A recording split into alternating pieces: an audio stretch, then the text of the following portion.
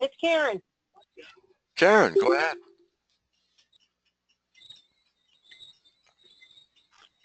Is that Karen Stewart? Yes. Oh, bless her heart. Yeah, I've been trying to get her in. She's been trying to look for an opening so that she can speak. You got to jump fast, Karen. Got to interrupt people. So how's everything going, Linda? Pretty well, thank you, Frank. Pretty well. I had a bad fall, but I'm healing from that. My house looks like 3 armies have lived here, and no one cleaned up. I mean, it's just ridiculous what my house looks like because I couldn't do anything for weeks, And well, I don't know. I think my bone was chipped in my arm and serious head injury. Other than that, I'm fine, Frank. You didn't need all that, did you? No. So you actually did what? You took a fall? Oh, big one. Yeah. Oh. It just, I don't quite know why I don't, it was odd and I don't understand quite what happened, And I'm sober, so it wasn't that. It wasn't drinking. They can make people fall too. They can make people fall. Yes, I know about that. They did it to me.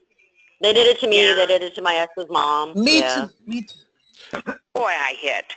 And what really made me start to wonder is I hit so hard, and it wasn't that big of, but I just slammed onto the cement, and it just wasn't that far that I should slam like that.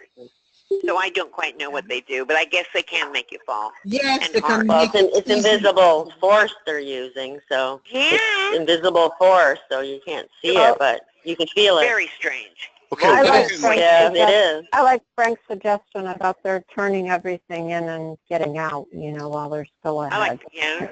You'll see that happening. I think within this coming year, there are going to be some people that are so close to being bagged, they're just going to turn their equipment in, and I think you're going to see it's going to be similar to the Iraqi army giving up. And because I always say it's the crime of the age, and it is. And what was I going to say? Oh, the perps can try and walk you. I don't know if you've ever had that experience. Try and do what? Walk you. What does that mean? Does that mean? Exactly what I'm saying. Animate you. Try and walk you. Oh. The key to stopping is to put your hands in your hip pockets. That stops it right there. Okay. Sorry to interrupt, Frank. What is by walk you? Okay, describe more about what that means. The perps try to walk you as in... You said walk. It came in as block to me, which is interesting, but so I'm listening. But yeah, they don't like that. You're right. They can control your body motion. Well, boy, they something. Yeah. You have weird. I know. You have your own body image, okay, and you have your own gait. And so what they will try to do is give you the impression that you are being watched. And they will keep sending that. And everybody knows how, like, you may walk somewhere that everybody is looking at you. You're not paranoid. Everybody is watching you. So you may change your gait or you may not. I don't myself, But what they do is they will try and take advantage of that and try and walk you. And it's happened to me, and it's not pleasant at all. But by walking, it changes your gait? It changes your gait, and you can actually stumble. You can stumble and fall on your face like you did. By trying to walk you, do you mean as in they will try to take over your body through electronic means? They actually will stimulate your motor center. And I think it's very primitive. I don't think they can do too much more than that. But, so what they do is they stimulate your motors and they try to get you to stumble or somehow malfunction in terms of your gait. That's but why you're saying... Yeah, there's definitely, I noticed a discouraging of exercising, to just put it generally, you know what I mean. Yeah, definitely. That's really interesting. Frank, what I noticed is my right leg did not come along with me. And that's when I hit the ground. Oh, well, wow. I had the same fall. You have to physically be much more aware of your surroundings and exactly what's going on than normal. Yeah. Caller 17, you've got a lot of crumpling going on. Hold on, let me see if we can straighten it out. Okay, I don't want to keep you muted, so I'd really like to have you join the call. So do you think you can clean up that noise? We'll try it. Okay, that's great. See, lots of times people open a candy bar wrapper and they don't realize the extent of the damage they cause across the board, you know. Yeah, they can try and walk you, and the cure to that is your hands are your most sensitive things that you have, actually, in a way. So if you put your hands in your hip pocket, they then will resend the message to the brain as to where your legs are, and that prevents you from falling on your butt. They started that when I pulled into a rest area and I went to walk in and get a coffee. Then I had this sensation, this really bizarre sensation, that I was being propelled, and that's what they call it. They call it. Yes, yes, yes. They I call know. they call it propel. Whoa. And so Well, that's. put your hands in your pockets, and that stops it. At least you can get. But you have to have. Wow. There seems to be a discouragement of caffeinated drinks as well. I've noticed that, and for obvious reasons, then you kind of get yourself moving and going, right? Right. I live on coffee, and I used to smoke. I don't smoke anymore. But what I do is I vape now. It's a lot safer. It's only from the 99 chemicals have gone down to 0. And all that's in it, actually, if there's anybody out there that's smoking that would like to change, is vegetable glycerin and nicotine. Now, you can choose the amount of nicotine you want from 3 milligrams all the way up to 18 milligrams. I'm actually down on 6 milligrams now. So, and they have different flavors, and you still get the same rake in the back of your throat that you're looking for. And it's actually good. The first person who I've heard say that I like that well, that's why I smoke menthol, is I like that, whatever that is in the back of my throat. You're the first person I've heard say that in a way that makes sense. I've never heard anybody say that before. Interesting. Yeah. And propel, that's exactly, Jesus, Frank, that's I mean, I thought my slipper had just caught on the end of a ladder, and I thought, well, geez, that's wild. They call it propel. That's really interesting. Thank you for that explanation. No, that is not interesting. Yeah. Can I put in a word there? I wanted the same propelling thing. What happened to me a few days ago was that each time I have a glass in my hand or a plate, it just, I don't know why, it falls on the floor, and I lost 2 or 3 plates and glasses the same way. And a force just came and removed them from my hand, and I don't know how they managed to get broken on the floor. They have a force field. Can you hear me? Hello? Yes. Yes. If you take 2 little magnets and put them together, like take the North Pole and the North Pole and put them together, they won't go. And you feel that force in there.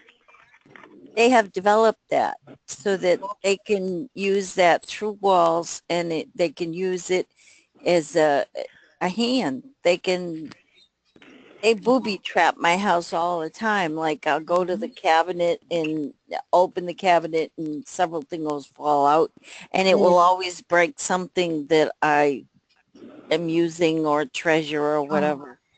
Exactly. Yes, what they do is actually I would get the magnets. Yeah, slide over the surface of the very surface of your skin is mostly where they reside, and they reside within your own aura to an extent. And that's why I tell people the aura was something thought to be mythological. but it in fact is very much a part of your body. Everyone has an aura. And Mhm. the amount of voltage I can't really come up with now. They are different colors, depending upon, I don't know, mood, Well, health. Frank, we have an electrical current, so I mean, even the wires that we plug something in, they have an aura around them. Yeah, I used to use, I had this EMP device, and you actually see if you turned out the lights, and I could hold a fluorescent light in my hand and light it up. And, but you could actually see the energy transfer in soft blue going from a leakage spot into my hand. Of course, naturally it was very high frequency voltage, so it didn't hurt me. You couldn't even tell. And Listen, I have great news. okay, Bob. I went today and the other day I rented a storage unit. Great. Now wait a minute. My storage unit is surrounded on 4 sides by metal. Oh, you can move in. Now wait a minute. It has a grid across the top. The top is kind of open. The grid is maybe 4 inches by 2 inches wide all over. So there's plenty of air going through there. The minute I stepped through the door, 90% of my targeting stopped. Wow. I got pushed once. I got hit by a what do they call that when it's just a small spot of electricity, and they came in through the roof, the ceiling once.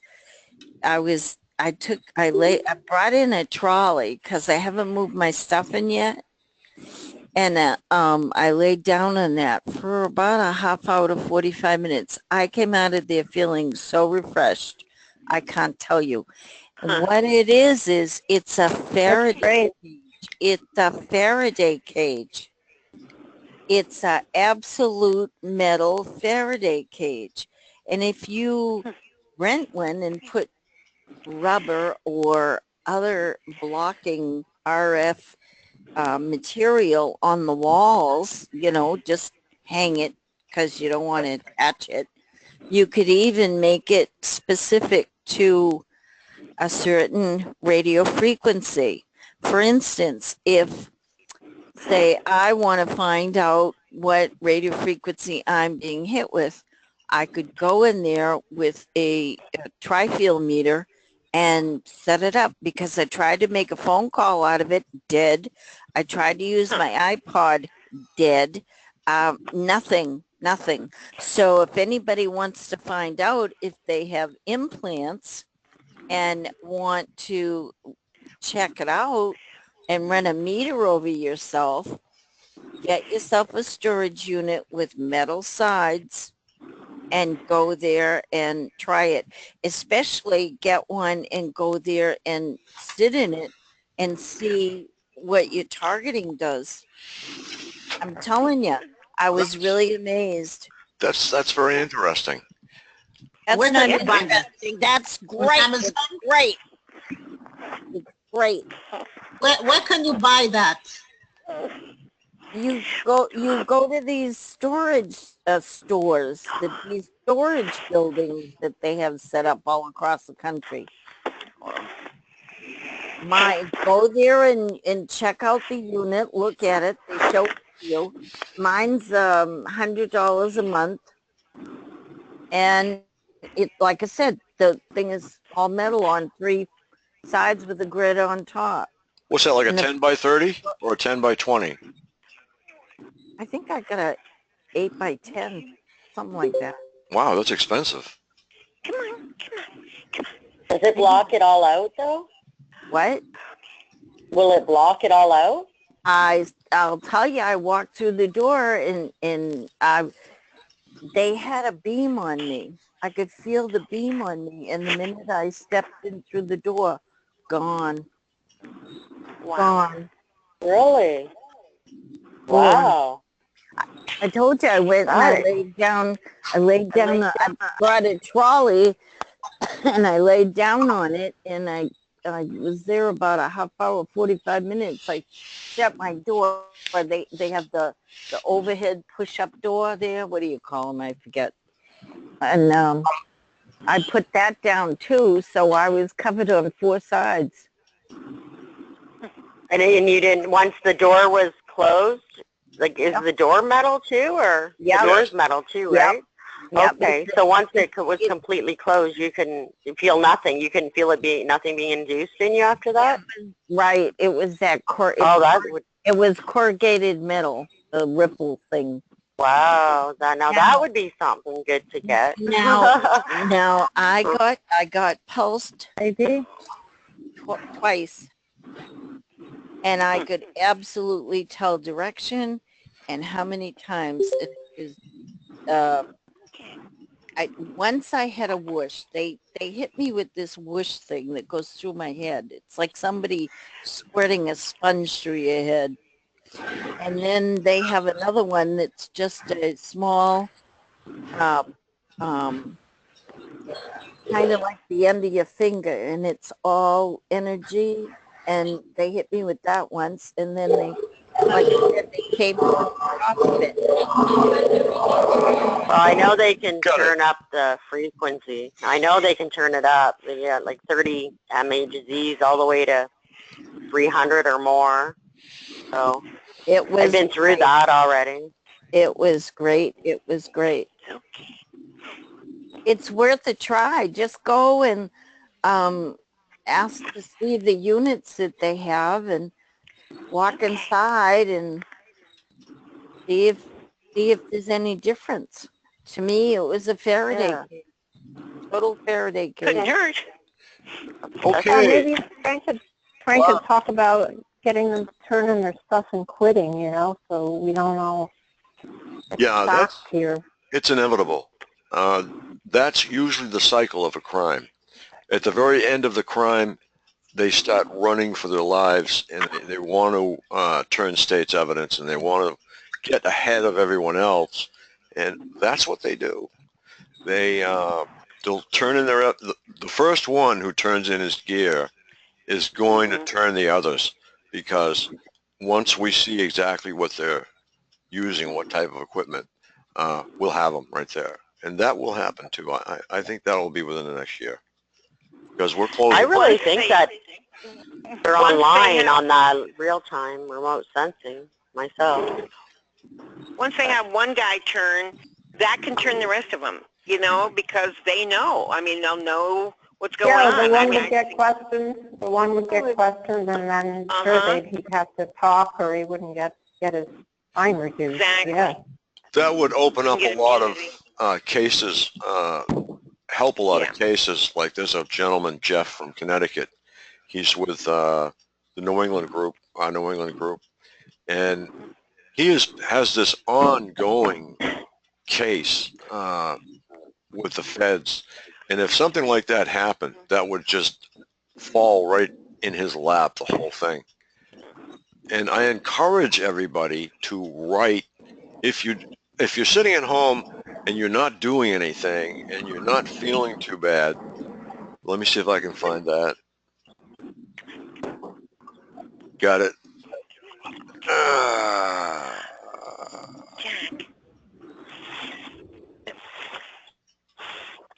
Okay.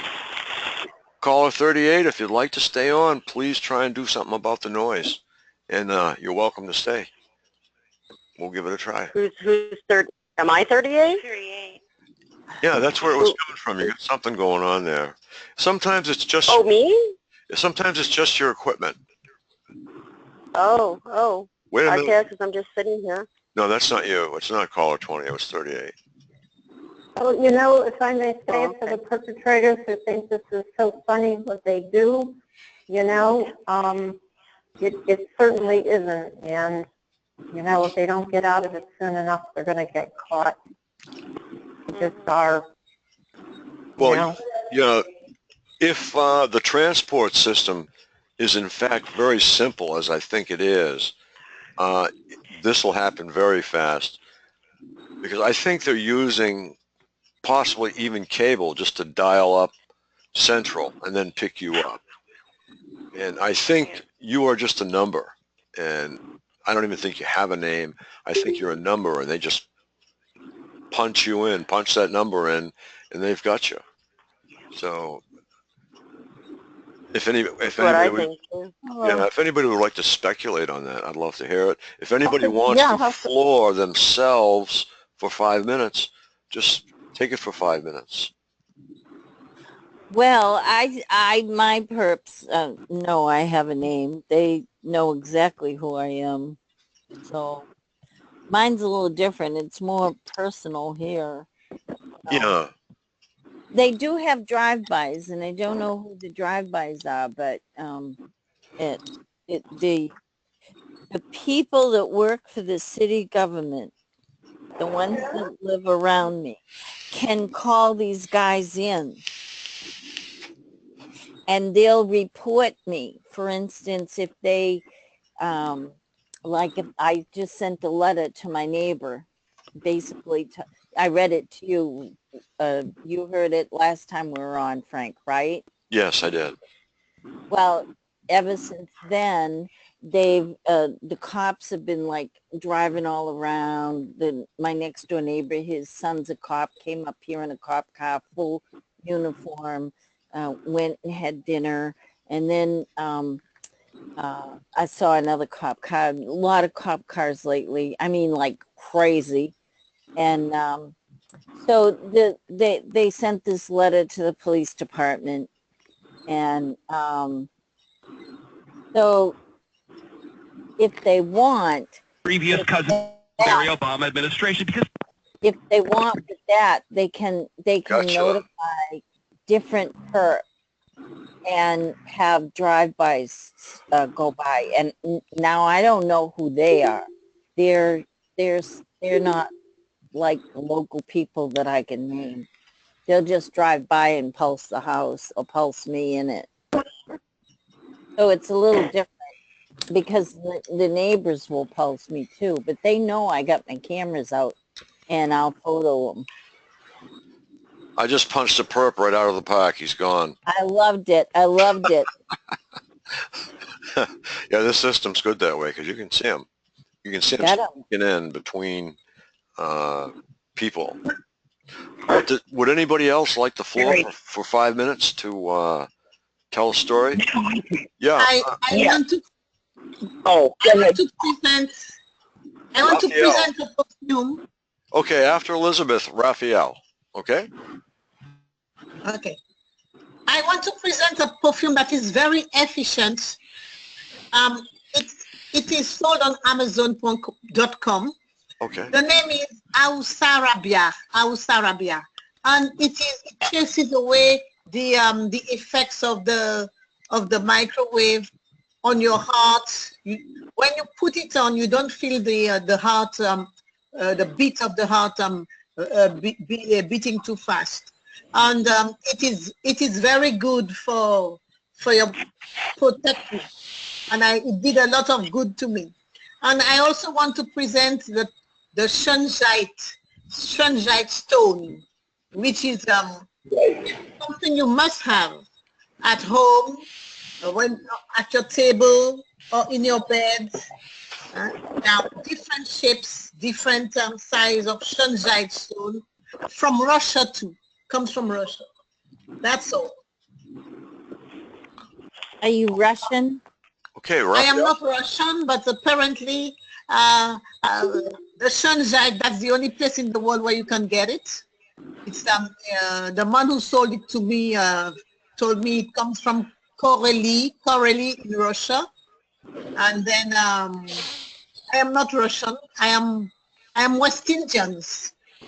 What does it do? Sorry? What does The it do? shungite, that's the only stone.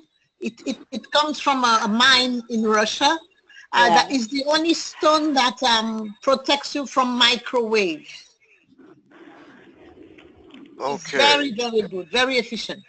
Raphael? Do you have to wear it? How do you use Yes, it? you can wear it on your chain. It depends on the size. You can buy a pendant. You can also like this. So when I have a pain, I put it on on the pain. I put it near the heart too to protect the heart. I put it on the waist, any part of my body.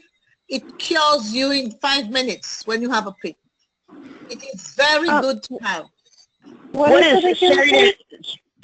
Sorry to interrupt. Sorry to interrupt. What's the name of the stone? Yes. Shungite.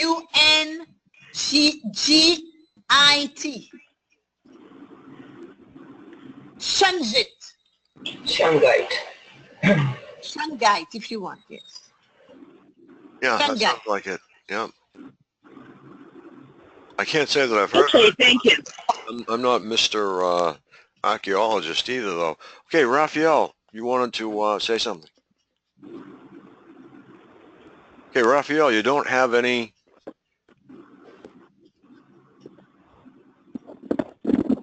Okay, let me see why you don't have any audio. Raphael, your audio is dead. Okay. I don't see any reason for it on this end. I'm showing you green everywhere. You should have.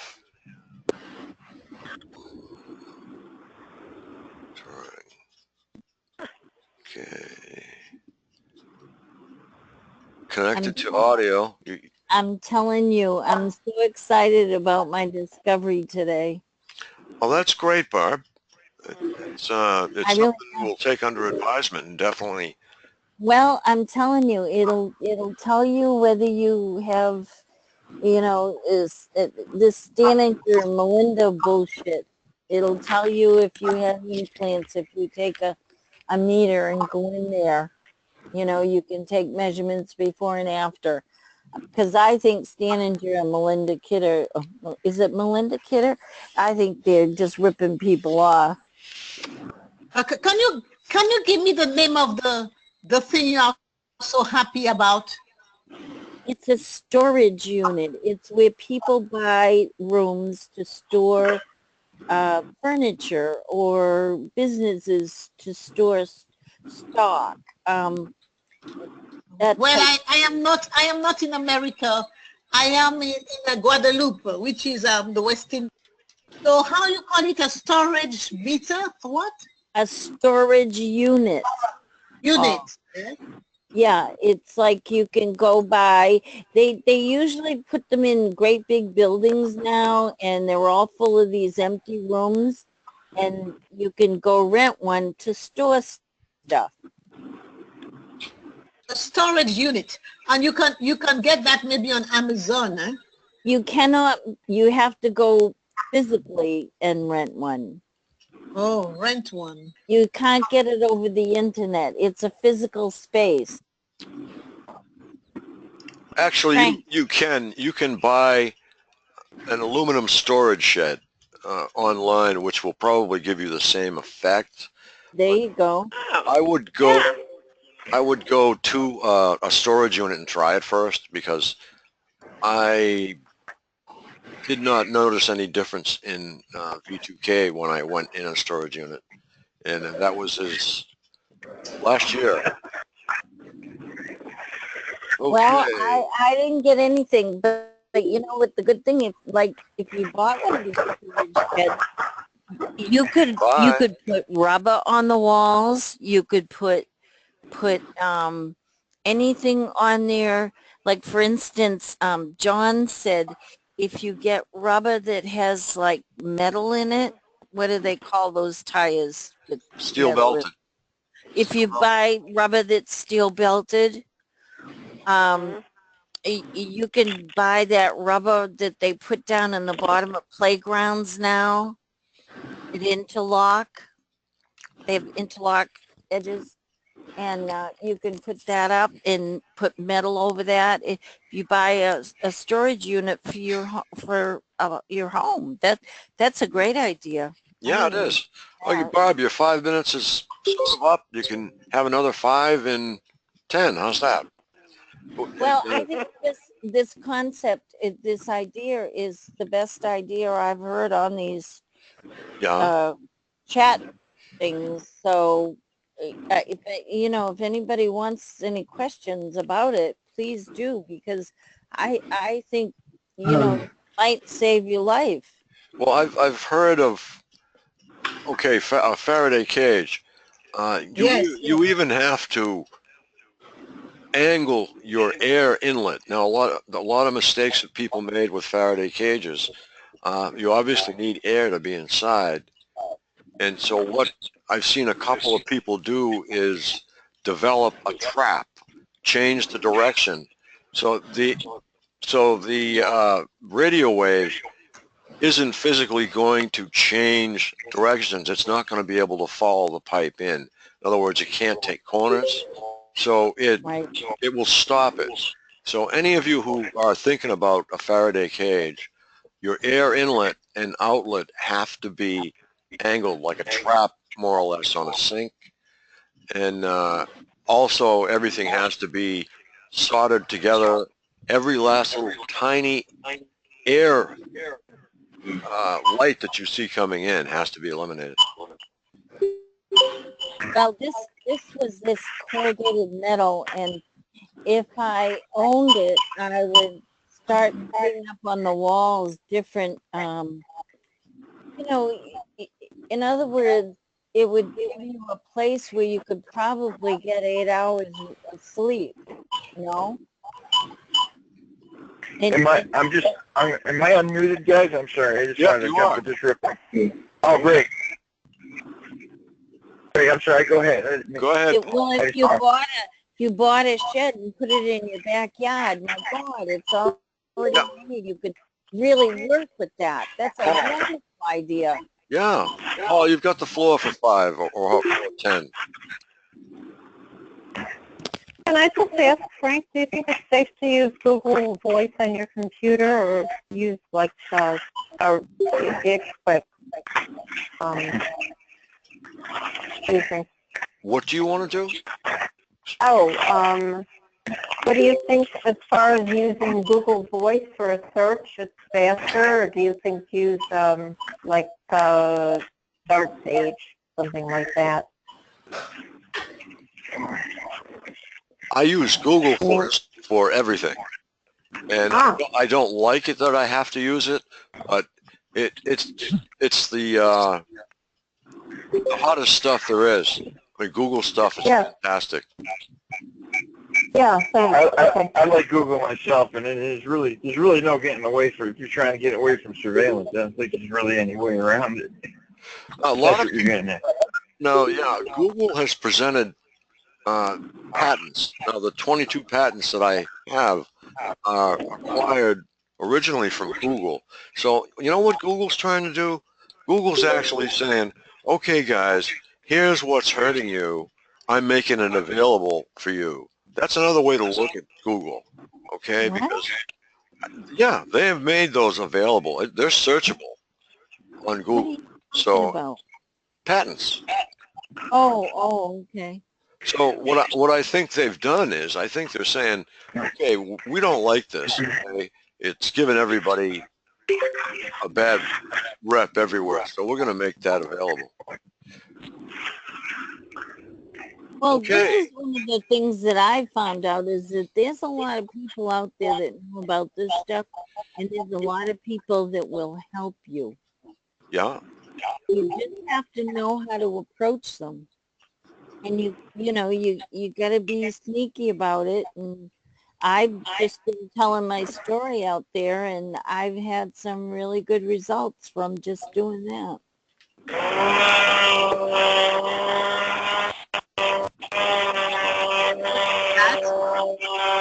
Wow. Bye. Bye-bye. Wow. So, what, somebody using a table saw it? I don't know. I think somebody had a plane on their kitchen table, and they were just getting ready to leave. Now call 42 if you want Stop trying to emulate a perp. You can, you may have had trouble with your system too, right? Let's just hope that was it. Go ahead, caller 42. I don't hear Who's it. caller 42? I'm not sure at this point. Somebody new. Oh, All right, now, Paul, did you have a topic that you wanted to discuss? Yes, I would like to know when we will go together to see the president and ask him to to free us. The numbers are increasing. I'm telling you, there's so many of us that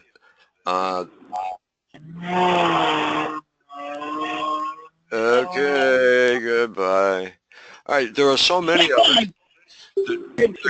What's gonna happen is they're just gonna have to recognize us. There's enough of us so we could be a ruling body in Congress. I'm telling you, we just all have to come forward. There are tons of us. If you look at the TI population, we'll say just in this country, it's just what you're seeing right now is just the very. You look down in the water, you can see the iceberg, but you're not seeing the tip of it yet. Yeah. Well, my belief about that is everybody's profiled by NSA, and I believe everybody's targeted. No, everybody is profiled, period. And if you're in the situation that we're in right now, you're also red flag. But okay. Well, I think they're going to target everybody because who's got the crane again?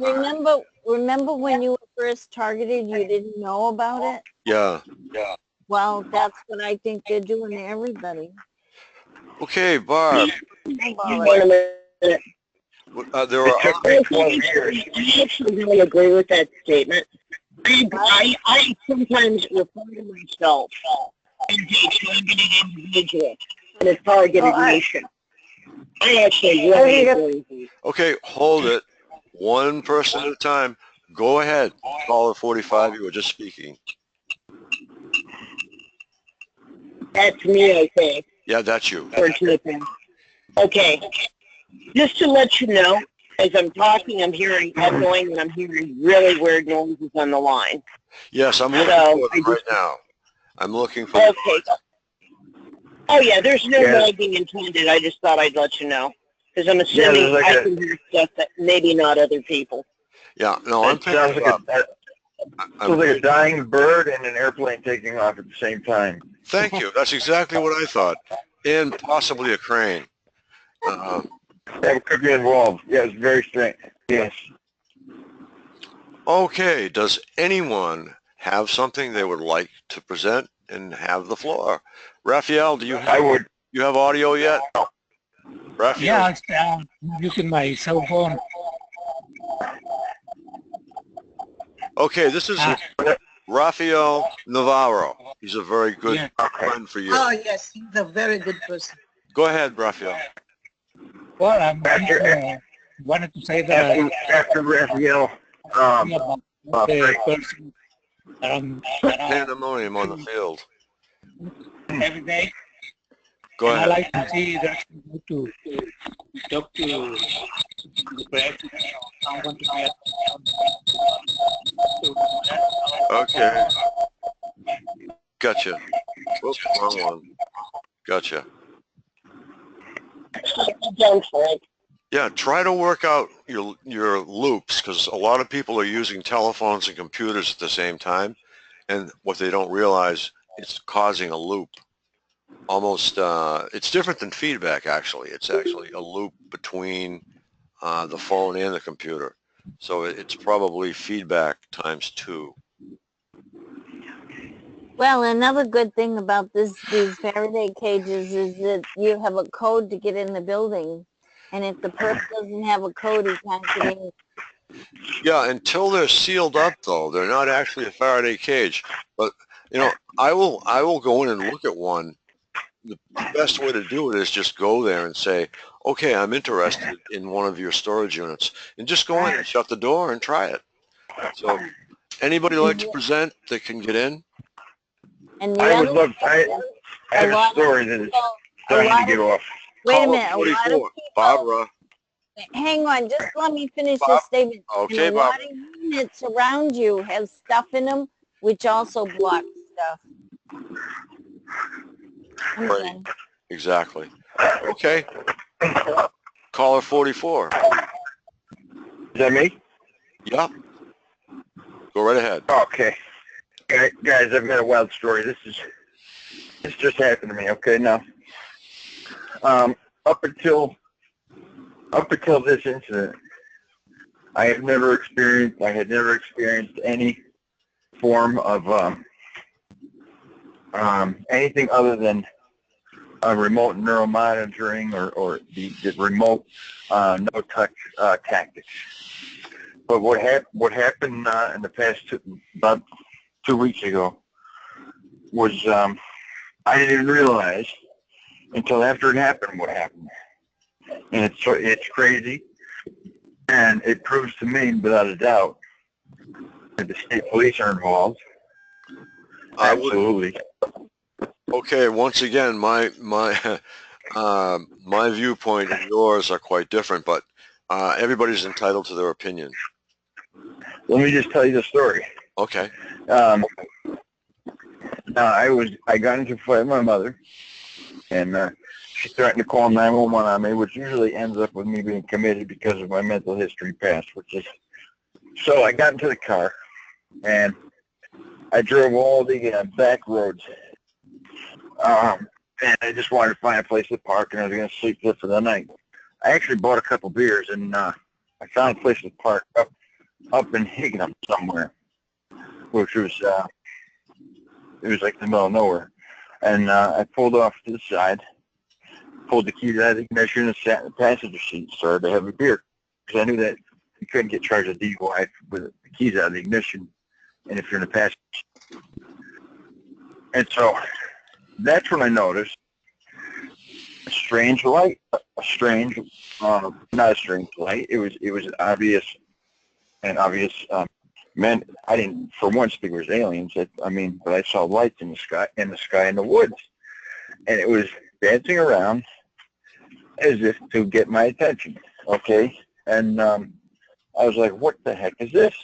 So I get out of the car, and my phone was disassembled. So because I didn't want GPS to locate me, but I think they still locate you even with the battery out anyway. But anyway, so I was out of the car and trying to get a good look at this light. It kept bouncing and going behind the trees. Now I wouldn't be wasting anybody's time if I thought this was some delusion. I guess you just have to take my word for it. Now, as soon as I was out of the car, the second scene happened. All of a sudden, a red car pulls up, like it's from Back to the Future. It's a red car, but it's glowing red inside, okay? And then 2 cars pull in front of it and park. 3 more cars pull in back of it and park. And the guy in the red car gets out and starts doing what looks like a drug deal to all the other cars, right?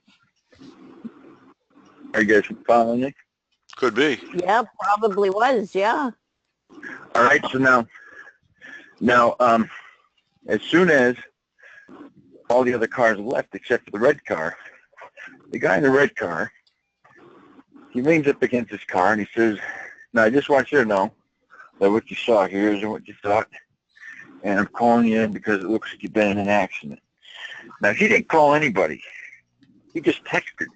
He texted. And within 2 or 3 minutes, Troop F arrived on the scene, and the red car was still there. Now I'm gonna swear on every. So take my word for it. The red car was still there. I was acting strangely because I was telling the police I didn't get my camera put together in time. Okay. I can't believe it. I'm so pissed. I could have gotten them. My Troop F arrives, and they tell me there's been a 911 call in for me, and what I didn't realize is that my mother also called my therapist, who recommended that I be put in a ward for a couple of days, which means I didn't have any rights to not go into the ward, but the police officer didn't tell me that. He just told me they're going to take me to make sure that I'm okay to drive, even though I wasn't driving. I pointed at the red car with the glowing red inside, and I said, "That is a weird car, isn't it?" And he says, "Yeah, it is." As we're leaving, I'm thinking to myself, this all unfolded within 2 minutes of me pulling into that spot. Now, what are the odds that someone would drive in the middle of nowhere and both of these events would happen at the same time? None. I know exactly what happened. They were fucking with me.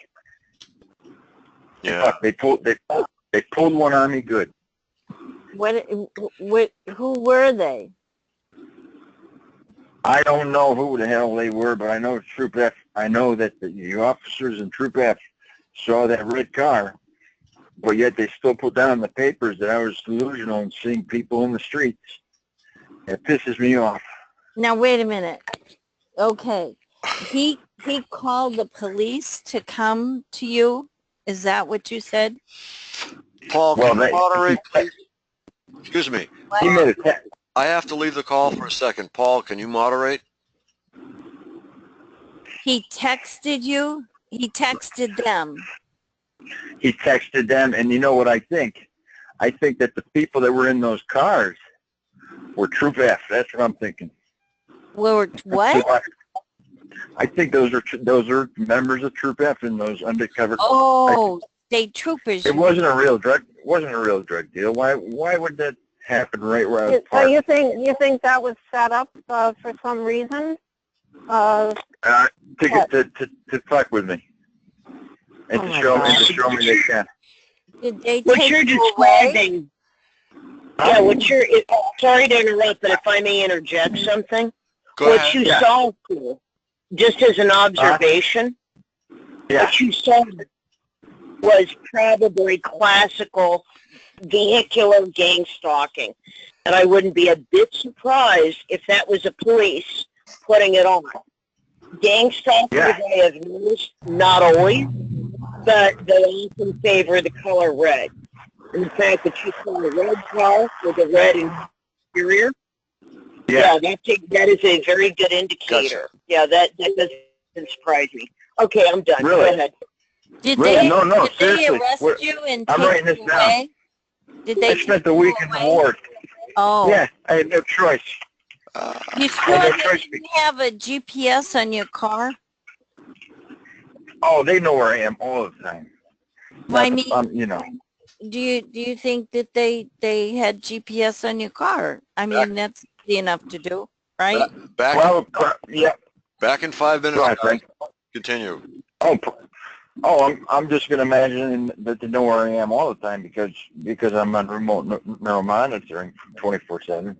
Oh, But the GPS on my car, yeah, like I said, I took the battery out of the phone, but as far as I know, that doesn't matter. They can still use GPS on the phone. Or on the car. Maybe they have that set up and you don't know about it. Linda, are you still here? That's very possible. I would go look through the car and see if there's anything on it that Oh, I'm doesn't. sorry. Don't I was belong. on mute. Linda, can you grab the call for like 5 or 10 minutes? I have to. Sure. Okay. Hey, thank you so much. If I had control, I'd be better off, but yeah. I can't give it to you because once I give it to you, I can't get it back. I totally understand. Not a problem. I'll just scream at people if they abuse the situation. Not to worry. Okay. I'm good at that. Well, like, now who is this guy I'm talking to? Is this Nathan? This is John. Jared? Hi, John. Oh, John. So you don't think that, well, I know that they can just put something on your car like this little device that they can just magnetize. It's magnetized and just point Oh, yeah. the car and they can follow you, you know. They can put it under your car. In fact, I found one under my car. I found a little thing affixed to my car with a you know, a antenna. It's Right. like, what the hell is that? I looked at it and I thought, I'll get my mirror and look at it, you know, look under my car tomorrow. It was gone the next day. Absolutely gone. What did it look like?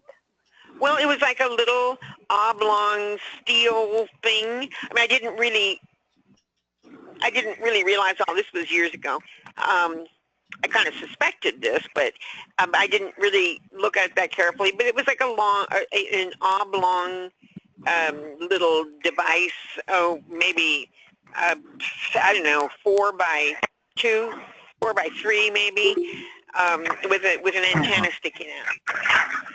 And it was definitely a GPS thing of some sort. They can also wire your radio and put a GPS sort of thing in there, or they can use that wiring. You know, I don't know. I think that's what they did that to me one time. I think that's how they got me. Yeah. Yeah. I don't know if you've ever had them turn your radio on and off. They do that to me every so often just to show me that they can do that. You know. Oh, really? Yeah. Just all of a sudden my radio goes off. Well, if you think about, what is it, the one that'll lock you out of your car if you don't pay the bill? I don't know what that is. OnStar? Is it OnStar? No. Oh, I don't know. I would never have OnStar. I don't know. That's interesting. Yeah, well, I know that one guy was locked out of his car because he didn't pay his bill, and he was out in the middle of nowhere. Oh, my God. Yeah. So if OnStar can follow you, the police certainly can. Of course. Somebody Exactly. mentioned that the red car. Somebody mentioned that the red car meant something. And this, like I said, this actually it took me until 2 days after this event happened to realize that this has never happened to me before. Yeah, If I had known it. Yeah. Well, I belong to Neighborhood Watch, and they shouldn't be able to do this to me. I think it's a criminal element. That's, I don't have. What is it with the red car though? Somebody, I don't know who it was who mentioned that. Have the sunlight. Uh-huh. What? Somebody mentioned that the red car brought it to their attention in the conversation here. I don't know who it was. Because it was red, glowing red. Huh? Well, they do have, sometimes they'll try to sensitize us to certain colors, and all of a sudden we notice red cars, red around us, people wearing red. It's just like a way of anchoring you to red so that they can harass you with that later, Focus you in. I mean, it's a psyop. It's a psyop. Exactly. Yep. I'm Linda. I wish I can't believe I didn't get. If I had my phone together, I could have easily gotten pictures. I can't believe I didn't get a picture. Well, they know you didn't have your phone together. They know you Give didn't have your yourself a phone break. together. Yeah, and give yourself a break. You're new. If this is new for you, you're not gonna, you're not gonna know what to do right away. How do you prove it? I mean, how do you prove the energy and things? Does anyone know? At the time, I just assumed an actual drug deal going down. I just happened to be there, right? So I was just like, hey, I'm not going to say nothing. Don't worry about me.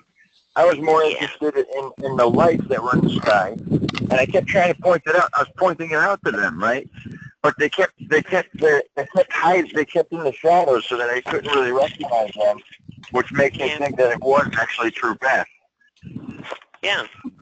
Oh, yeah. So that I wouldn't recognize them when they came back. That was all. No problem. The cat is not on the table. But somehow they made a state police. Yeah. Frank, I don't think all. Go ahead. Frank, are you back for the call, Frank? What's that? I just got back here. Okay, good, because I wanted to talk about my proposition to the group. Okay. And, we could talk about it tonight. Go ahead. I have one thing to do, and it'll take me 30 seconds, and I'll be right back, okay? Linda? Okay, we're doing fine. Okay. And just as a kicker at the end of this situation, after they took me away, they said they were going to tow the car. They said they were going to tow the car. The rear suspension is destroyed. So no, it was fine when I left. Oh, I'm sure. And why I've left messages. the ability to take off again.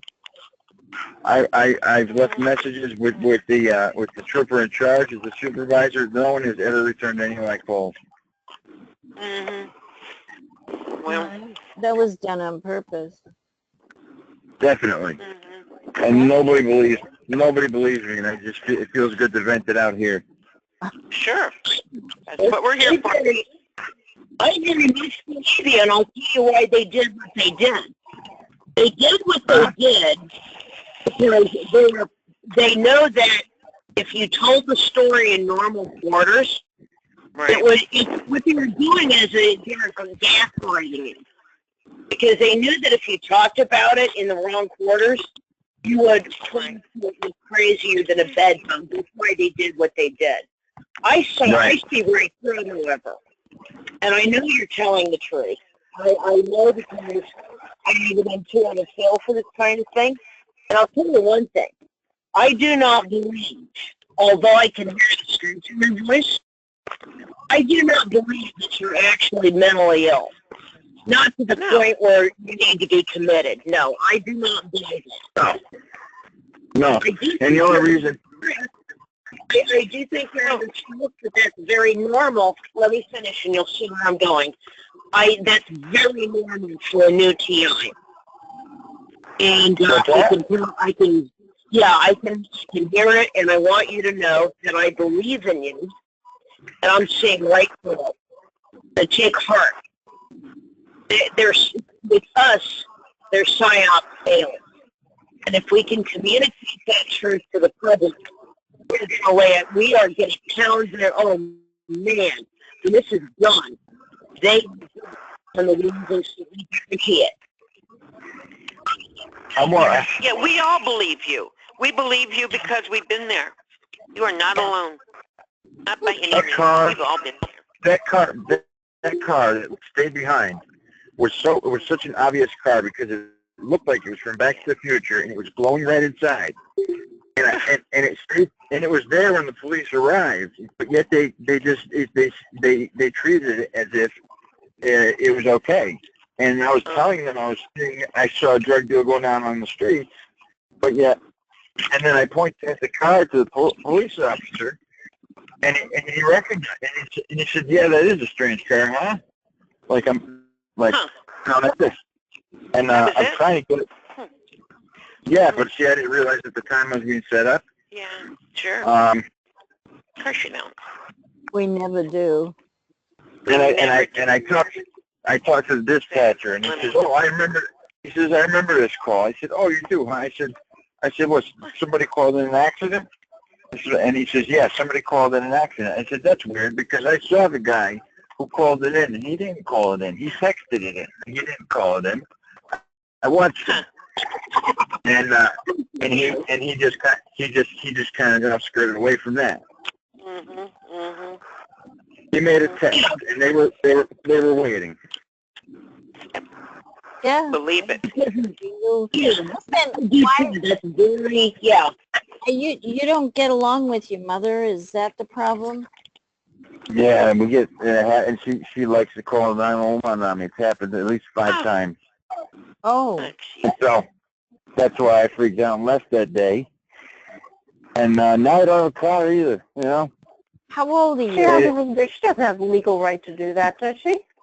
I would get a, Well, I know my rights now. After this incident, I read about my rights. You have to be committed. You have to be a danger to yourself, or a danger to others, or unable to take care of yourself. But the only thing your mother? How old is your mother trying to commit you? Yeah. Oh, she has. Oh my God! I'm so sorry to hear that. But she could be mentally ill herself. I mean, for all that matter. Yeah. How old are you? 37. I'm 37. Oh, gee whiz. She needs to leave you alone. Boy. Yeah, I got it. Yeah. Now the only thing that trumps any of those three conditions is if your therapist says, okay, I think you should be committed, and that's exactly what she did.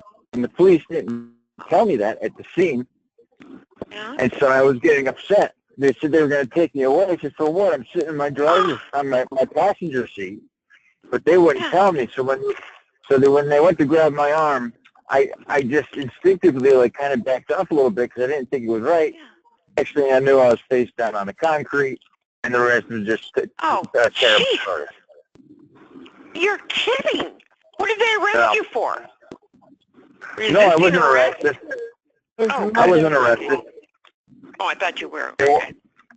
They did. I wasn't arrested. They took me to the hospital. His mother called them. Oh, jeez.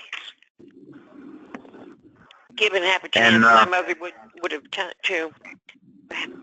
Why did your mother call him? What happened? We just got into an argument, and because some of the things I talked about, she doesn't understand them, and so when I start to get angry with her, she thinks that I might be going nuts or something. I don't know.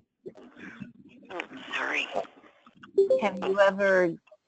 But I know my rights. I know my rights now, though. So now the next time something like this happens, all I have to do is just sit down and just turn on TV and be calm. Because when the police arrive, okay, the guy's calm. He's not a danger to himself or others. We can't take him. That's what I should have done. Yeah. Well, we're all woulda, shoulda, coulda, but you did the best you could. Given your situation, you did the best you could, Really. I'm just dying to talk to this officer, Cintron, that I pointed to, and I just want to pause and say, look, I know I'm not going to further. I was going to say, look, I know how things are. I said, I just want you to know, when I pointed that red card through, I just want you to know he's not really going to care anyway, even if I tell him. Yeah. Actually, given what you've just been through, I think you sound like you're in pretty good shape. Yeah. Yeah. Just a little rattled. Just a little rattled. Yeah, but see, you're human. It's okay to get rattled by something like that because you're human. Believe it or not, if you can simply, it's not the best way to handle my emotions is not to try to repress them, but to let them flow and to be aware of them. And I find that when I do that, paradoxically, and I'm telling you, it really does work. If you just let yourself feel your feelings, you will find, weirdly, that you will not get rattled. And right. Your recovery time will be ever so much quicker, because you're not fighting yourself. That's the big, So if you can just simply avoid fighting yourself, you're going to find and just develop confidence within yourself, knowing that you are a targeted individual, and that you can develop the inner resources to handle anything that comes down the line. You're going to find, in particular, life gets a lot easier after a while, and I can vouch for that. Here's a little, if you want a hint on how to handle that kind of stuff, study Navy SEAL mental toughness training. I kid you not, you can Google it online.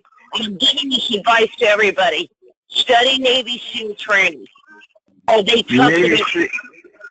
Navy SEAL mental stress training? Yes, mental toughness training, yes, by Navy SEALs. The way they train, believe me, it applies to us as TIs, and you can only benefit. That's a guarantee. Frank, if you're back, I would like to lead into my proposal for the group. Are you back? I think so. Hello? Frank? I don't think Frank's back yet. Yeah, I don't think so either. Hey, Linda.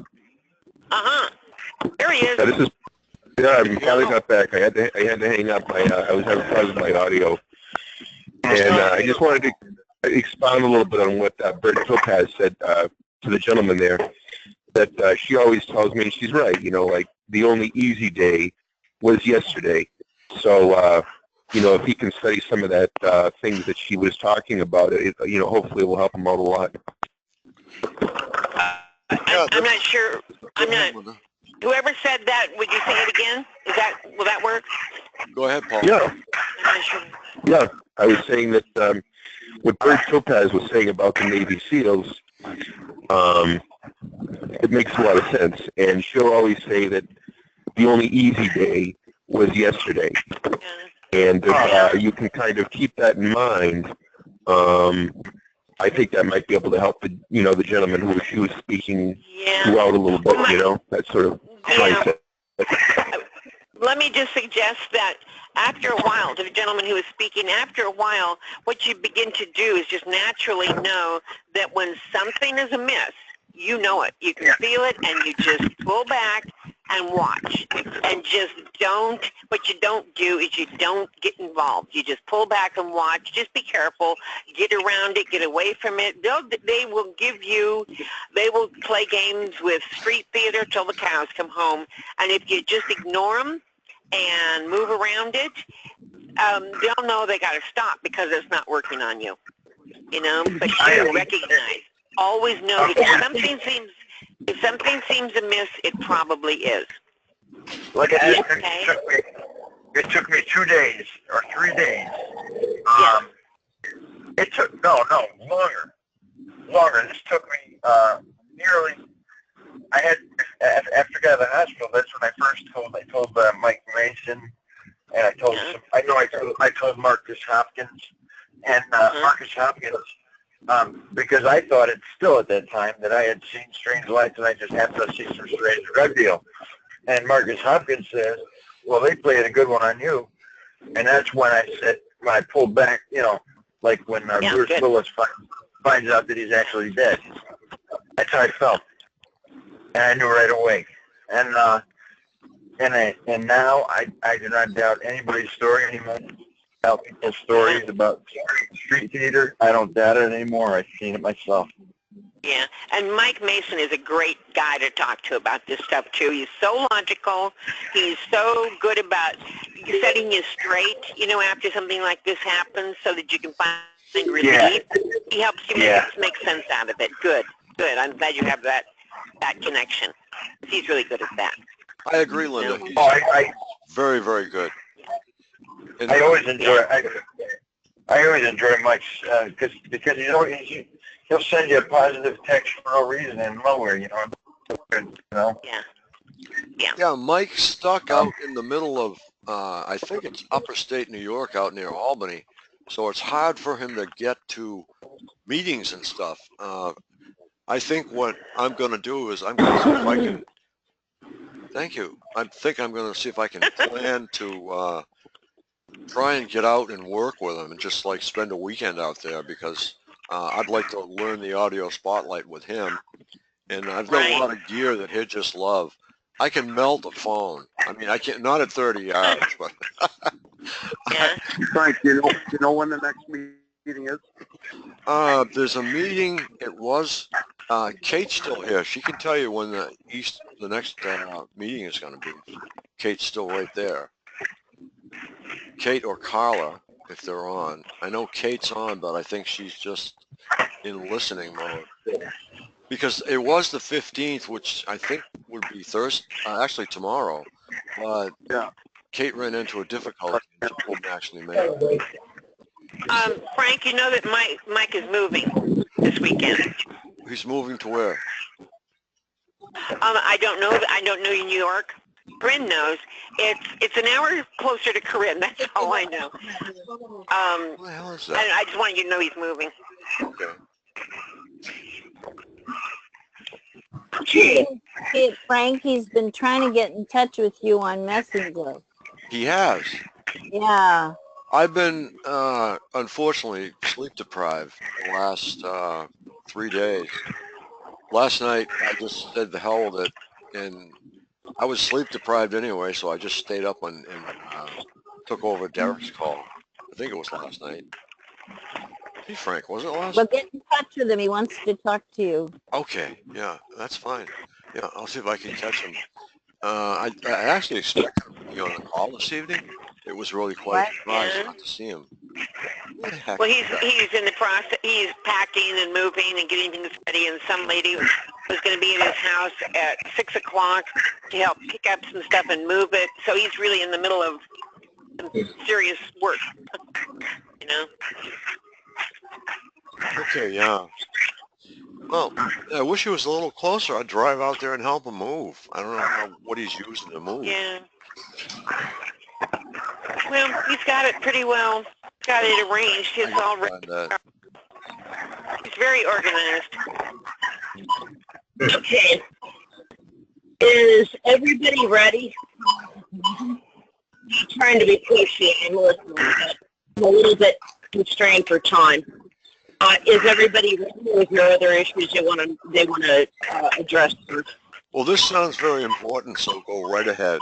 And meanwhile, we'll find the pile of perps. I don't want to commit to being self-centered and thinking that my stuff's more important than other people's, because it's not true.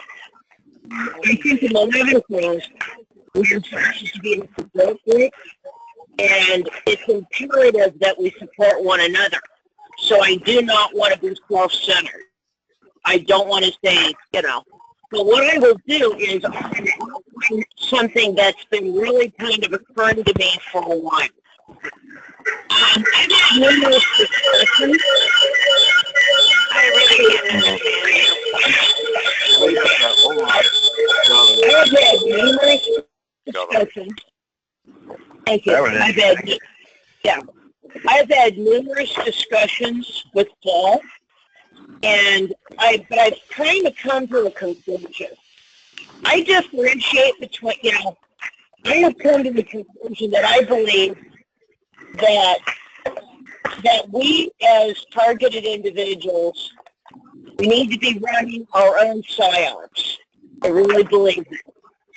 And by psyops, I mean psychological operations. Okay? Psychological operations are designed to influence the enemy. All right, you deserve some privacy. So I would like everybody on phones especially to hit *6. Mute yourselves. You can unmute yourselves when you want to speak. This is a free call. There's no restrictions. There's no rules here other than be courteous. So if everyone could mute themselves, that would give her the floor with some clean sound. Go ahead. Okay. So psychological operations, the old style term for it was psychological warfare. The military changed it to psychological operations. It's designed to basically influence and persuade the enemy. That's what it is, or a targeted, or the targeted person. Okay. Now, these guys, what people have to understand about gang stalking, and to a certain degree, electronic harassment. First and foremost, this is a psychological operation that's being run on you. There is a lot of medical experiments, but I also do believe that a lot of this has to do with experimentation. I mean, it's got experimentation, but first and foremost, it's a genocide program that they're running. What they're trying to do is get TIs to destroy themselves in various ways. So it's an extermination program run via psychological operations. Well, not only do I believe you can develop the mental toughness to resist their psychological operations, and I recommend studying Navy SEAL main toughness training for them. I also recommend that we as TIs start running our own psyops, our own, or it should be truthful, what we put out there. But I believe we need to start running our own ski. And I believe that we can do it very successfully. And there's several planks or wings that we can use to do this. First and foremost, obviously, is media exposure and public exposure.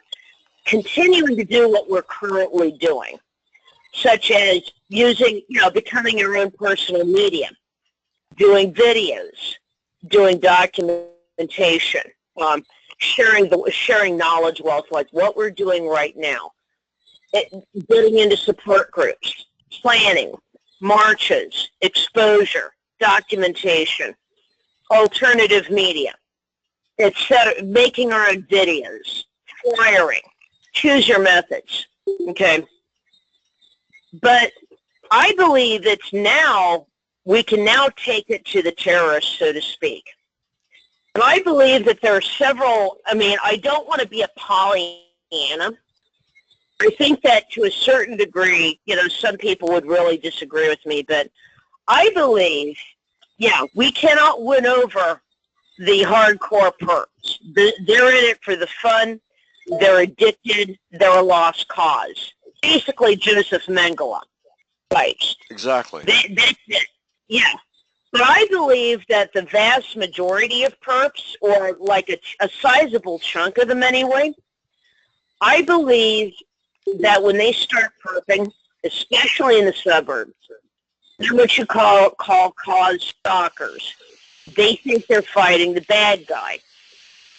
They're not necessarily deep down inside bad people. They just got duped. But what happens is so they get into the program thinking they're fighting crime, or picture atrocity, terrorism, arms dealing, drug dealing, pedophilia. They think they're fighting the bad guys. What happens is that after a while, though, they figure out what's really going on, and they stay through fear. They're too afraid, probably because they're constantly threatened. They're afraid of, they keep perping. I believe that on those kinds of people, we need to run a hearts and minds campaign. We need to win them over, and we need to liberate them, so to speak.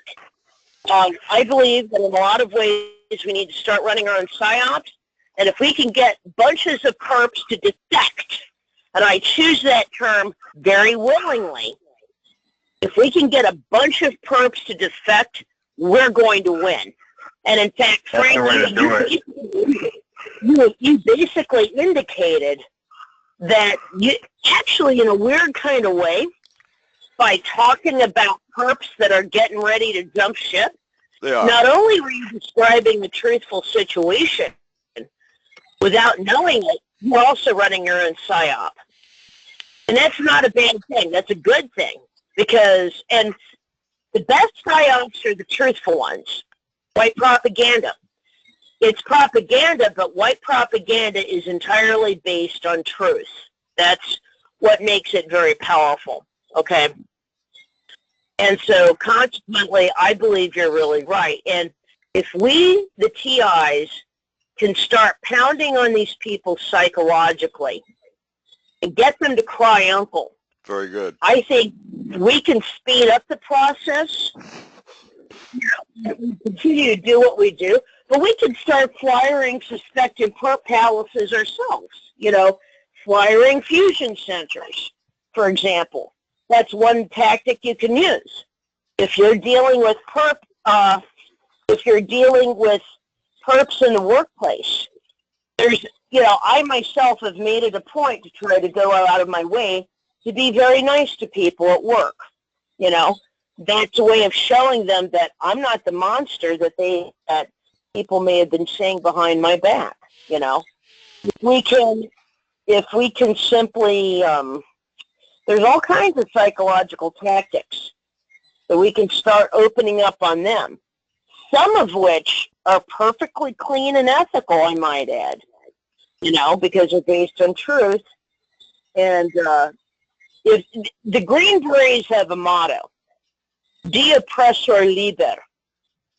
It means to liberate the oppressed. Bird Topaz, we also have the evil that is on our side, and that's money. If we find out, okay, there's so many perps per TI, I think there's like 1 or 2 actually. Say, hey, we're going to throw you some money. You come forward and lay down your gear and see what happens. A lot of these people, go ahead. Yeah, that's a thought, but the only problem with that is in order to do that, you kind of have to have a lot of money. You got to make it worth their while. It's one option, though, and it certainly should be put on the table. Collectively, we do. That's a good thought, yes. And what I'd like to start, I'm just going to go off your topic just for 1 second, and I would like to start. Go ahead. I would like to start a foundation, and I would like to invest it everywhere, build a foundation. Well, you know how a foundation is put together. But that's all I'm going to say. Go back to your topic. No, that's an excellent idea.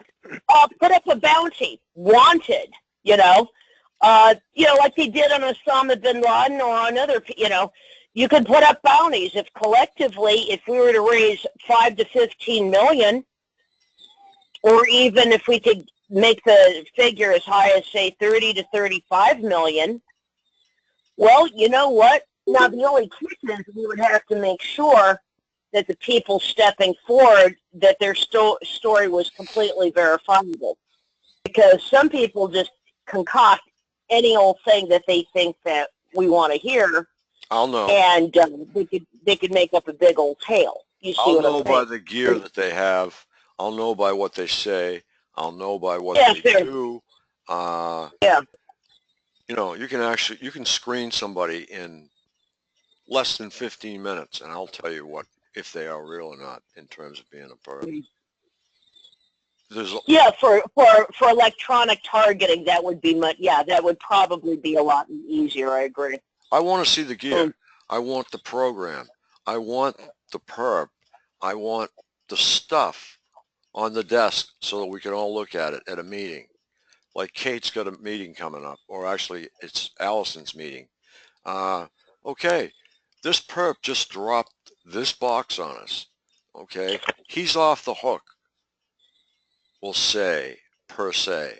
Okay, and that would have to be the decision of everybody, not just one person, because this is going to be a ruling body before too long, and that's the way it's going to work. And we'll look at the gear and say, okay, this is the way it works. Now we know how to grab them, and then we'll grab them all. And go ahead. That's the way it's going to go down. It's going to go down tough. It's going to be hard. It's going to be rough, and a few people, probably like myself, are going to get thrown in jail. Maybe. I don't care. You know why? Because I'm in this for life, in terms of getting this ended, and I will not stop until it is done. And I get that, and I totally agree with you.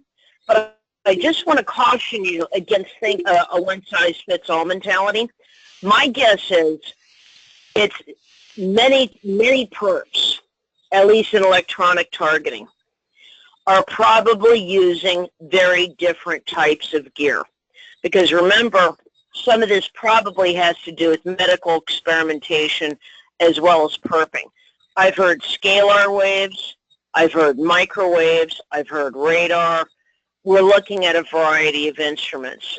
So be prepared, go ahead. Go ahead. Just a second, please. No, go ahead. Hi, Linda. Thank you. Hi, Frank. Frank the Saint and Bert, as I guess.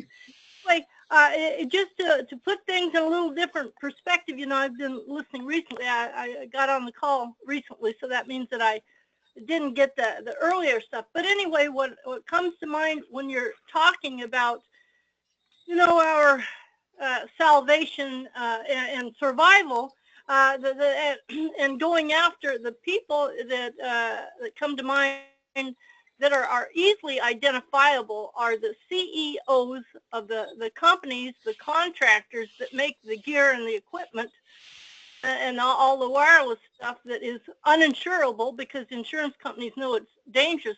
But those predominantly white men that are making multi-millions in income per year off of our suffering. I would say that would be a good place to start. Yeah. What do you think about that?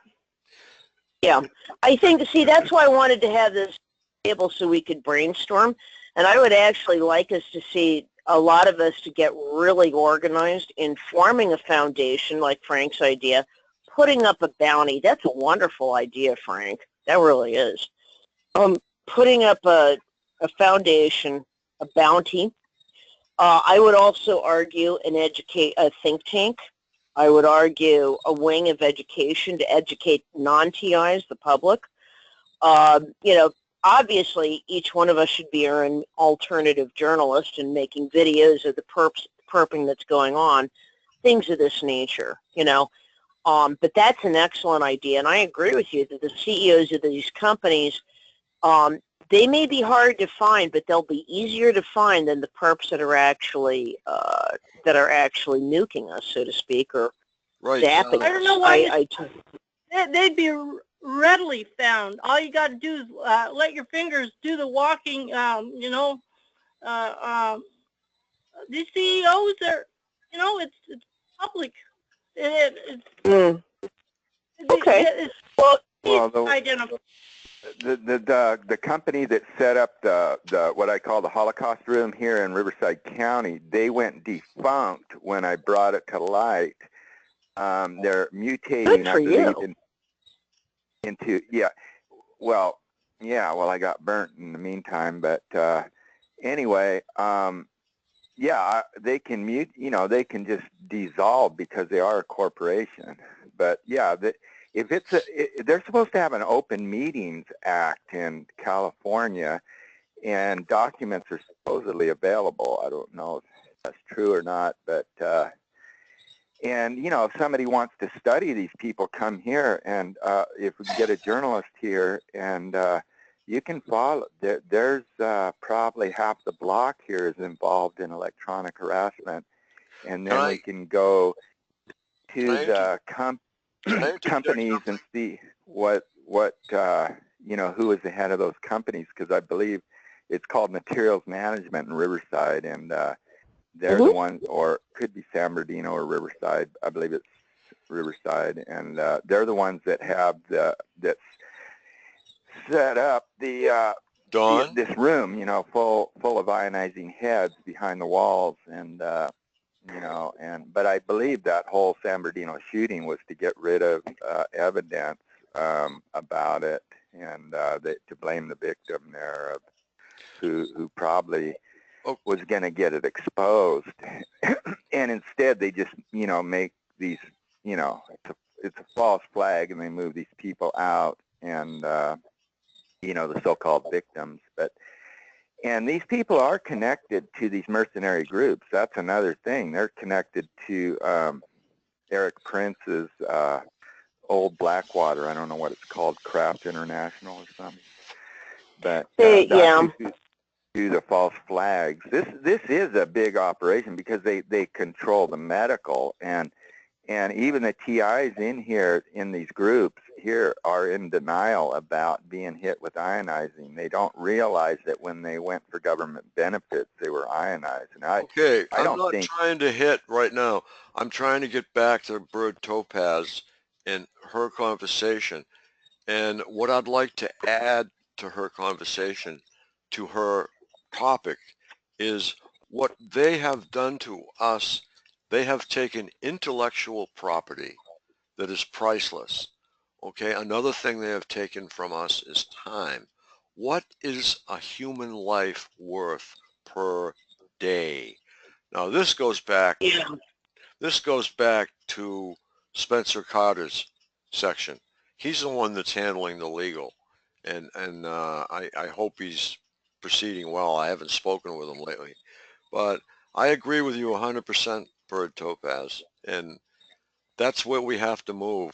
We almost have to move as a governing body, and you will see the numbers increase to the point where it's going to flip people out, okay, because the numbers already are staggering. And this is something that is growing so fast.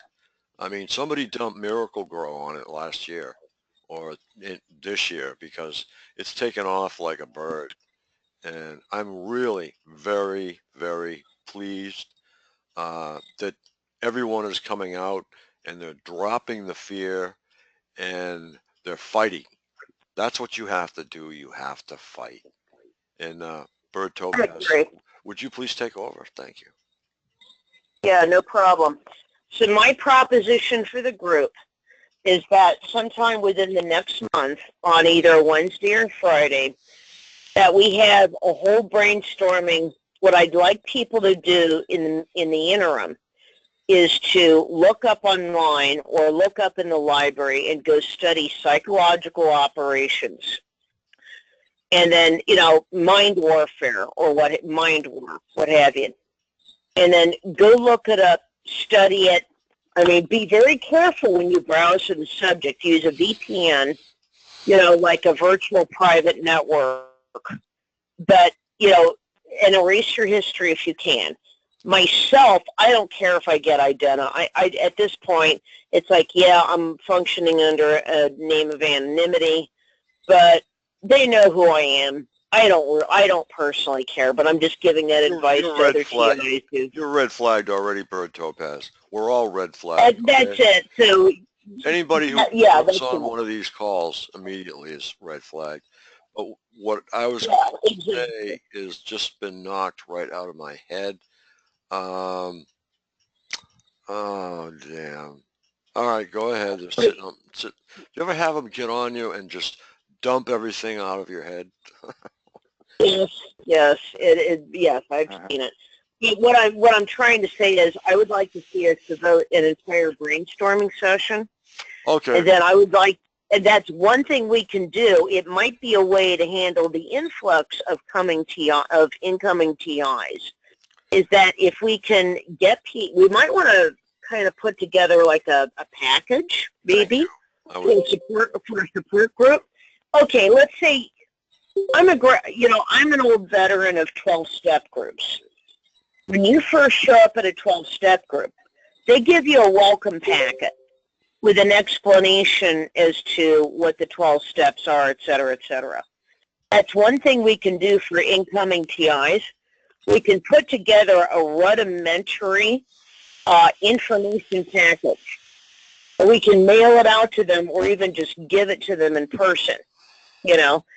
And in doing so, you know, we can give them a brief history, you know, history of Zozetsung in the West, you know, diffuse and disrupt COINTELPRO operations, history of electronic warfare dating back to the Phoenix program, and basically Michael Aquino's Mind War paper. We can put together an informational packet and get it either like an electronic copy or a paper copy into the hands of new TIs. I have just a question. Can everybody sure. Can everybody unmute when they want to? Just try unmuting so I can see if anybody can unmute.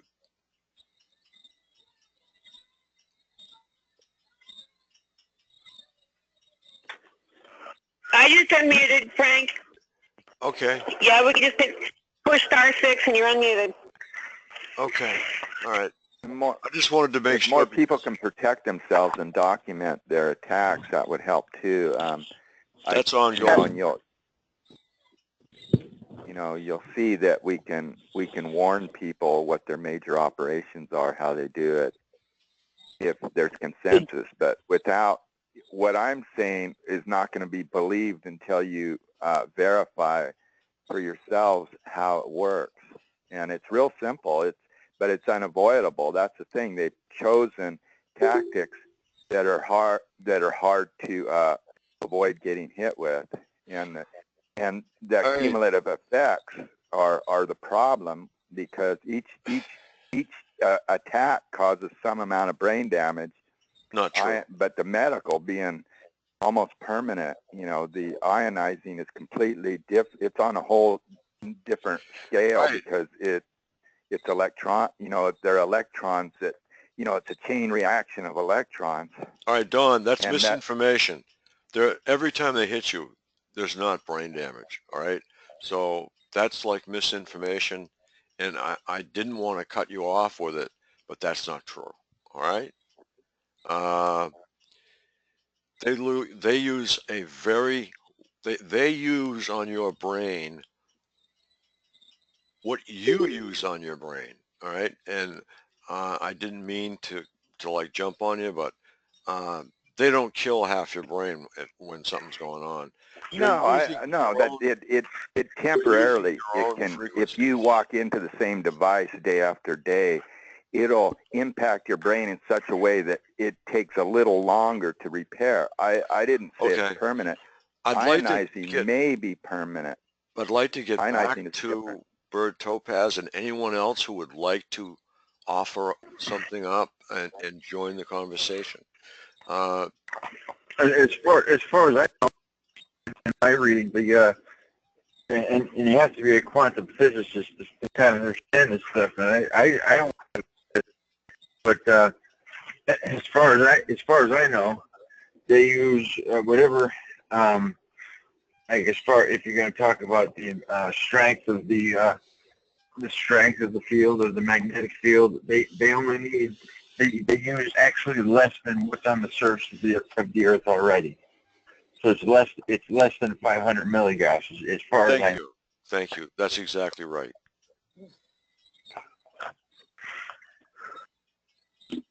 And that's all they need. That's all they need to do all of this stuff.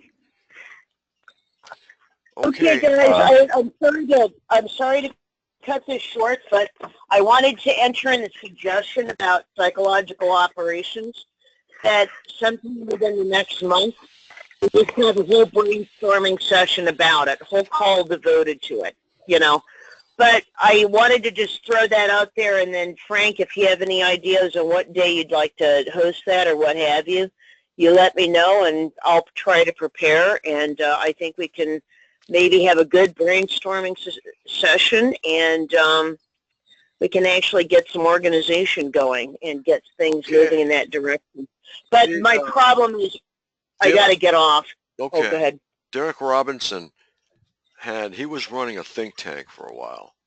Now, I haven't seen him actually put it out there lately, but I know that I sat in on the think tank a few times, and it was very interesting. There was a lot of information there, and a lot of ideas were put forth, and a lot of them have actually been put in place. And this is going to end up to be like a governing body, and the numbers are going to grow. They're growing phenomenally, and unity is what I stress. And Bird Topaz has a lot of good ideas, right down to our own covert people. And that I'm going to keep to myself because there are a few choice people that would probably possibly be involved in that. But that's what's going to happen because I've had enough. What is this all about, a core group? A core group are the Who is that?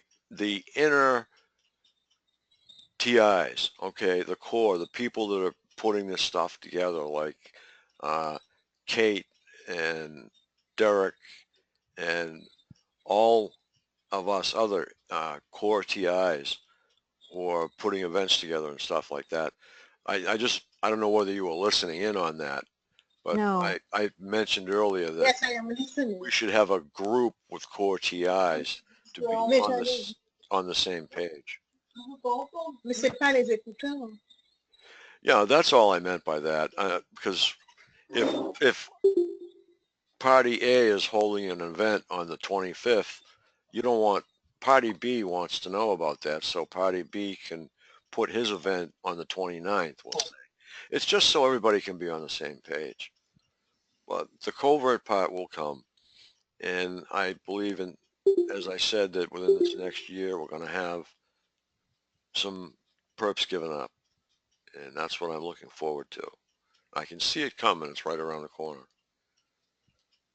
But okay, is there anyone? I know that a lot of people have taken up some time, but they've also brought up some very good ideas. So if anybody has any ideas they'd like to put forth, I'd be more than happy to give you the floor. Raphael has been trying to get on all night long, and he's been having audio problems. And he's in New Mexico. Now, in New Mexico, that's a really tough place. In some of the mountainous regions, it gets very, very, very cold, and it's a really tough place to live and deal with this at the same time. So, you're in New Mexico. You've got it pretty tough. What happened with Ella? What do you mean? Well, you guys had a disagreement. What happened? That's between me and Ella. It's not, I'm not going to bring that up. It's water under the bridge. And what Are you happened two is, talking? Are you two talking? yeah, see what's happened is the entire core TI network has been perped. Okay, right down to How do phishing. you know? Who's Uh, done it? I know HTML, okay? And I'll tell you what happened. Do you know what phishing is? Yeah. Okay. Well, I was phished because I sat on a call that was supposed to happen at 5 o'clock. It never happened, although it said on that same board that two calls happened, one at 5 and one at 7. Those calls did happen, okay, but I looked at the very same screen, and the screen was as a picture. It was not functional. It's phishing. Some things worked, but all the whistles and bells weren't there. So if you come across a page in front of you that seems weird and nothing seems to work, and you think your computer's freezing, but everything else works, sometimes it is phishing. Okay. And if you look at the HTML, you were invited to a call, but nobody was there. exactly, and that makes you aggravated because, say, you had to be at someplace at 4 o'clock, and you put off that particular engagement. I didn't, by the way, to be at this particular engagement at 5, and then you see that it's empty. That's a win for the perps, all right? And that was phished. If you look at the HTML, there's a whole block missing, and those are all the whistles and bells. And anybody who's into HTML knows what I'm talking about.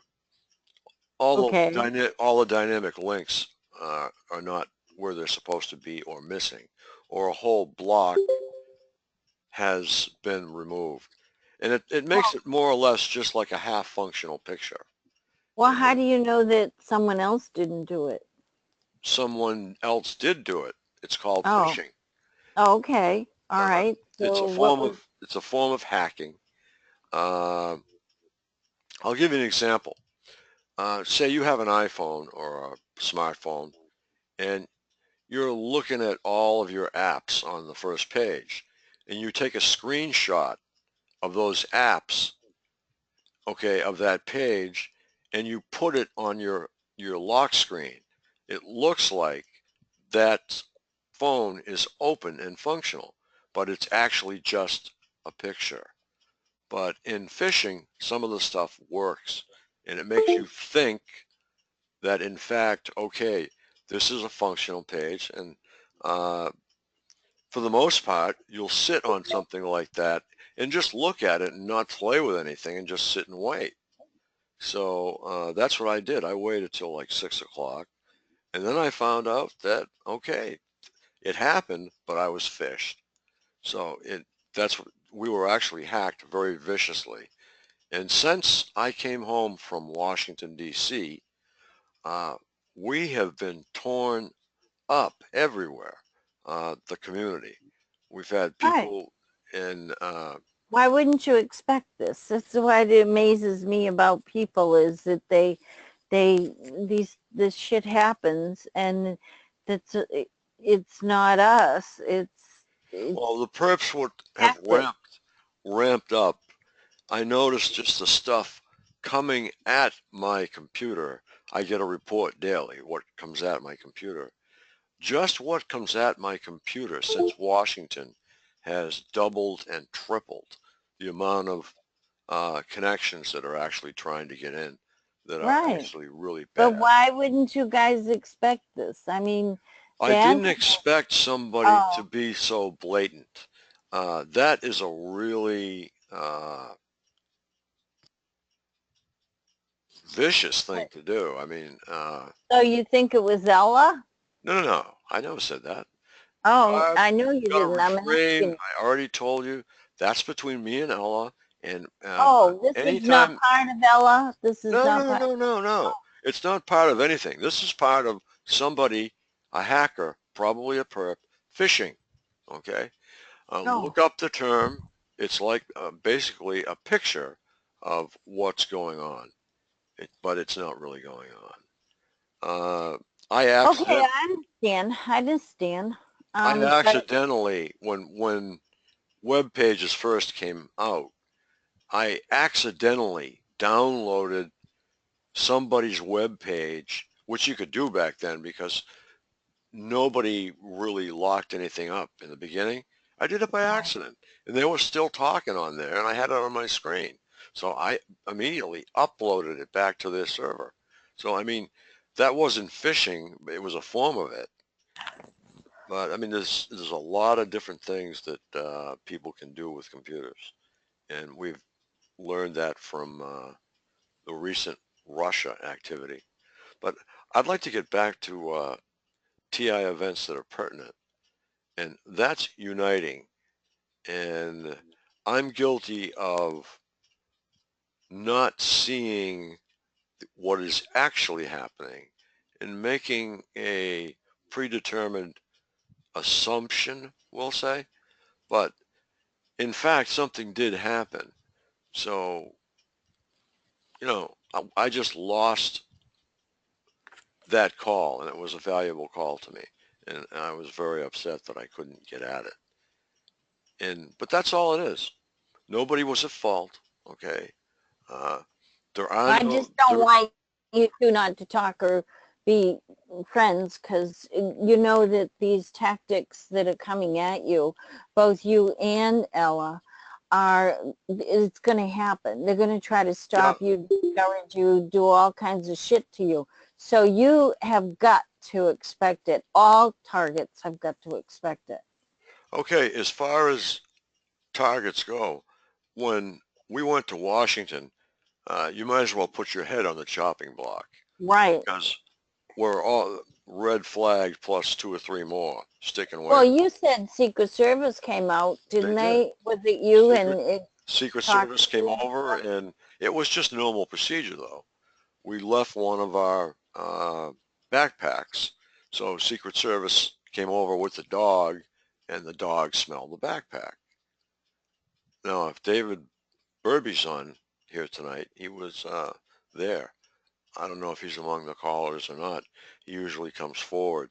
He is viciously attacked to the point where he can't function. And Janet Murray from New Jersey, I don't know if you're on here tonight, hon, but she's viciously attacked too. She called me again today, twice, hysterical. And I guess that what the story is her husband is actually attacked to a degree as well. But even though he is, he still can't understand hers. So it's once Well, you know, one thing I found out about this is that you don't know you're targeted till they let you know you're targeted. yeah, unless you are very much aware. Well, no, I mean, even like her husband, there's a blank put there. He's not made aware. He's the I found in Oh, my he's past aware. that there is a blank put there, and you don't go beyond it, and you're not aware until they make you aware, and that's how it works. You can't, and if they want to stalk you or they want to use directed energy weapons on you, they make you aware. Okay, what Process we're not is gonna at know. first hidden. It's not, it's surveillance, and they surveil you really fine first. And you don't know you're being a target until they let you know. Well, there's all different types. Now, Mine was come totally on, different Frank. than that. Did you know you were being surveilled at first? Yeah, it started out physically, from the top apartment. Like what? Two apartments were involved. One apartment was over my daughter's bedroom and our bathroom, and there were 8 holes drilled right above the toilet. There was a hole drilled in the shower, holes drilled in the living room and the bedroom. We were being surveilled heavily for quite some time prior to the electronic part. Right. So So they made you aware eventually. That's they how it made me works. aware the minute I came home from Florida. I went on a year's uh, vacation, we'll call it, and I stayed with some friends in Florida for a year. And when I came back, that same day, it started October the 15th, 2011, at 5:30 in the morning. That's how close I can mark it, because they started using a microphone that you actually stick to a wall. It's got a point on it, and it sticks to the wall or sticks into the floor, and the mic actually picks up the same way bone conduction would pick up. It picks up all of the sound coming from the floor and all the walls, so you get an accurate uh, Description of the room. you get an audio description of the room. Yes, you get Yeah. perfect audio from the room down below, because you're getting conduction. A normal microphone, will say, wouldn't be able to pick up things, but unless it was in the room. But this particular type of microphone actually conducts through and picks up vibrations from the walls. And I imagine those are still used today to an extent. Oh, yeah. You can find them on probably on eBay, and probably even on Amazing One. I'm sure you people are all familiar with that site. I've bought 4 transformers from there to build my electromagnetic pulse device. Did they And, work? oh yeah, they're fabulous. Yeah, they're actually transformers that were out of giant uh, neon signs, or giant signs running, we'll say, 8 to 10 bulbs, long bulbs, and they run up. They go up as high as 20,000 volts. Some of them, but it's a different kind of voltage. Now, I'm not going to get all technical because nobody likes that, and I don't blame you. But this is pretty simple. Uh, 20,000 volts with hardly any amps at all. We'll say 3 milliamps. It's not even going to hardly hurt you. But if you added 100 amps to that, or 200 amps, like your home carries, that that voltage would fry you to ashes in a matter of seconds. Light you right up. Yeah, lights you right up. But high frequency voltage is it's not user friendly. You can get bit off it a little bit, but nothing like even 220 is deadly. The stuff that you see that runs you. They don't need that high. You know what they use for energy is they use a AAA battery or double battery. Your system is so low power, it's so easy to disrupt what you are. That's all they need is a AA battery. You know when we'll know exactly what they're using? When we see it on the table in front of us for examination, when a perp turns himself in.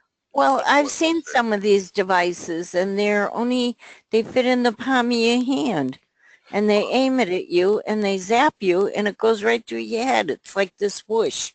It's like Okay, a well, sponge going let through your me skull. just enlighten a little bit. 80% of this stuff is like an FM radio wave, we'll say. It's in the air. Uh, there's no iPhone app that I know of that says phaser, or phaser on stun.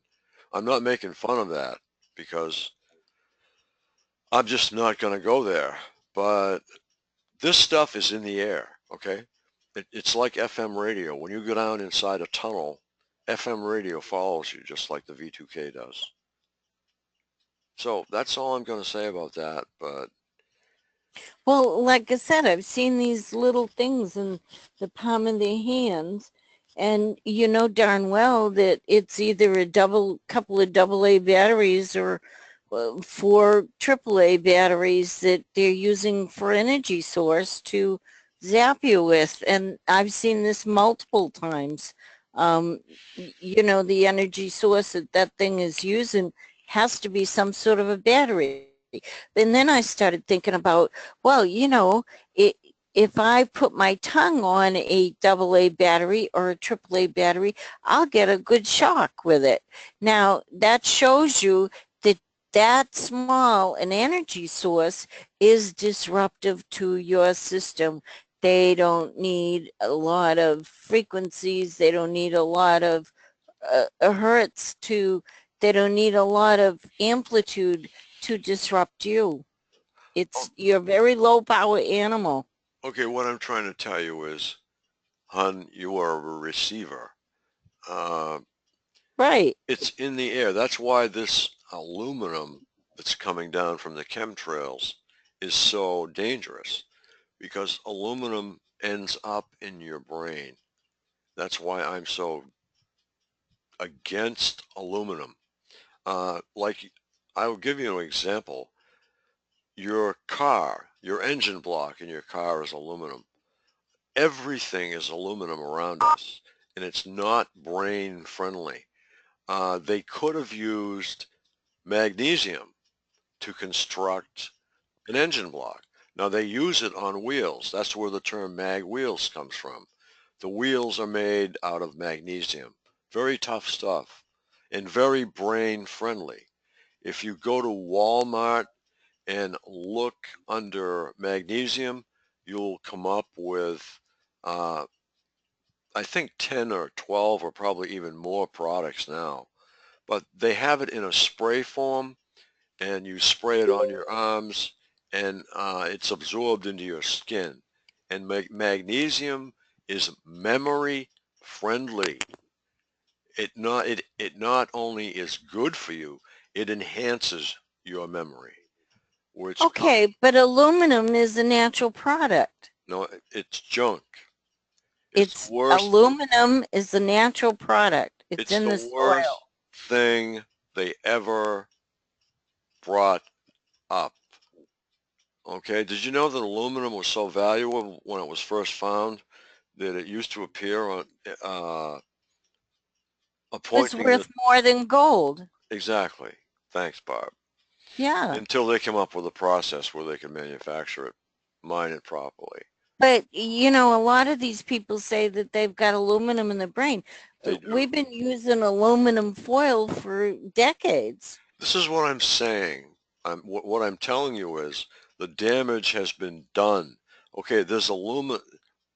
We look at chemtrails and we look at the flecks of aluminum that come from the jet fuel. Now, aluminum is in jet fuel because it's a lubricant. It's hard to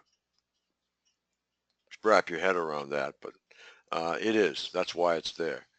Okay, so that's only a minute amount of aluminum compared to the amount of aluminum that goes into the ground when you change your coolant.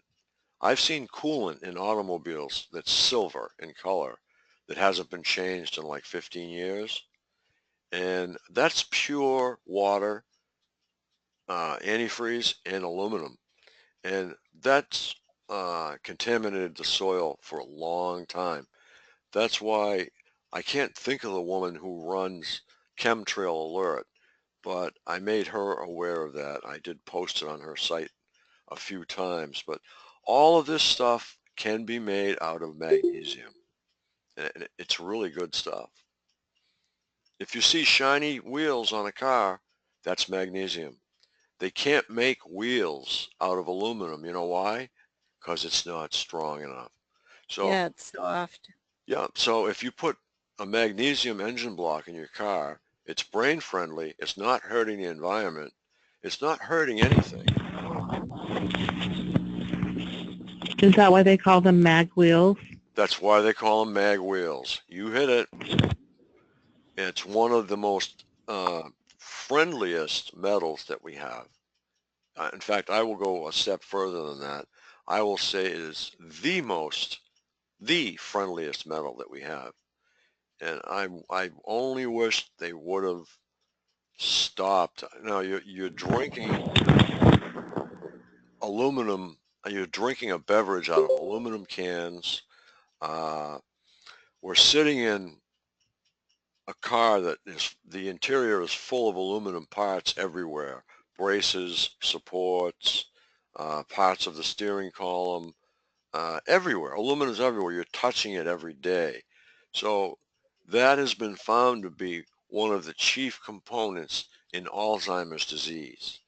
And that's why they took fluoride out of everywhere, because it has aluminum.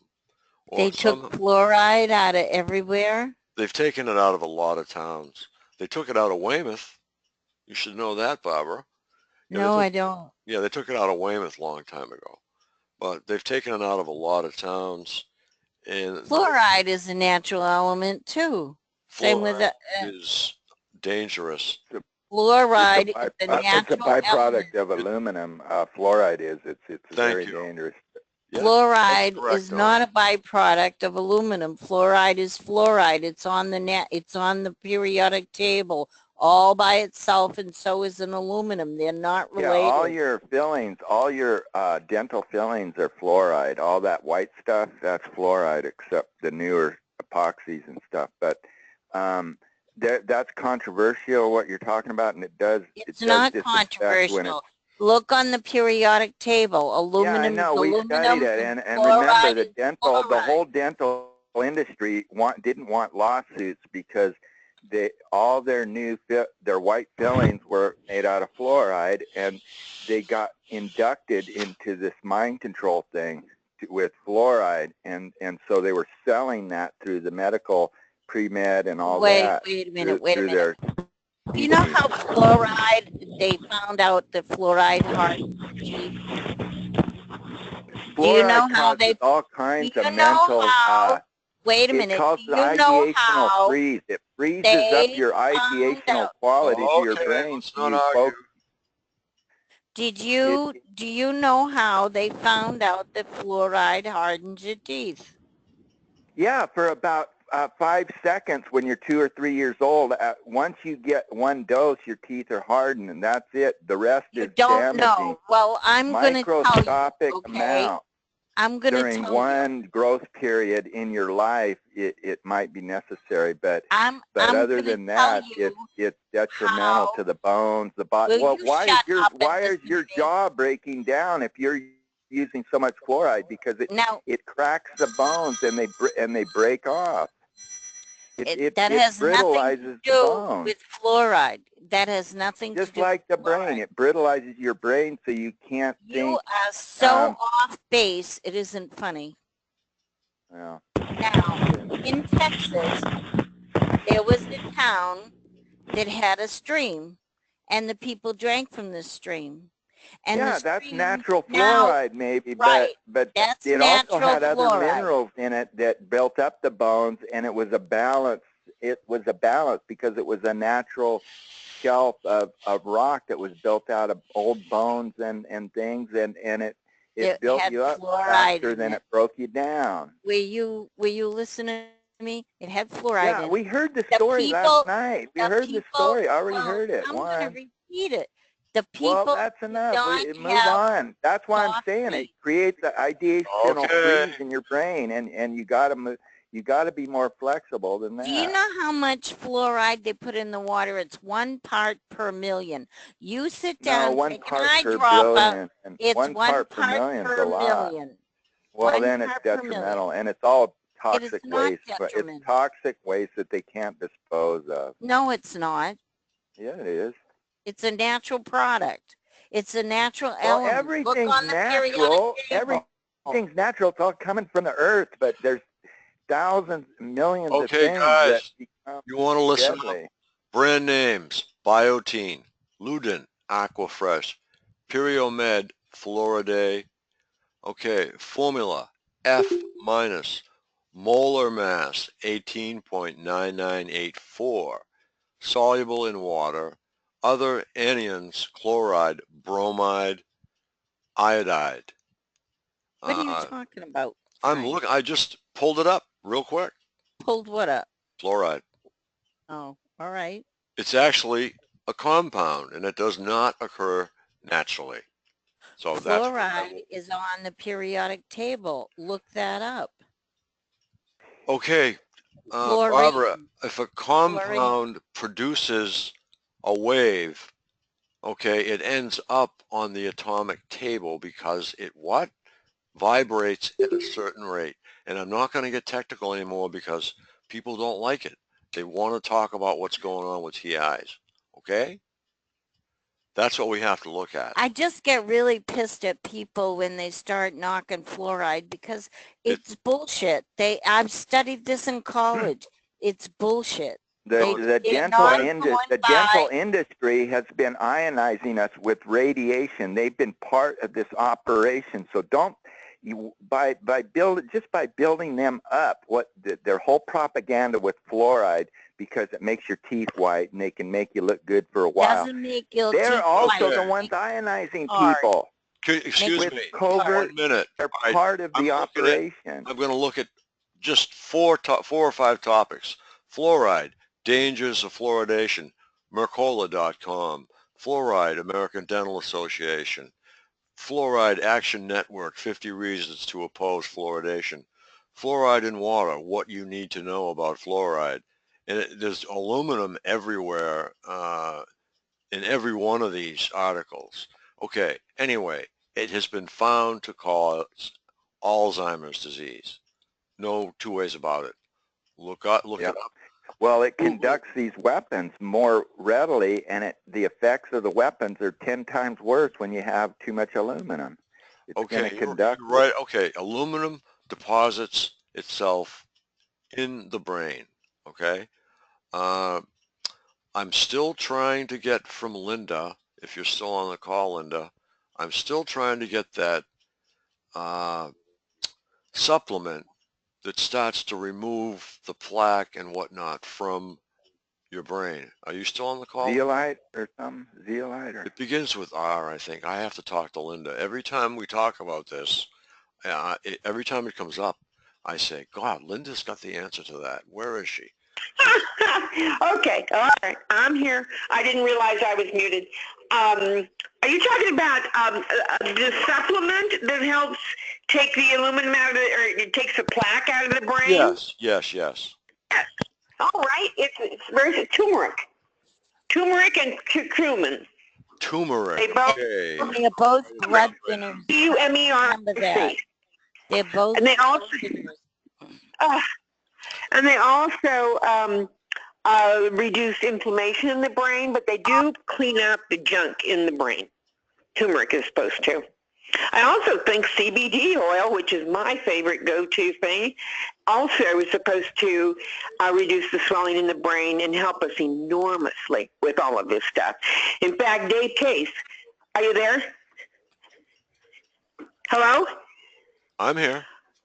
Oh, Dave Case last night on a call, I asked him why CBD oil seems so beneficial. He said it's because it does the same thing from the inside that ripe frequencies do from the outside.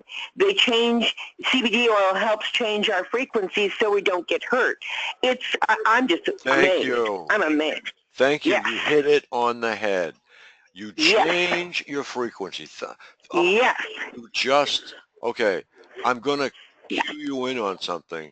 I've been talking about this Russian that I met. This is what he's about. You just hit part of it. Changing your frequency. Changing. Yep, you hit it. Yep. And well, that's what Dave said. He said what you're doing is you're changing your frequencies, and all frequencies have a harmonic level. And what you do is when you take the CBD, it's an herb, and it changes your frequencies so that you're not damaged by the the frequencies they shoot at you. And it's a lot cheaper than that pendant, than that Russian pendant. And it gives you a little buzz too. Not really. If you tell people to take turmeric, you better tell them it's a blood thinner. It's a blood thinner. Well, everybody should always, well, I'm not telling anybody, just, Frank wanted to know what I thought was great. And everybody should always read the labels. It's a blood thinner too. So if you're taking a blood thinner, be careful about turmeric. Okay. I'd suggest you... Where can we get CBD oil? Because where can I get it? Yeah.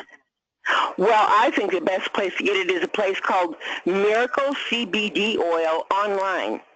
And you know what I can do? I'll send you a link on Facebook.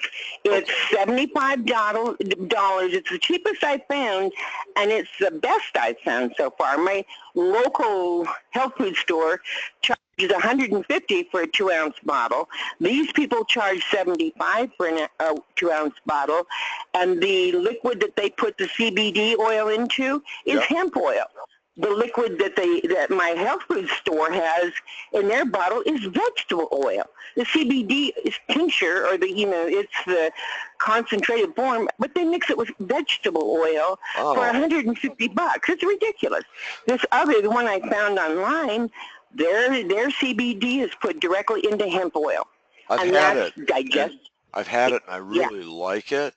And I didn't want to buy it because I was afraid it was illegal.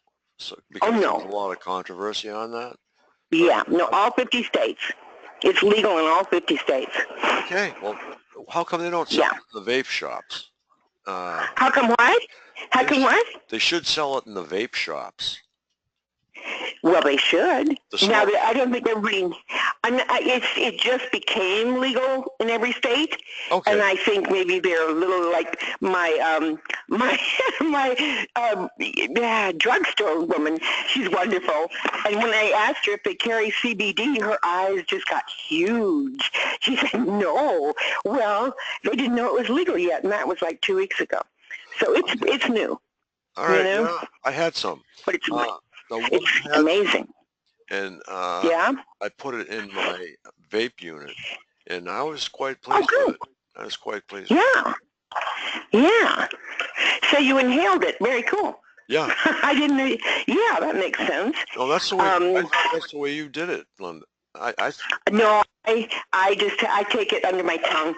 It just comes in a little squirt thing that you can put under your tongue, the CBD oil, and it's an oil. I just do that. I give it to my dogs too.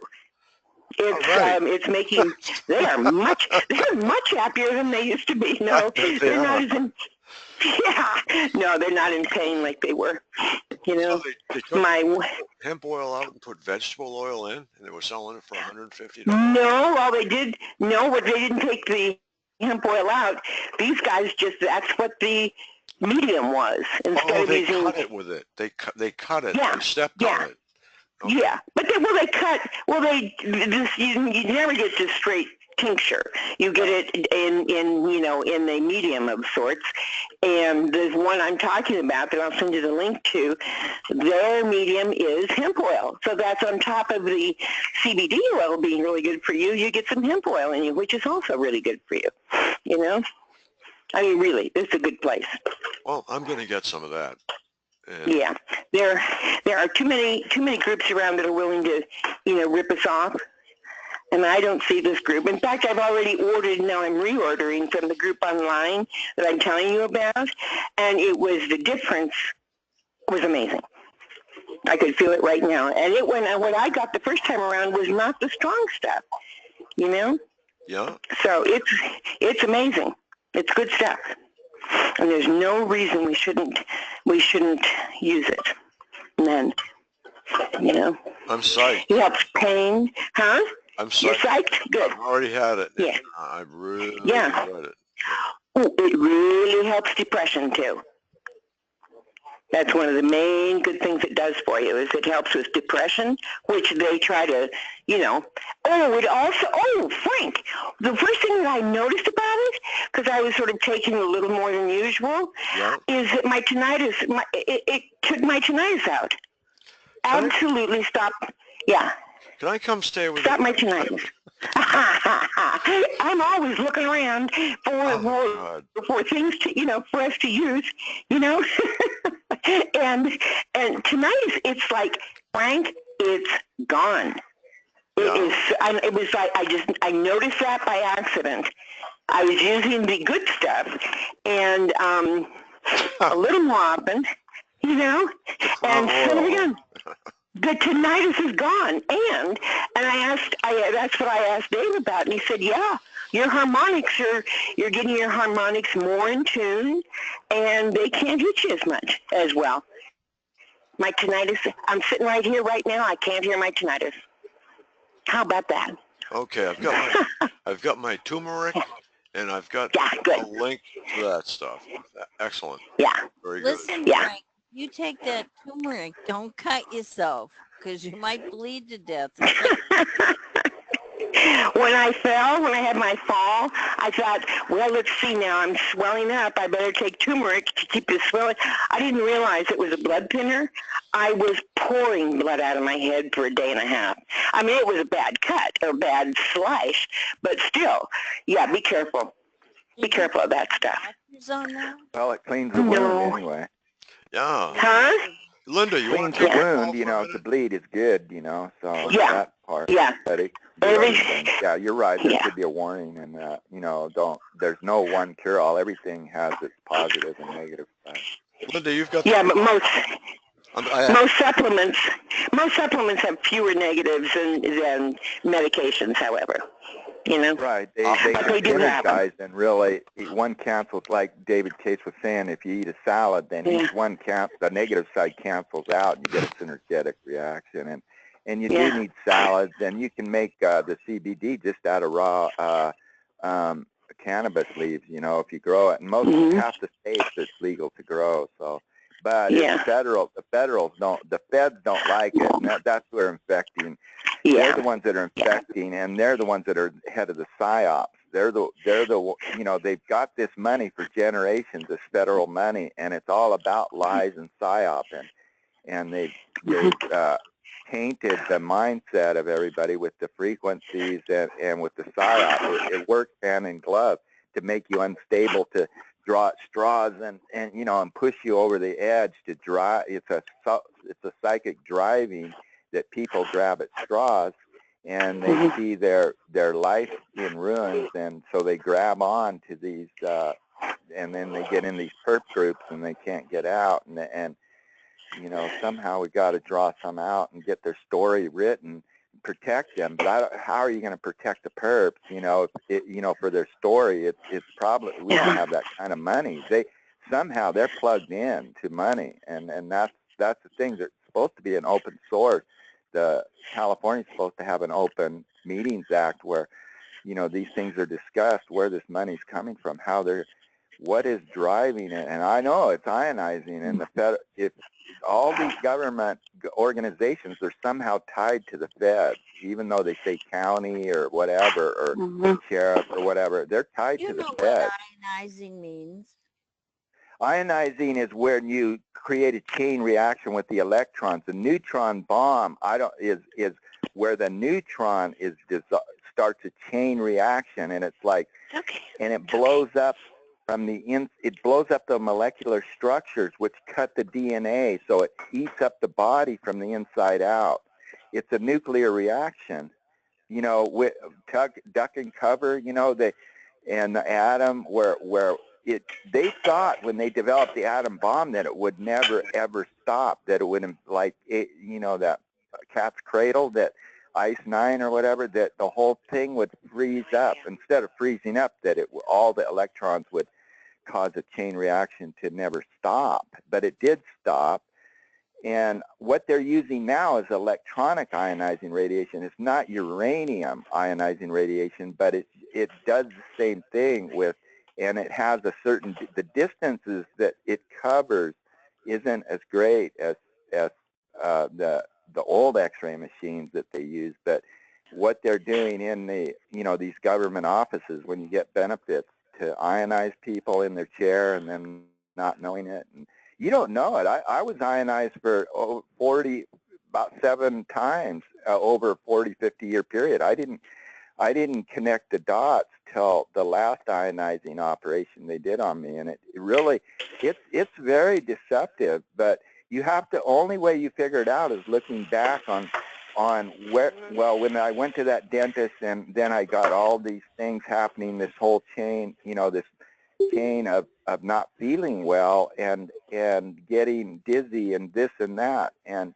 it's a long healing process after an ionizing radiation dose, I'm telling you. But they're all in on, you know, they're not all in, but I'm saying the doctors are, the good ones will recommend you to another doctor. They'll say they're full up. They're told to, you know, they're not the ones that are going to do it because it would be beyond their principles, but there's others that do it. And yeah, but the good thing is now, but Don, the good thing is we now have some ways to heal, though.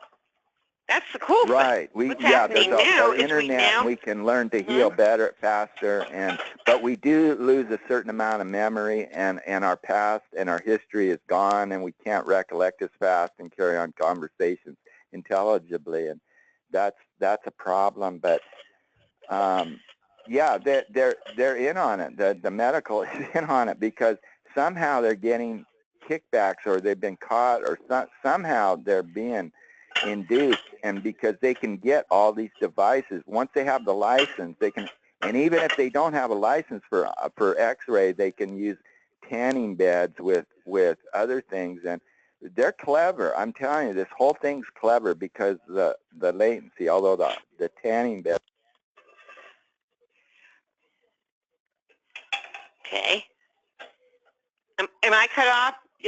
Are you there? No, you're fine. Oh, they just didn't. Okay. He's cut off. Just wondering. People were dying in those tanning beds. You know, there were a lot of, so they shut them down in certain counties. I think they shut down those tanning beds all over the country because people were dying in the beds when they were getting too much. Those are ion beds. Those were ionizing radiation beds that permanently tan your skin. Well, they certainly were doing the same thing the sun does, and we know that that's not great, you know. Yeah, dangerous. Well, they turned the skin. The skin wouldn't go back to its natural color, and it was and the effect was that it cooked the skin permanently. The DNA strands, well, I guess it cuts the telomeres off, and that aging, and it was you know, I don't really know, but I know people were starting to die in those beds. Yeah. And, but those weren't very reactive, and you know, as much as X-ray and X-ray machines are. Well, who knows what they're put? I know they hook up to the ends of those dental arms, and I caught one on tape, and but they'd been doing it to me for, you know, 5 times before that, and it took. you know, it's just something in your mind that you can't believe that somebody that's taught to help people is going to murder them with, or try to permanently incapacitate them. And yet all my relatives died that way. I mean, and people around me, the whole peace movement were affected that way. It's all been tied. You know, I've accumulated enough experience over 67 years to understand how this thing works. We're generalizing too much. We have to get a little bit more pointed. Linda, I want to get pointed. Ah. Let me talk about something really quick, and that is Linda brought it up. Linda, EMF Linda, and she some time ago I had Joe Esposito come on my call and talk, and he sent me a bunch of stuff to read, which was very interesting. And it was a gentleman that was testifying in a lawsuit in New Mexico, but he brought up the fact that Lloyd's of London and their reinsurance company behind, if it follows them, which is everyone, will no longer insure any device that emits a radio electromagnetic frequency.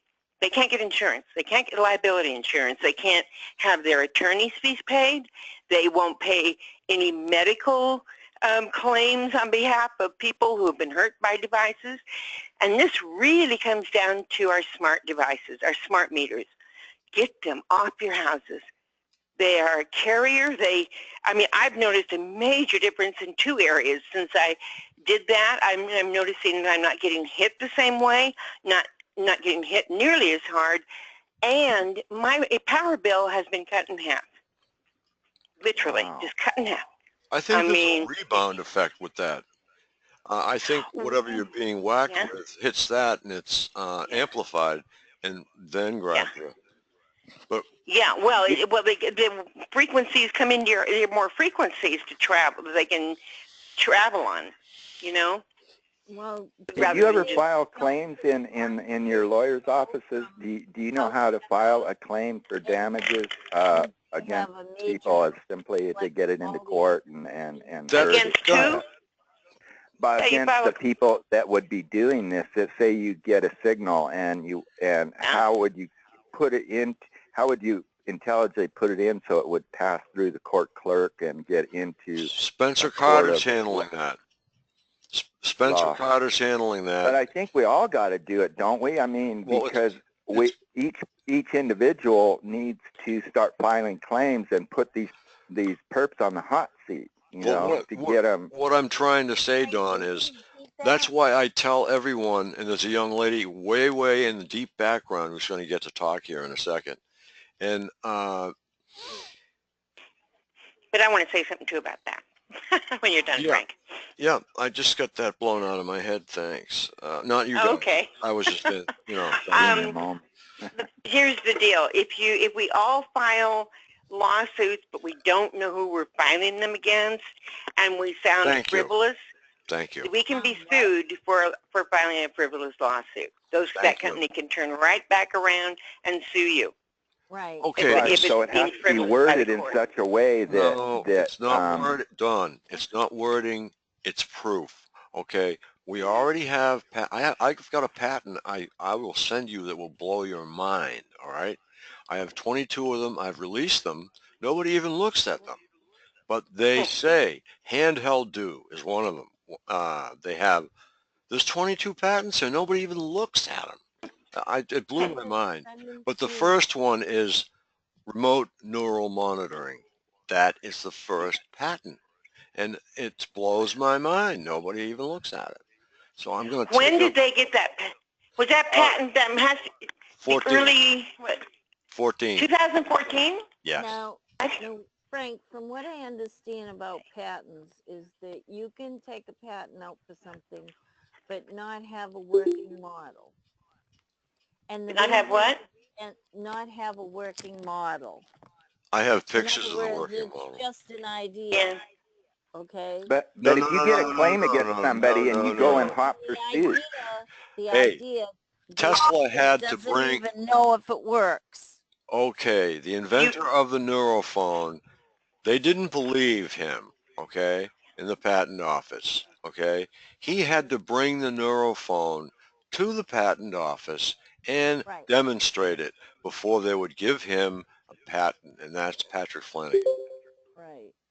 Either that or you have to describe it so specifically that there's no way that they don't understand. You can get a patent that way too, but you really have to be specific on how it operates, all kinds of things. You have to be very, very specific. And you probably need a little bit. There's A lot of the abstract. meth addicts are reporting R&M, and that's a problem. But if you can get a claim against somebody for hitting you, trespassing, and just so that the sheriff is indemnified if you want to go in hot pursuit. If they continue on, then and the sheriff is indemnified against a hot pursuit seizure of a device, and then we can have it as evidence maybe. I don't know if we get a clean sheriff department because I think they're in on it. But We've got the let's just say we've got a patent. I have been telling TIs for this for a long, long time. The only way that you're going to be able to prove this in court is if you have one of these devices, you take it to court and you use it on the attorneys, you use it on the judge. Okay. And say, that's how my life is. This is what I get hit with through walls. Okay. This is what wakes me up I've been 3 trying times at to night. say. We want a perp to give it up and put it on the desk. Okay? Then you're going to know. There's a lot of speculation.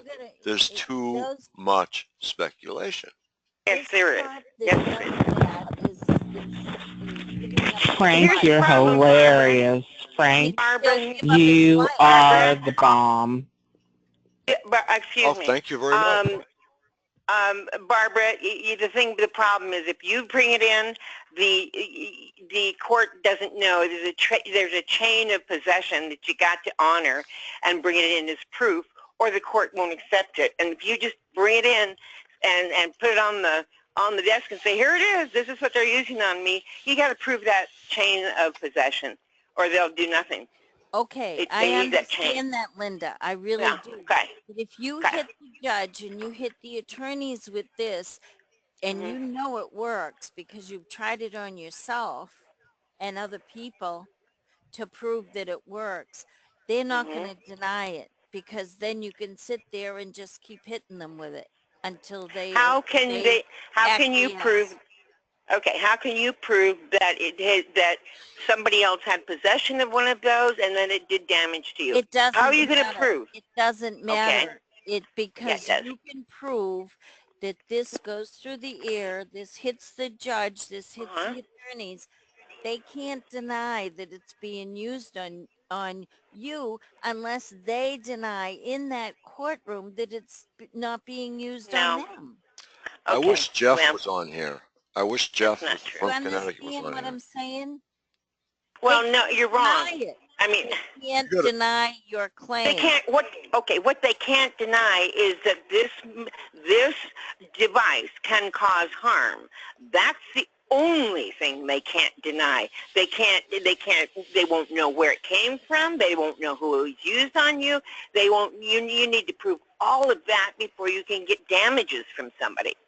You need to prove that they had it and that they used it and that you've been damaged. Now, the damage part, yeah, that can be proven in court, but not, or the fact that they can be, B2K with the audio spotlight, yeah, you can prove that it happens, but you can't prove damages and that it actually damaged you unless you've got that chain of possession from like that person's house, taken by a private detective or somebody who they feel is reasonably reliable, or cop, and then that chain of possession keeps moving along.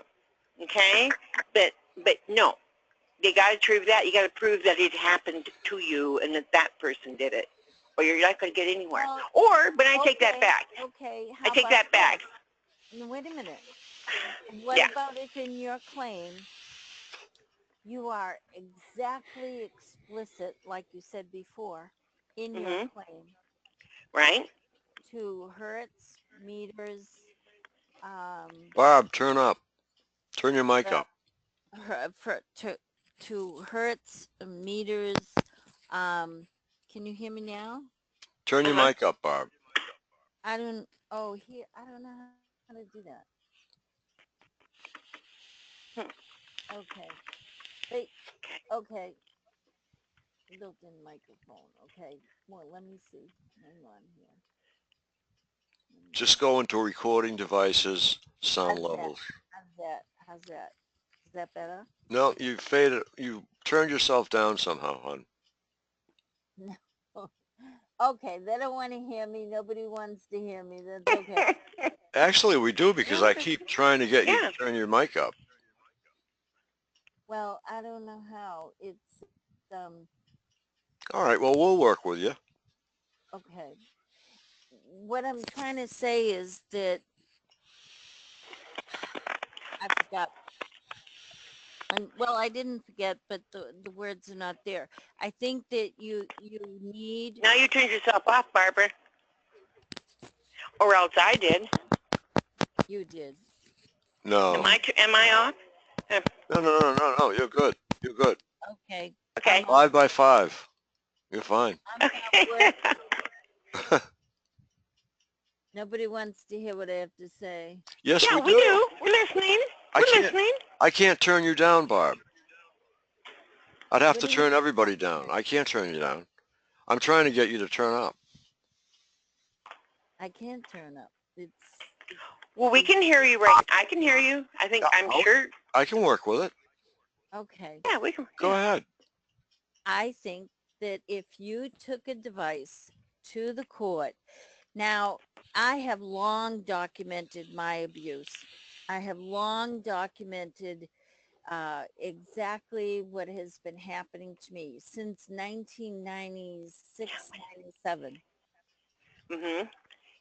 Now, if I bring that documentation into a courtroom over all that span of time, and I bring a device into a courtroom and I read to them about some of my days that I wrote about in what, 2099, whatever, that stands alone as evidence. I believe that that will stand alone as evidence in a courtroom. And if you specify names, times, dates, blah, blah, blah, the whole thing, and you use this device on the judge and the attorneys, and you tell them, this is, this is how you wake up in the morning from 4 o'clock to say 11. And that's a tough one. Well, I mean, I think it's an overwhelming. There you go, Bob. Your mic's up. I think it's an overwhelming piece of evidence proclaiming that this type of harassment we claim is true. Okay. Well, there was something else. Oh, of course, with videos, if you have any videos, I have videos of a pulse actually coming from this man's house and heading toward mine. Now, the attorney that I talked to in Boston told me that I have to have a video of the pulse coming from his hand and hitting me. Bob, And can I say something? Can I interject something? I can drive 1,000 miles, or I'll just give you an example. I went to Washington. Now, I thought that when I went to Washington and got close to the White House, that, okay, there was going to be some kind of protection. But what I will tell you is this. I was using my iPhone for directions. What the hell is that? The whole screen went white when I was in Washington.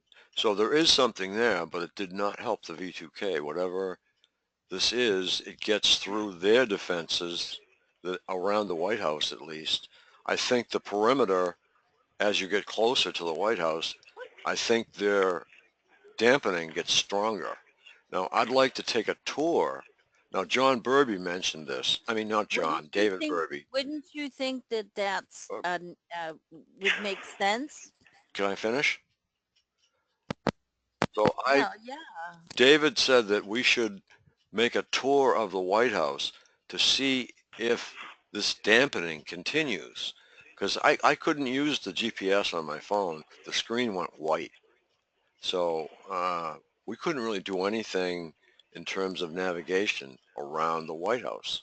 It was Well, all, don't you think that this is makes sense?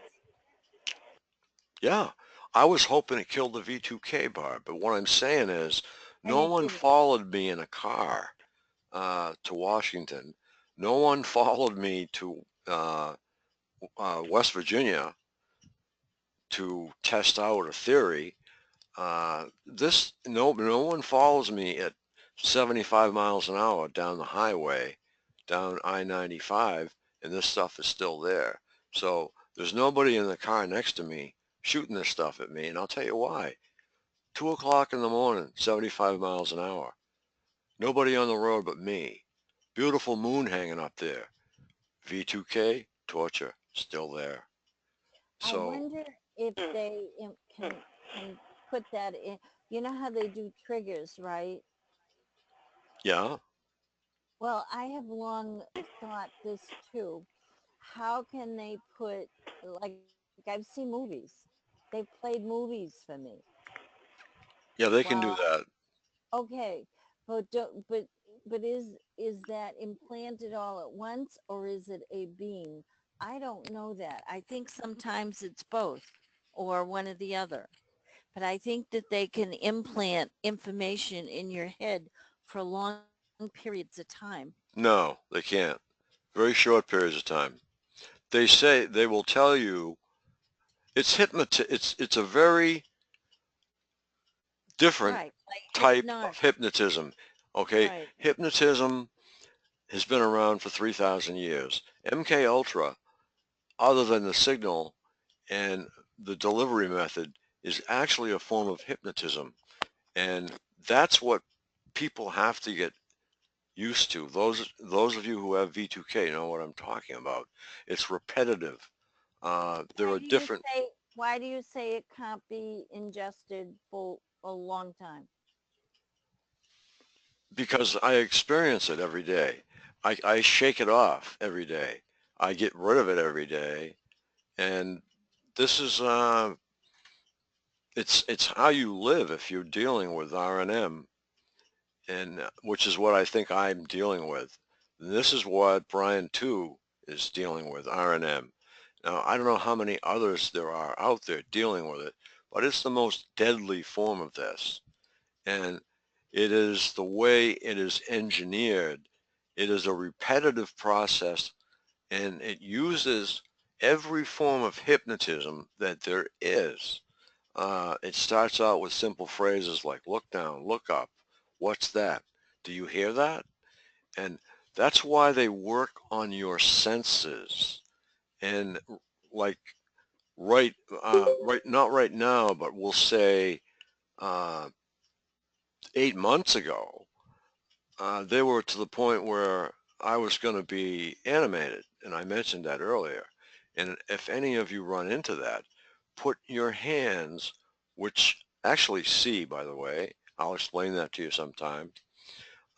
Put your hands in your hip pockets, uh, in the front, in not hip pockets. I guess those are hip pockets, right? I'm getting tired. Uh, and just put your hand on your thigh, and that stops it. They can't do it because you now have two ways or three ways of seeing your legs work, because they can dump you into a wall if they get control of your legs. And they've tried to do it to me, and I found out that you put your hands in your hip pockets in the front, that stops it because you can see it or feel it. Any comments? What do you think of that, Linda? Frank, they can I'm throw you downstairs. They can pick you up and body slam you. They can do anything to your person that they want. They can do Making you anything. walk They can do making you anything walk that your into a wall is nothing. Barbara. They can do anything that your brain can do. They don't have the No. power to pick you up and throw you Yes, into they do. They have a force field. I just Okay. told you how it worked. You know the force field that pushes apart magnets that you can't see but you can feel? Repel. They Yeah. have developed that into a force field, and they can pick you up with that and body slam you with that. They can push cars with that so Have- that cars ram into each other. Next time I run out of experienced gas, I'm gonna that. call. I'm gonna ask them if they can do that. Right, right. I I'm understand. sorry. They Well, can. Hey, yeah, that's handy. You making don't it, believe you'd be me. good advertiser for the perps, Barbara. You don't. You don't believe me. No, Yeah, it's really. Perps towing service. No, I honest to God, Bob, that's a stretch. But you know, no. I'm not gonna say that Think, I don't believe it. think. What I'm gonna say Listen, is I will take it right. under advisement. Think.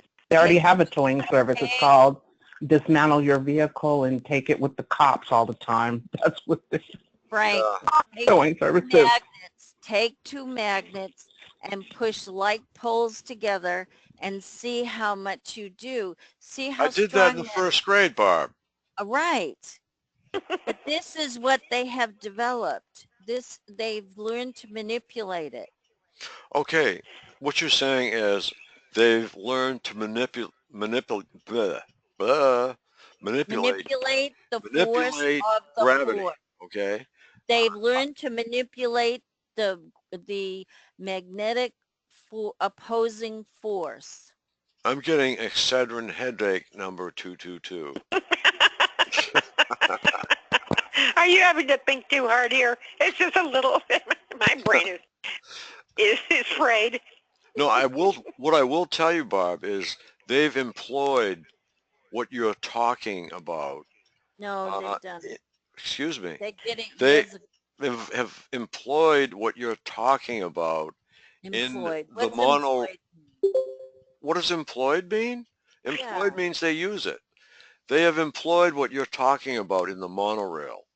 The monorail that never touches the tracks is actually run by what you're talking about. There you They go. can actually suspend, I think Peter Rosenholm was talking about it. We were having a There you discussion on go. Gates Call. They suspended a frog in the air with it. Okay, so Oh, yeah, Yeah. they can do a lot of things, but right. the old body slam is going to be a stretch for me. Oh, yes, they did. They called out a specialist. He was sitting there in the car waiting for me as I came around the corner. And they did it in front of a nurse's house just in case they really hurt me. They didn't want to kill me. And she was there in case I needed CPR or something. They picked me up and threw me, body slammed through the air. So that's why they always have all the firemen and fire trucks and ambulances ready to do shit. They Too. called Excuse them me. too. And then after I got up and I stood there, the nurse is standing there. They Shovel. pulsed me so that I almost passed out. And then she went and got me a chair and sat me down. And I said, who are you? She said she was a nurse. I Well, believe how her. copacetic of her. Yeah, you know, I will So, tell you something.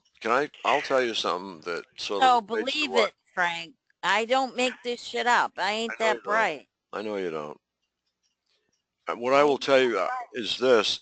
I think, have you ever gone in and had an MRI? Now, I went in digging for this chip, and I had an MRI done on my head. And when, I don't know whether it was before or after it screwed me up so bad. They gave me a shot of this stuff that sent me to the moon. I don't know what it was, but I wasn't scared of it because it's not my tendency. I'm more of like an observer. I don't know what this stuff was. Well, I know that they put like a material, the the part that they're examining, they put like this material in that lights up that part so that they can see it much better. And that Well, might have been it. Maybe it lit you after up too. it was over, they gave me this shot. I've now placed it in on my timeline.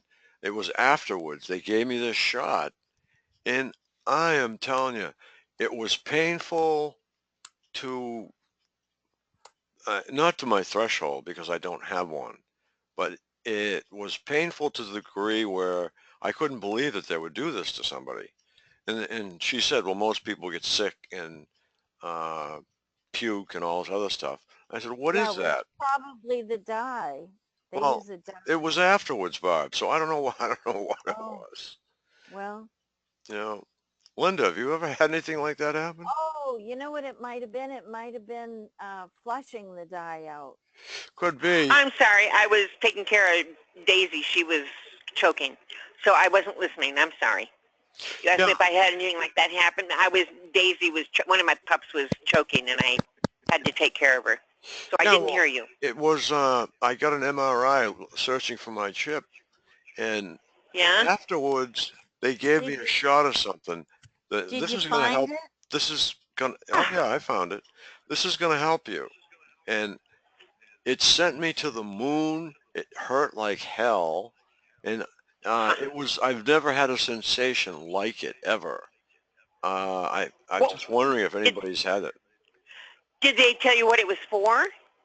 They said it would make me feel better somehow. She said most people puke. They were very nonchalant. Well, that's better.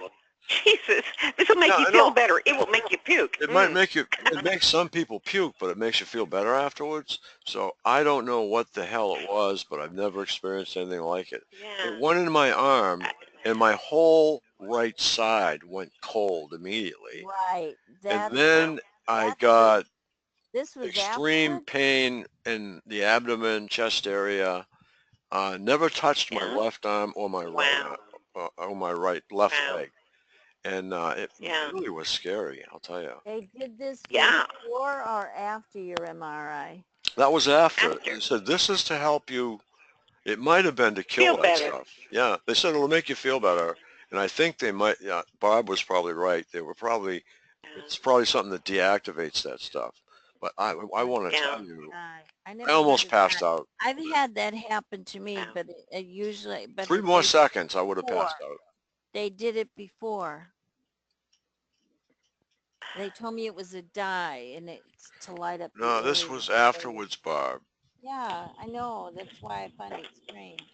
Yeah, well. You said it was cold. This was cold. I've only had a few MRIs, and that was with the 3 head injuries that put me in the hospital that were complements of perps. So I've had 3 of them, but I wasn't looking for any chips at the time. I think it was an MRI. They put me in that big round thing. That's it. That could have been a CAT scan too. But all of my visits to the MRI machine are all complements of the perps. And what I'm going through now is this thyroid thing. Now Ella brought it up on her. Yeah, Ella brought it up on her call. Coincidentally, I guess. But they have eliminated iodine from the shelves. I think Morton's is the only one that has iodine in it. Morton, Frank, the big container no longer has iodine. They put a little small container next to it that has iodine. It says iodized, but they're not providing it like they used to. Why not? So it's caused me, that's the principal organ that will help you defend against electromagnetic problems. And it's probably the one that's interested in 7.83 hertz. Well, it's because they want to kill us, okay? That's what the whole aim is. Well, actually, thyroid gland. Go ahead. The thyroid gland controls every system in your body. The thyroid gland is mandatory for you to stay alive, and if you get too low in thyroid, you can go into a coma, and if you don't get your thyroid fast, you can die. Thyroid is absolutely hugely important, and that's why we have to take iodine, because it specifically protects the thyroid gland. Well, I could hold... And they're after it. I could probably hold... I have a 4-centimeter nodule inside my thyroid. Whoa. So they don't believe there's any malignancy, but that's kind of a lot. And what they do is they give you a pill that supplements what that does. So I'm going to have to deal with whether I should have it. If they have something that'll drop the size of it, that'll be fine. But I'm not going to occupy the call with my stuff. But it had to Well, do with Ella's call, so that's why I brought it up. I wanted to hear about your implant you found. Okay, it's in the uppermost portion of my sinuses, right near my left eye almost, because your sinuses are far-reaching more than you think. Right. And I had an operation in 2007, and this particular implant is so advanced that they can tell if I'm sweating. They can tell if I twitch. They can How do you tell, know this? excuse me, How do you know this? because they say so. Oh, okay. They'll say, "What's wrong with your left arm?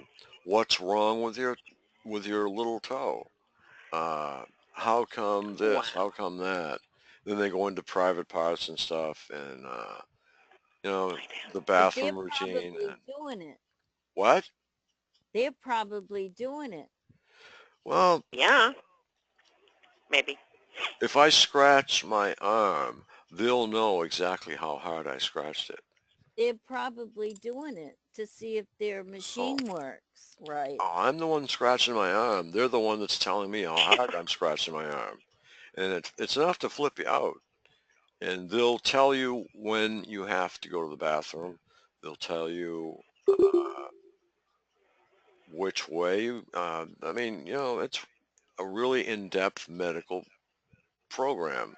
And the Yeah. only chip I know of at that time was produced by Cactus Semiconductors. But is there anybody in the call who would like to talk to Linda and I? What do you call it? You guys are making me laugh, and I just had surgery on my neck. Oh, And God. so it hurts. This is the best call because you guys make me laugh. Well, that's what we're supposed to do. I mean, you gotta forget about this stuff. These, Forget about it. yeah, no, these people are gonna be canned, and I'm really becoming very happy. So I can see it now. I couldn't see it. I say we all go live like right outside the, White House and see how that goes down. Because when you said that nothing happened when you were over there, I think that's where we need to build a tent city. Well, I thought that for some reason that there'd be shielding against that around the White House because the president's there, and he may walk over in Yeah. Lafayette Park for a little walk occasionally. But I think he's using things like CBD, something to change his chemistry Yeah. Yeah. continually. Well, What do you yeah, think? he's, I don't know. But this, I yeah, just, this is an enjoyable call. I love this call. The And I They love don't that. care about us. They care about him. And he's got supposedly he has a lot of money. And I don't know. He's making a lot of money off of all the taxpayers. But then I don't want to turn this into a political call. Yeah, well, I he's going think, down. yeah, that's right. Yeah, he is. He's going down. There's no way he's just out there. I'm sorry. Not trying to make this into political. I No, just think he's it's too all far right. out there, and he's It's got to stop the tweeting. And I mean, he screams and yells about people tweeting out or exposing his secrets. Well, he's forever tweeting his, national policy. I just think he needs to stop that. yeah, He's going down. that's no place to air No. anything. You're airing, No, it's you're yeah. airing potentially top secret history making information with Yeah. the general public. I mean, the real general public, Did and you Yeah, in the whole world. yeah, you it's guys not right. hear Right? from Horton No. that there's asset stripping going on in the country, and that's what this is all about? The Do what? you guys know anything about that? What's that, Barb? I can't hear you. Asset stripping? Asset stripping? Yeah. Well, they've successfully eliminated the middle class. My father told me that they would do that when I was a little kid, And yes, they have. They've eliminated the middle class altogether. Uh, now there is the low end of the rich and the high end of the poor. I don't mean to laugh, but In the high end of the foot. That's very well put. yeah, that's exactly what we have. And I'll tell you why. I don't want to get political. If you want to hear it, I'll say it. But the reason this has all happened, I talked about it with a really close friend of mine that I met a while ago. Her name is Marilyn, by the way, and she lives in Rhode Island. And we were talking about it, and I told her, I said, God, the reason this is happening is in the 50s and early 60s, women didn't work and they were home. So there was just dad making the money. So then women started working, and Uncle Sam said, oh, well, you know what? They have too much money. They're too able to, it's too easy for them to buy things. So they inflated the price of houses from, we'll say, I'll throw a random number out there that's probably a little high. In the 60s, we'll say $10,000 for a house on the water in Hull, Massachusetts. And my parents bought two of them, so I know. Gee. So Yeah. now that same house that my parents and I grew up in is now a $500,000 home. Right. So they've inflated everything because there's more money. It's kind of a funny way to be. Linda, Barb, do you understand what I'm Yeah. talking about? No, I don't. Yeah. And Yeah. they've ruined the family life because the mother is no longer home. The kids go to daycare, and if you hear your little mothers really get it bad, but if you hear your son crying his eyes out getting on the bus the first time, that's, you know what? It says in all the psych books and everything I've ever heard, snatch him back. He's not ready. Bring him in the house and talk to him. Don't let Yeah. them take him away, because it almost starts a mini detachment disorder, and which, it's very traumatizing for somebody. Yeah, I think the little fuckers deserve it. Oh, I Bob, do. Barbara.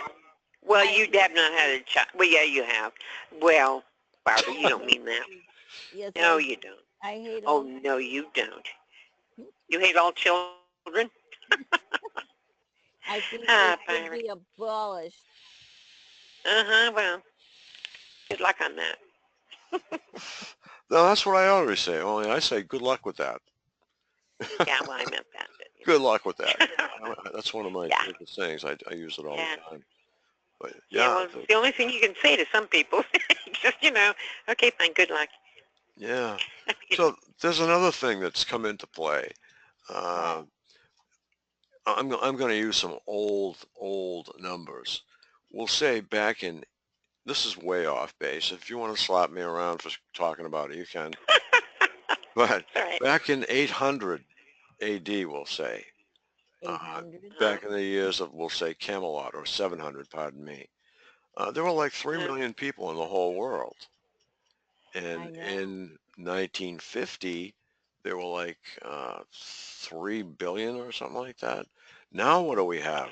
7 billion? Am I right? 7 8. billion? 8 billion. It's 8 gone up. billion. Okay, so the governments all over the world are looking at this population increase. And as the population increases, if you look all around the world, the value placed on one life is less in most countries except for ours. Maybe it is the same in ours, but I think it is. I've seen population projections for the United States in the year 2525, and they are 2/3 less than they are now. Now, I don't know where this information came from. Yeah, really. I have it on my phone. I wish I had it. I'd screen share it right now if I had it on this computer. Oh, I can screen share anything that Why What? 2/3 less? Watch. Here's my screen. What population growths are you talking about? Which groups? Any groups? The whole group. He's All talking about the groups, yeah. entire population of the country. Yeah, and Thank you. 3 He million. deserves to be slapped around a little bit for making that comment and observation about a wife's worth. No. You know, They're worth everything. no, it's not a matter of what they're worth or not. Their worth is that they deserve to have freedom, Frank, which Yeah. is what they got once they were given the opportunity to work outside the home and I think earn it's their great. own income. I think it's great, but when any one individual in a family leaves, okay, for the day, no matter if it's one of the children, whether it's the father, whether it's the mother, or whether it's the aunt that's staying with you, it changes the dynamic of the household. So, Mm-hmm. You mean okay, permanent? when the mother is always there, the daughters know how to cook. Okay? Oh shit, Frank, where have you been? I'm not. Frank, You know, Frank, okay, you a know. whole lot of women like myself who chose not to get married and not to have children. What about, See, I'm old-fashioned. Okay, just call me You better old-fashioned. learn to cook to feed the men. Frank, it's No, beyond old. No, what I'm saying is the mother was home to teach him. That's all I was saying. Teach him. I never got taught how to cook. Oh, My mother was another one who wanted to be a mother. Okay, all right. Oh, there's something like 30% of the children that are produced are in one. I'm going to very slowly back out of the lion's den. Out of that conversation. Yeah, I'm sorry. I didn't mean it that way. You have no idea. There are a lot of women from California on this phone call. You gotta be careful. We're mean. No, Frank, I didn't. Women around the world. I was trying to. Women around the world. Everybody's bullshit. They're gonna cut the computer up Come from here. No, what Right. I'm gonna say is. My head to a quicksand. No, what I was trying to say is, as soon as women started working, Uncle Sam recognized that as a chance to inflate everything. Frank, the way that it works wait a minute. Otherwise, everyone would be rich today. Do you understand what I'm saying?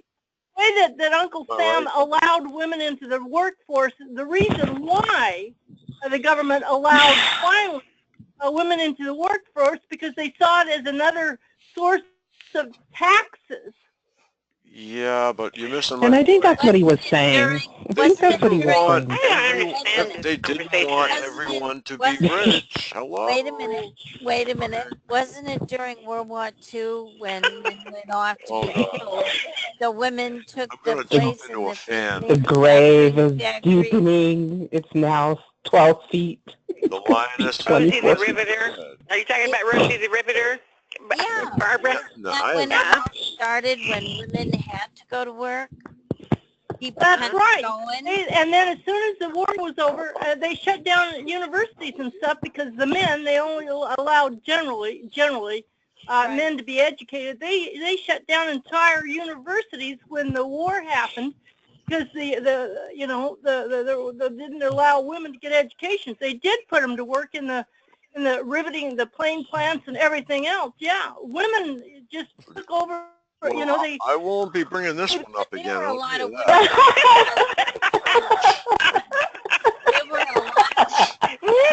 Never again. What's that name of that river? What's Rosie the Riveter? What is that? Rosie the Riveter. That? Yeah, that's right. As the war was over and the guys came back, and then they wanted their jobs back. Freud comes into the picture, and any woman who was happy working outside the home, which was like all of them, and they also worked very hard in the home, of course, which is generally unrecognized by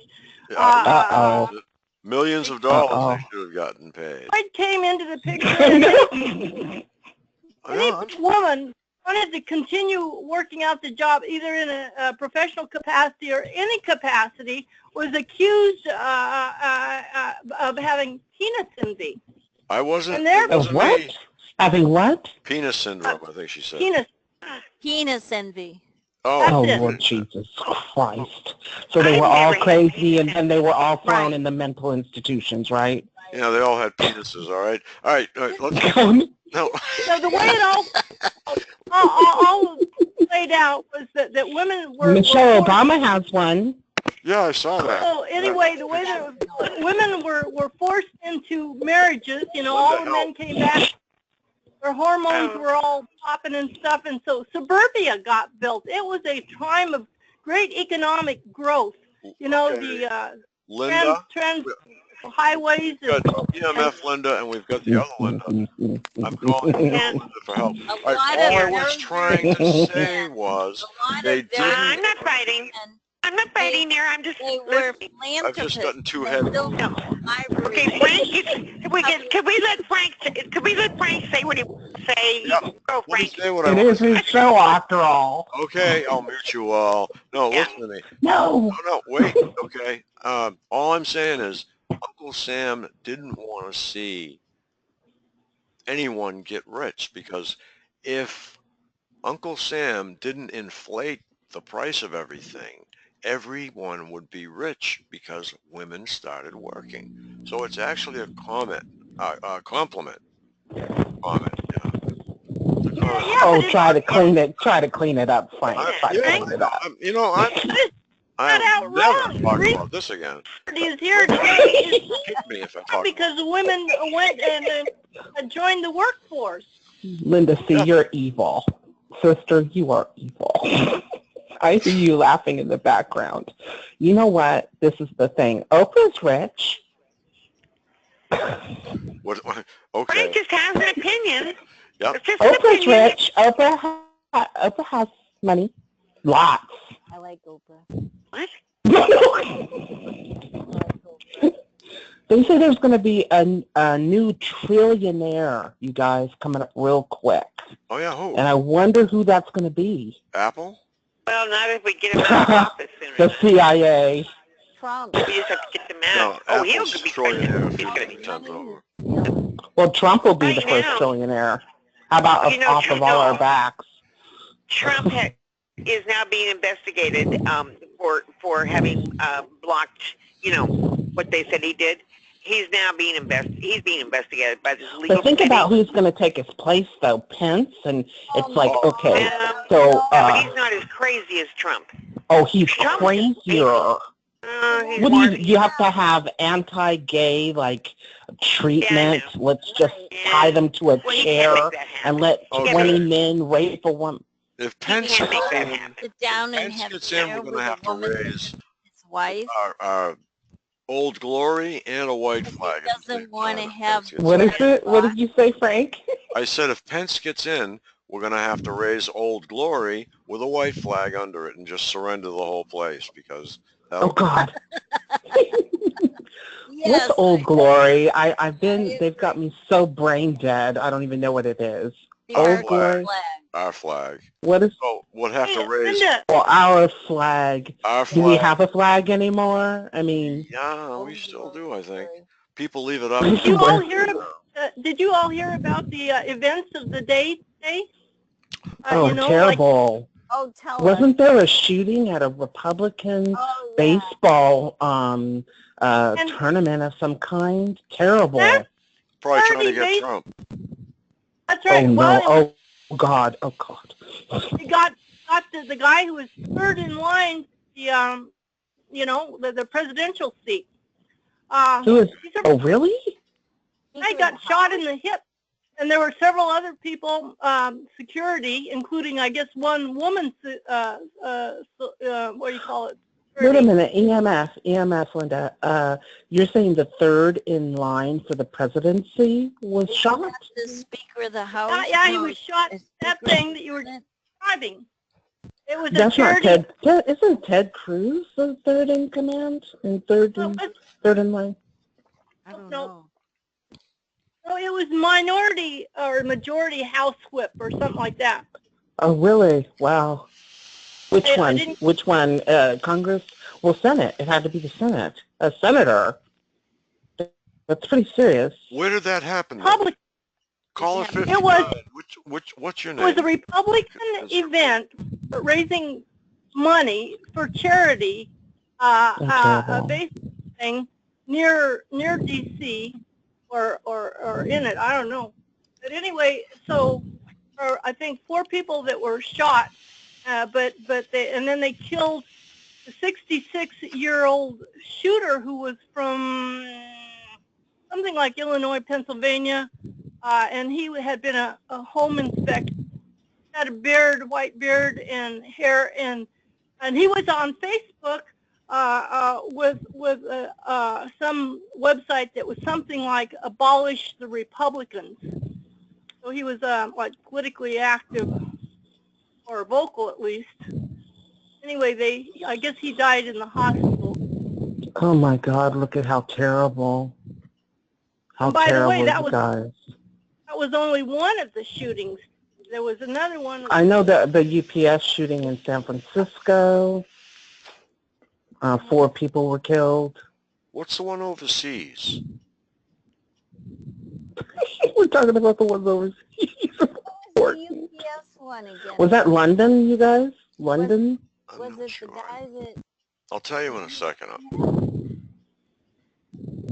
happened with It was an apartment building fire, a big one, where there were several died too, and they were jumping out of the windows, and apparently the fire engulfed the whole block. Yeah. Where was that at, EMF? Where was that at? London. Okay, this is Arizona Senator Jeff Flake was in attendance at the baseball game in Virginia, you guys, where a shooting broke out. Okay. Majority Whip Steve Scalesi, is that how you say that? And members of law enforcement. 4 people were shot, including House Majority Whip. Wow. If that is, I mean, it's got to be true. Okay, I just found But it. wait a minute. They're saying he was shot, but then he was not shot. Come on. Come on. Fake news? Can you people hear me? Yes. You can. Okay. I just was wondering if I was muted or you just guys were ignoring me on purpose, but that's okay. Can anybody see that has a Not at all. London? What is it? Okay, let me Can you see. see it? The London fire, yeah. London fire. Oh, I heard. Yeah. I heard about that. You guys, London fire. Wow. 9 hours ago. Barbara Gillette just left. She didn't even say goodbye. Barb, you're in I trouble. think she's kind of sensitive right now. It sounds like she's sensitive. Something's going on. Her audio was fading in and out, and she was saying things, and we weren't getting them. I think that's what's going on. Grenfell Tower in West London, 24 stories high, containing 120 homes and maybe more than 200 people, became a raging inferno. The flames visible in every window, as one witness put it. People living hundreds of meters from the tower reported being woken at 12:45 a.m. by the sound of screams. Oh, wow. Hundreds of meters away? Yes. Okay, that they said would continue for, terrible, 2 solid hours until 3 a.m. At all the time they kept screaming. Said Olga Nassar, 76 years old, still in tears at midday, staring at the blackened tower from her home down the road. Sometimes you couldn't hear what they were saying. Other times it was help, help. Screams seemed to move with the fire. Oh my God. Yeah, It looks like somebody it's terrible, you guys. I just was Those going. were Syrian immigrants, weren't they? I'm sorry? They're Syrian immigrants. So, but yeah, we're in a war with ISIS, that's being paid surreptitiously, and it's just as bad. We're in this house on fire, and because they're being paid somehow and given these devices. I don't see how that. But I won't get negative.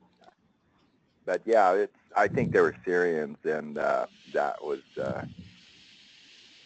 it could have been a rogue group, but usually it's the you know, the alphabets that are playing this thing to get more money. That's how they, that's what they do. They commit these atrocities, and then more money goes to them, like they're going to fix it. They never quite fix it, you know. It's what, because the FBI got caught for the 93 bombing of the World Trade Center. They got caught red-handed.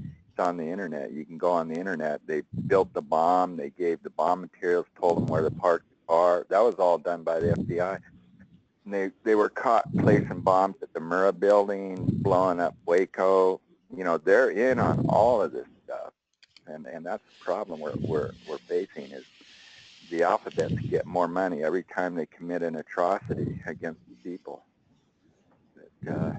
And that's what they're doing now with these devices. They're hiding, because they're monitoring the phone calls. So if we can catch these people at it, they're ahead of us. You know, they're going to say, oh, get it at, you know, if you can convince an honest sheriff department to confiscate a weapon, they're going to be ahead of them, you know, because they've been infected with this whole ISIS mentality of this free money that comes into them.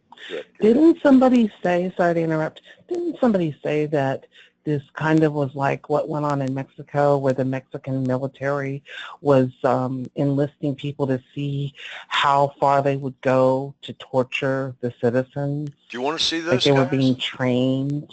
Who's got a computer? How many people have computers on? I can't see anyone. I have a computer on. Okay. Well, I'm just saying the gang stalking is like what they did in Mexico. What happened? Well, the South American countries have been under control of the, you know, those were trained at Fort Benning, the death squads. They were. Yes, the CIA torture school. Right, and they would, yeah, I think Barbara, or what's that, not Horton, Honegger, Barbara Honegger, I believe her husband was tortured to death in Guatemala, and then she fled. Oh my God.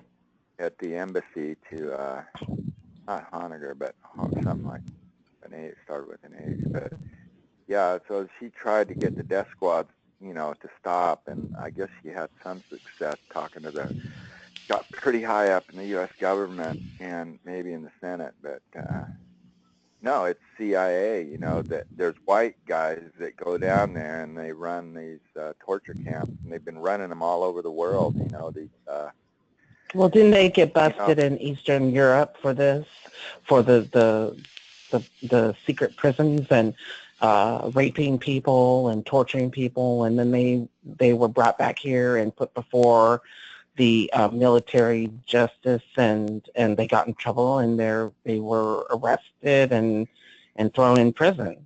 So the generals that told them to do that. I know they got a conviction in Italy for, I guess they were taking children and they were setting generals and the Pink Marines and up, you know, and there was they got an absentia convictions. But yeah, I think there was a guy from England that was rendered. It's called rendering, and he went to court. He's in court right now, I believe. You're talking about Pink Marines? You mean the Cherry Marines? Yeah, that where they set them. Pink Marines. Linda, what? Kay Griggs you can go on Kay Griggs and Kay Griggs, of course. How they do that, where they get these sexy secretaries and they party with these higher up generals and Navy SEALs and all that, and then they're quietly, they leave they get them drunk, and then they quietly leave, and then these children that if they've kidnapped and from the local community are run through as the guys get real horny from the secretaries, and then they start chasing kids around and they photograph. That's how they get them in. They do that with senators too. They get and you know what? That's what happened at the Picton farm. Okay, so you know Colonel Williams, he was doing all that stuff in Dubai, and then he came back to Canada and ran a military base. But then he was flying the Queen all around, and we're talking about Clinton and the royals and the children they've molested. And then you know what? Williams, back to him and his college roomie Bernardo or whatever, and Bernardo and his wife were even raped his wife's sister and were killing people. And they had like a little tag team thing. Who can we kill? We're going to have like a race to see how many people we can, rape and kill. So Williams and Bernardo, and they happened to be in the same prison as Picton from the Picton Pig Farm. And so they were chased. They had women, prostitutes, they were picking up in the street in Vancouver, British Columbia, bringing it back to the pig farm. We have a perp on the call using ASMR. Are you familiar with What's that? ASMR? I'm not going to take up your time with it. Just Google it and check it out. ASMR? Yeah, it's part of the program they use against us. Oh, they probably don't like what we're talking about because they might be a Cherry Marine. Are you feeling like guilty right now? Really? Purple, pinko, perp, Marine boy.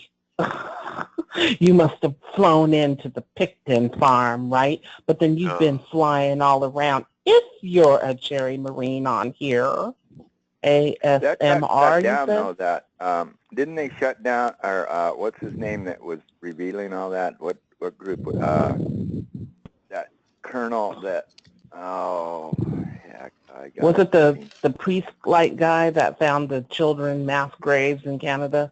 That guy? No, it's a group that they used to give talks, live talks. They're all ex-Air Force, and oh, really? I would love to know that. You are. Well, that's the one that revealed the pig farm and what you're talking about. And his really? sister was. Oh yeah. Oh, Abel Danger, you mean? Abel Danger, we think alike. What's your name again? What's your name? Don. Hi, Don. Yeah, you sound I read you it sound a like few years James ago before Lico, they right? You're the one that sounds like James. Yeah. Sorry. Oh, I don't. Yeah, James Lico. Well, let's go back to the Picton Pig Farm type of thing. So Mr. Picton happened to be transferred over to the prison where Williams and Bernardo are sitting. And I wonder why they're all at the same prison. Go figure. Yeah, they release those people from the prison to go to the pig farm concert where they do human sacrifice. What? Yeah, they take them out. Where did you get that information? Well, where'd you get that information from? A few years ago. That's what but they all are mum. Nobody will talk about. You can't get them on. Of course not, because the Freemasons were at the parties, and then they had the little club down the street, which was the brother Picton, and he was running that. What, Piggy Palace something, whatever? I heard about that. And, huh? I heard about that. Mm-hmm. A lawyer told... those chippers, those branch chippers that they trim trees with and feed them to the pigs, yeah. I thought that they ran them through meat grinders, which would just be as horrible, right? Just as bad. And what did they do? They found pieces of, and pardon me, everyone, your ears, but they found DNA everywhere. That's a nice way to put it, right? And then they also might have given it over to the meat factory down the road or whatever. So this is what they think of us. They don't care. We're lucky to be alive.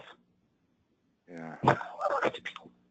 Yeah, but the vaccines Colonel Williams that they give you have like human embryos in them and things like that. And it's in the vaccine. Somebody's a little too close. Excuse me. Somebody's a little too close to their phone. They're breathing into the receiver, the speaker. Was that me, Linda? That's caller 15. I didn't want to say anything specific, but I think so, honey. Could you move back a little bit? I can hear it in my left ear. It's making me nervous. Sorry. Thank Well, you. it's probably not me. There's some guy that likes to sit there and breathe like that. Yeah, maybe, I don't know. She's just wants to be alone Talking. and do what she wants Joe. to do. I got it. You're not looking for trouble. Autonomous sensory meridian response. Yes. Very interesting. Oh, tingling on the sensation on the skin. How lovely. I go through that daily. You read further. God, these people are sick. They talk very softly, and they throw consonants, and they throw it in a loop. Damn it! What am I trying to say? God. Oh Biofeedback my loop. God. You see, it was created and given to state hospitals, Oh and my it God. was designed to help people with sexual deprivation, okay, for whatever reason. And that's I'm sorry. that is why people are attacked sexually, because this is a component of this program. I know the program. I'm learning it very well. I'm starting to. And it's getting to the point where I'll be able to spot it on site if I see it on a computer. You know what? You know it's bad, Frank, if it's in the Urban Dictionary. Okay? Yeah. If it's in the Ghetto Dictionary. And I happen to be black, but whatever. Don't hold it against me. I'm German and black. So when they come to me with that Nazi crap, I'm just like, well, honey, I know the crest of my family's name. I'm more Nazi than you are, so let's go for it. Yeah, right. They hate to see that from a black person. I see. Anyway.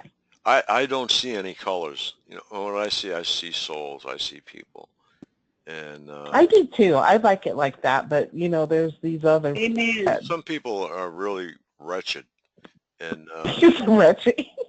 Wretched, they are. I mean, that's an old word, but to pick on race is a really, to use the race card like some people do. I really hate that, and I don't know. Like I see people. President, today is an extraordinary day.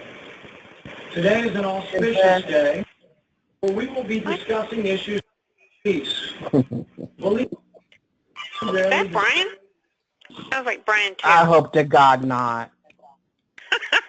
Brian's a very smart guy. I'm sorry. Yeah, I'm well. so sorry. Yeah, But it well. never mind. No, you have company, dear.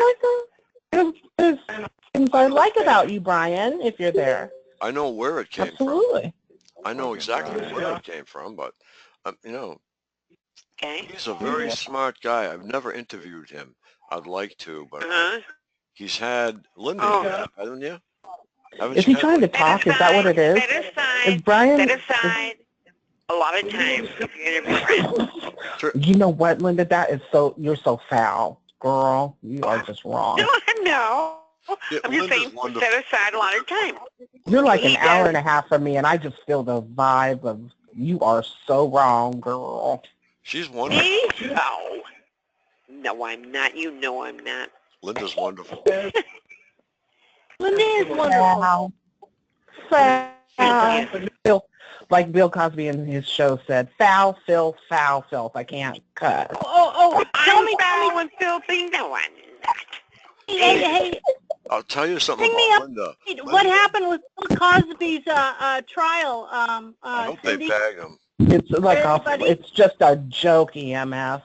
It's one that people they can't figure it out if you did it or not, right? I have a story. You'll love it. Okay. All right. I just got married. Okay. It was, wow. I just married. Oh, congratulations. Wait, no. In 1994, I got married. Okay. And our honeymoon suite was in Cohasset. Okay. At this really luxurious place on the water. It was a honeymoon suite with a, the tub and it was beautiful, and it was all rearranged. So we got there after the reception. We went there. And guess what? Bill Cosby had taken over the entire place. Okay. Oh my. We got put in like a closet room. And oh my God. I went over. I said, we're supposed to be served here, and he handed me a cheese sandwich. So I said, pal, you just made the biggest mistake you ever made. We grabbed all our gear. We left the place. And I put articles everywhere about that place. and I forget what it was Cohasset something or other, but Cohasset's Yeah. very beautiful. But Brian, if this is Brian, I really am going to lose what little respect I have for you.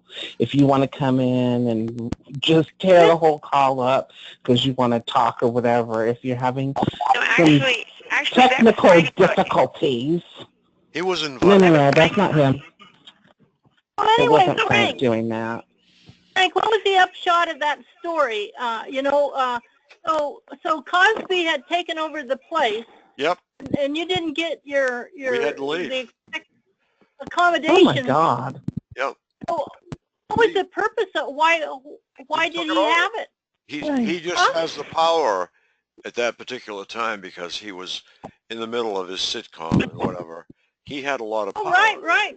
So well, he and Trump. If a lot of money, and I've got some retired FBI guys that were on our floor, and they set us up in the most beautiful place. You know what it cost? Zippo. They were so nice. Retired FBI. Yeah, and my first daughter had a boyfriend. We weren't sure about him. He's a real nice guy. You know, he's still with her today. He's a wonderful guy. Takes great care of her. But they wanted something to do and they were retired. And I said, well, hey, why don't you follow him and check him out for the day and see what he does? And so they did it for a week. They said, hey, you see what you say. So I was right. You got a really cool at 59. 59. What is all this noise? Yeah, the noise. Really? Seriously? Are you over 18 years old, whoever's doing that? I don't know. Are you serious, though? It is probably the Mad Mr. Morris of Southeast Texas. He's got a certain style that's recognizable. In the I almost got him. Sound effects.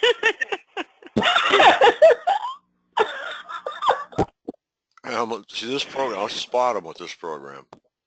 Ooh. Yeah, you can get in on other people's calls, Frank, so that it can be very likely that it doesn't show up as Southeast Texas. Oh yeah, you can make things show up as anything, I guess. But it's you know, I laughed so hard. It was Ella's call last night. Oh yeah. Hard. I was on the floor.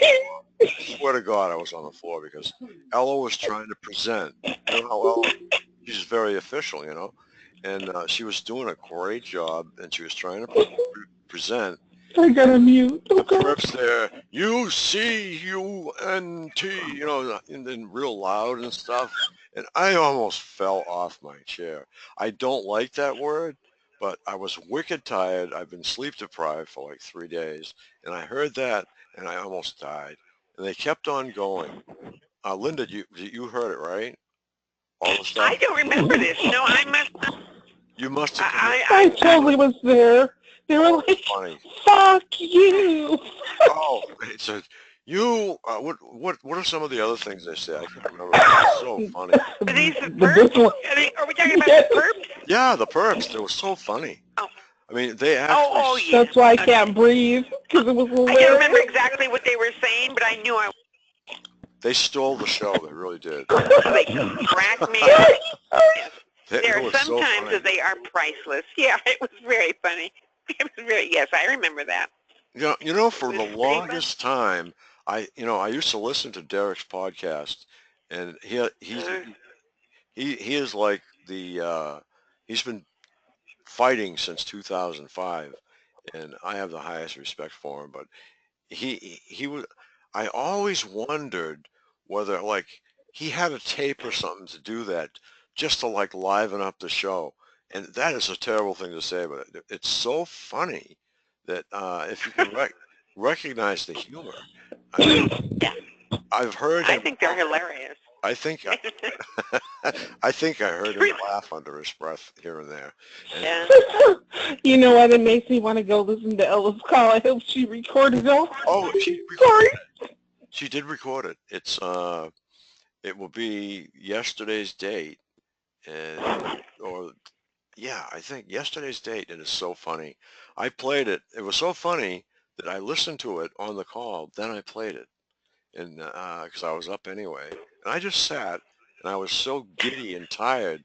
I just sat and laughed for about 2 hours, and I'm in pain. I'm dying. I mean, I'm being slapped around and everything by these perps, but I'm still laughing. See, when you get to stage 4, or stage 4.5, whatever this is, or stage 4 again, things get to be different, and it's just so funny. I just laugh so hard. See, you just see through things when you hit stage 4, and uh, you've learned how to deal with it at stage 4. Does that sound better?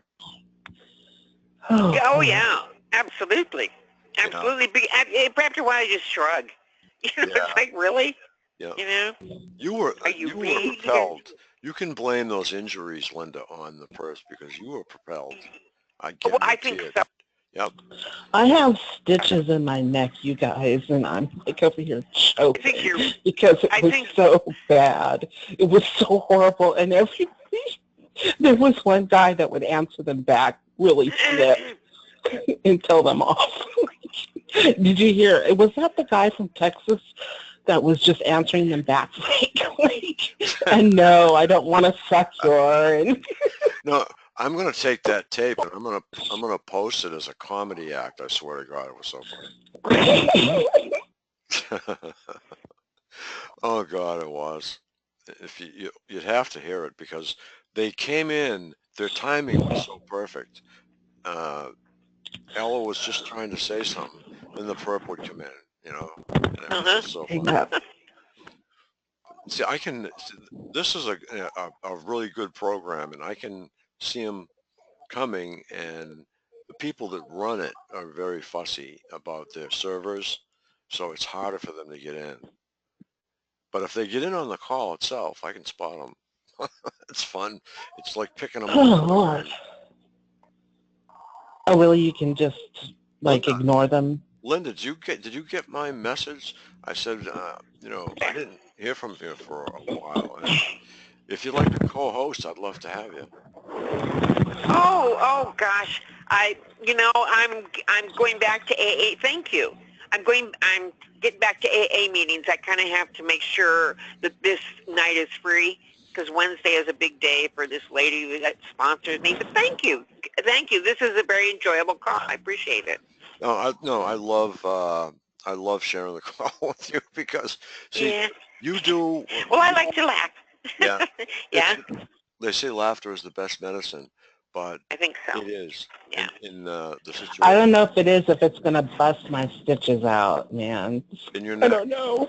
Oh, no. Stitches, yeah. What did you have done in your neck? Well, they didn't want to. You guys had a success today.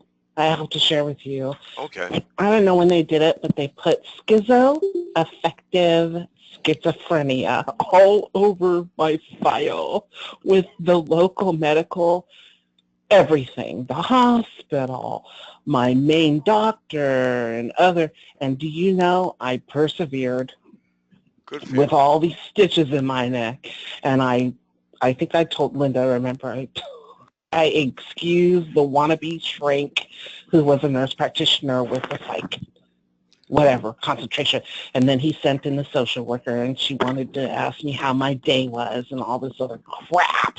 I excused her in front of the military professor doctor, and then she disappeared. And they got rid of the doctor that I get along with, and then they brought in the one to get rid of me. But he was Chinese, and I don't care what color, green, yellow, blue, purple, chartreuse. It's like, okay, now I got to go. They got to get me out of there. But before I left, I said, you know what, you guys are going to get rid of this label on my file And I started throwing the lawyer word, and I'll sue this whole hospital system, and they've got a lot of money to lose, right? Lots, tons of money. And so he actually goes into the system and can't remove it. But then he found a way to remove it when I said I was going to sue the hell out of everybody there. Yeah. And so he did remove it, but then it was locked up today, and then they called me back and, wait a minute, well, no. I went to my doctor. Now, you guys look at this. My doctor tells me to go to the hospital, and he arranges it on the computer. I go to the hospital, and do you know they let me out right before he rescheduled me for the day that he rescheduled me for Tuesday, which got changed to today. So it was all orchestrated. Every single bit of that crap was orchestrated. But you know what? They didn't expect me to dismiss them and do all that good stuff. And then I got that stuff taken off my file because I said, you know, my socialist social worker is going to help me get this off. So they got rid of it today, you guys. Linda? So we're making... My friend Matt I'm sorry. got propelled, and they damaged her left wrist to the point where they actually they pulled the bone. You don't have that round bone that sticks out in your wrist? Well, that's not there anymore. It's pushed in. She fell so hard. Oh, my God. So that this propel thing is something that I've been wanting to... Oh, I hope I wasn't going on too long, you guys. Oh, no, you... I know that they do that to a lot of us. Oh, no. And I was able to take it off today. Yeah. So anyone listening, if you have that on your file, you can persevere and get that crap off. So I got it off today. That's good to know, because you should come on the call again and tell people how that you've done that. We'll be on Friday a little earlier, and then Linda comes on, so we can all jump on Linda's call. You are going to be on Friday, right?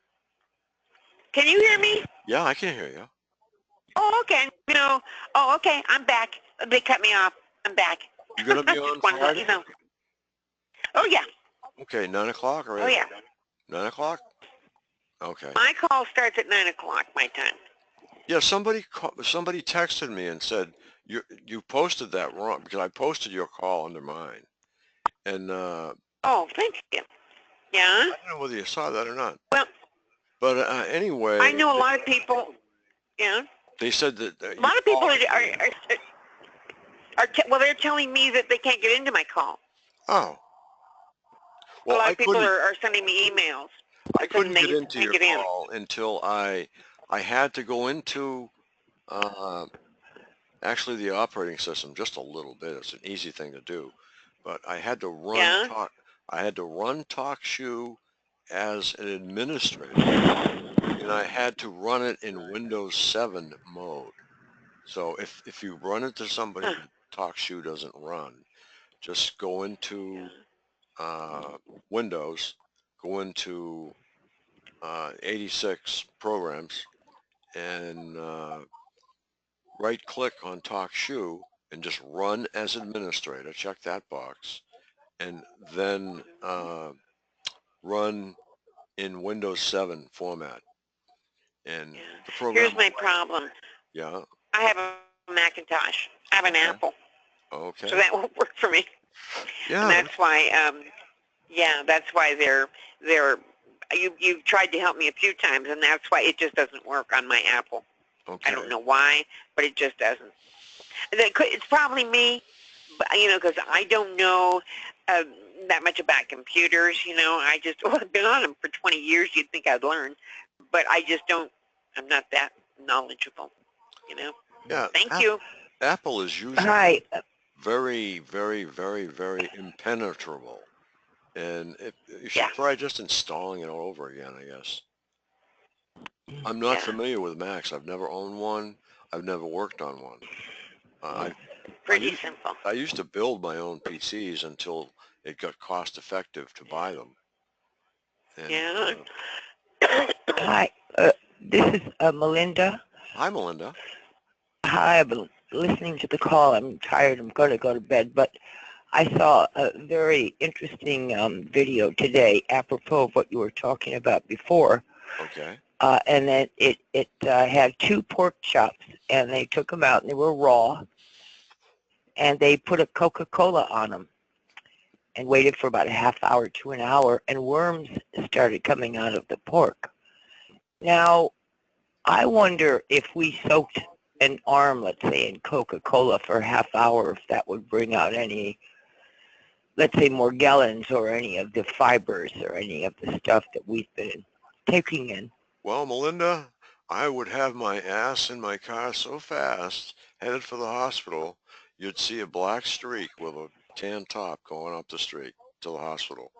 Because I have talking to, I've spoken with Janet Murray, and she just says she's got all this stuff happening, and she has got to get to a doc. And I told her that she's got to talk to Neil, because Neil knows a lot about this Morgellon stuff, and I do not. Do you know much about? No, but I just wonder if you know, take a warm Coca-Cola and put 1 foot in it and see if anything happens. Jeez, you know, I'm almost tempted to try that. A regular pork chop right out of the supermarket? Regular, yeah, out of the cellophane wrapping. Yep. Shit, I'm gonna excuse me, I'm gonna have to try that.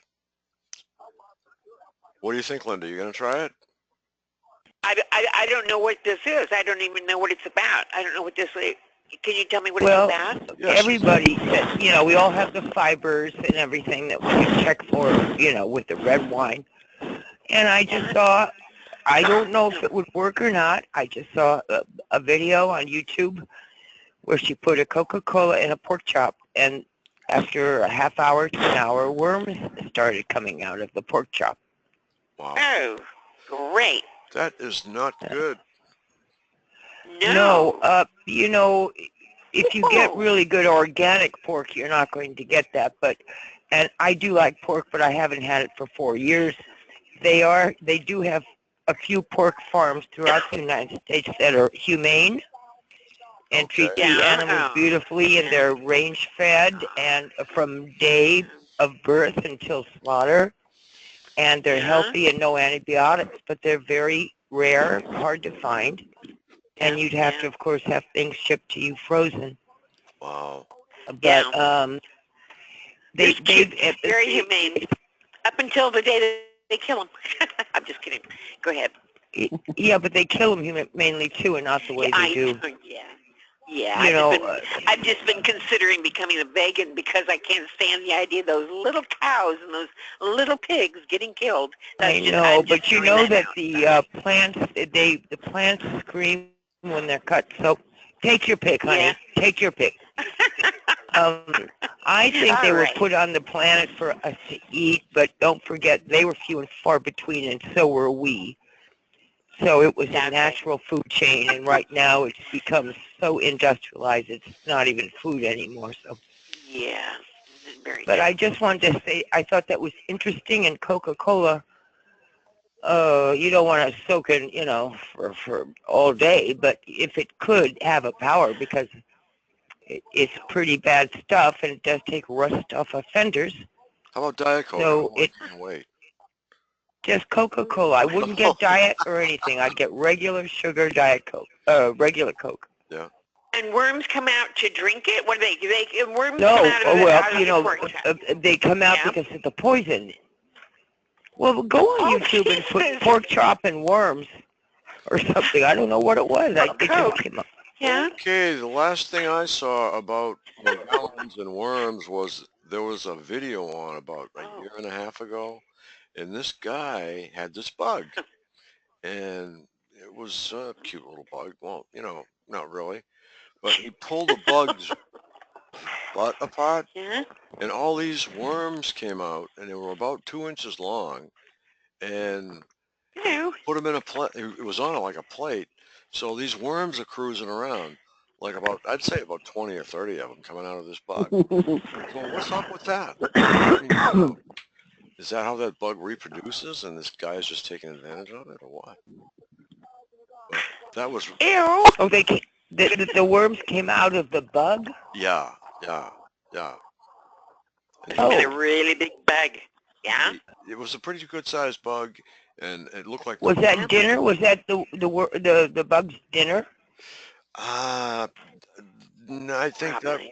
I think the bug was dinner for those things. Oh. Ew. Their explanation Oh. was that was a transport for the worms to get down to us. So watch out for those big bugs. Oh, so you're talking about it's bioengineering. I don't know. I've just never seen anything like it. You mentioned worms coming out of pork chops. That's the only other thing I could think Well, of. one day I'll tell you about the praying mantis story, which was one of my first stories when I became a TI, but I'm not up to it tonight.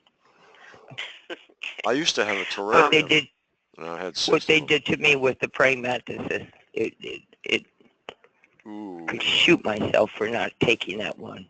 Yeah. I took the wrong one. I took the real one. The other one was engineered. It was probably $50,000 worth.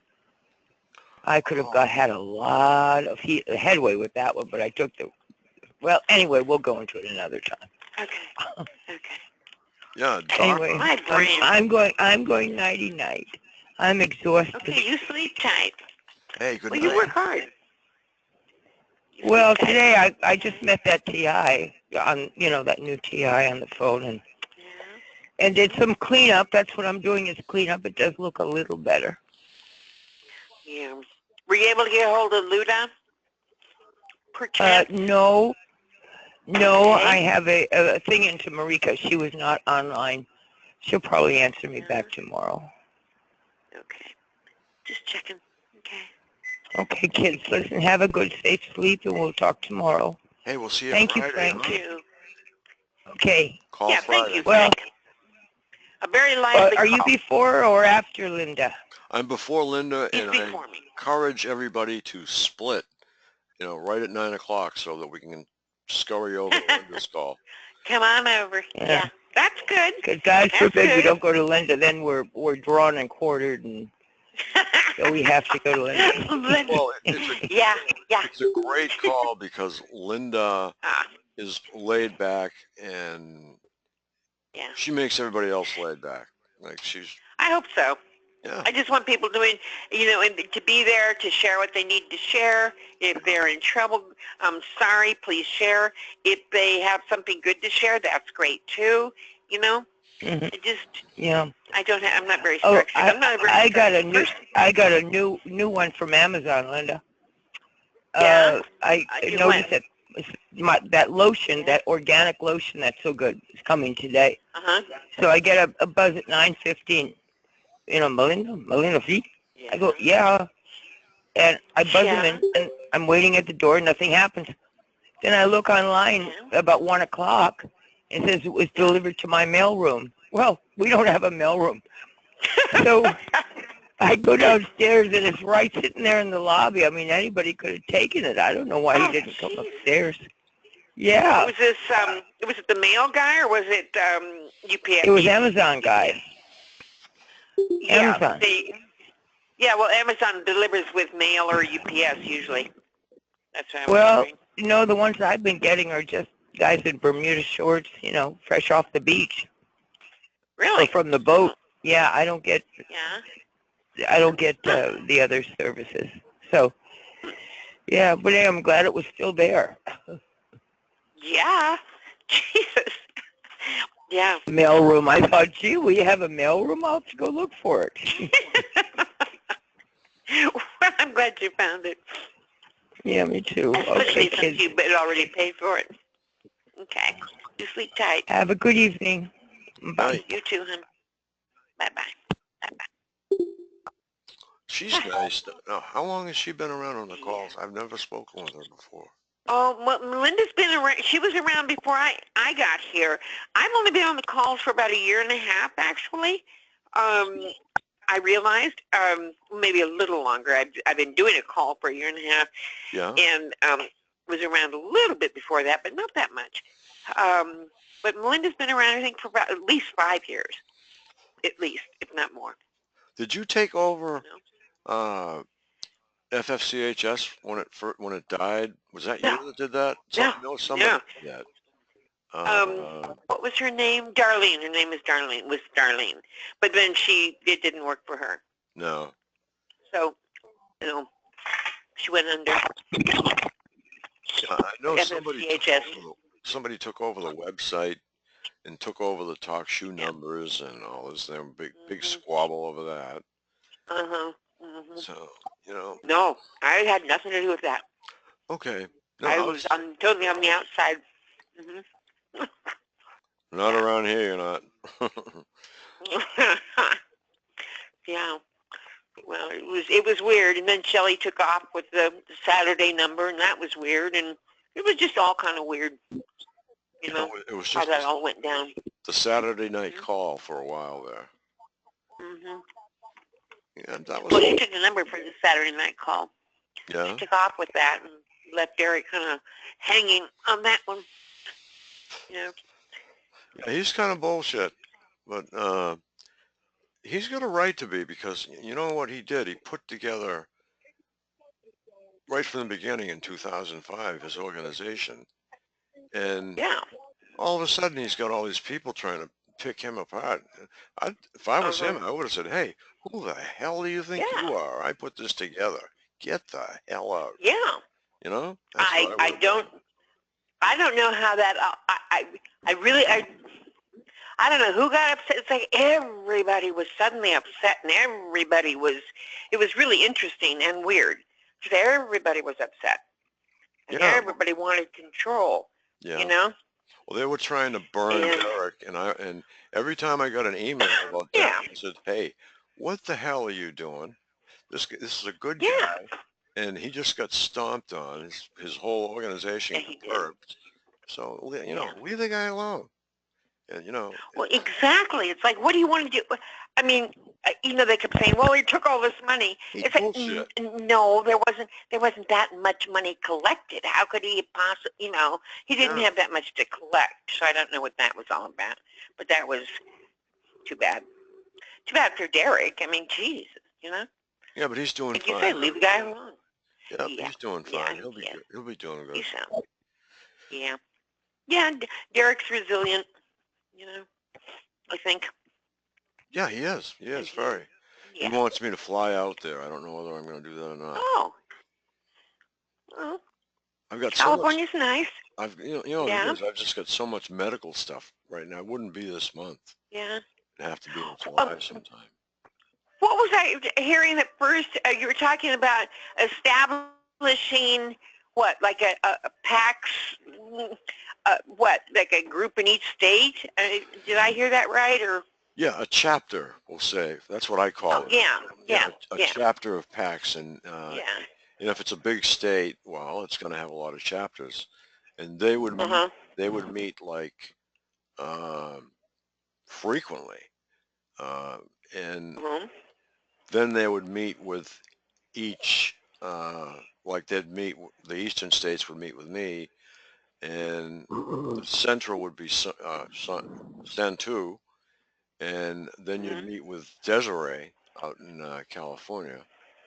And I think if there was a legal issue anywhere, you'd speak with Devin in the legal department.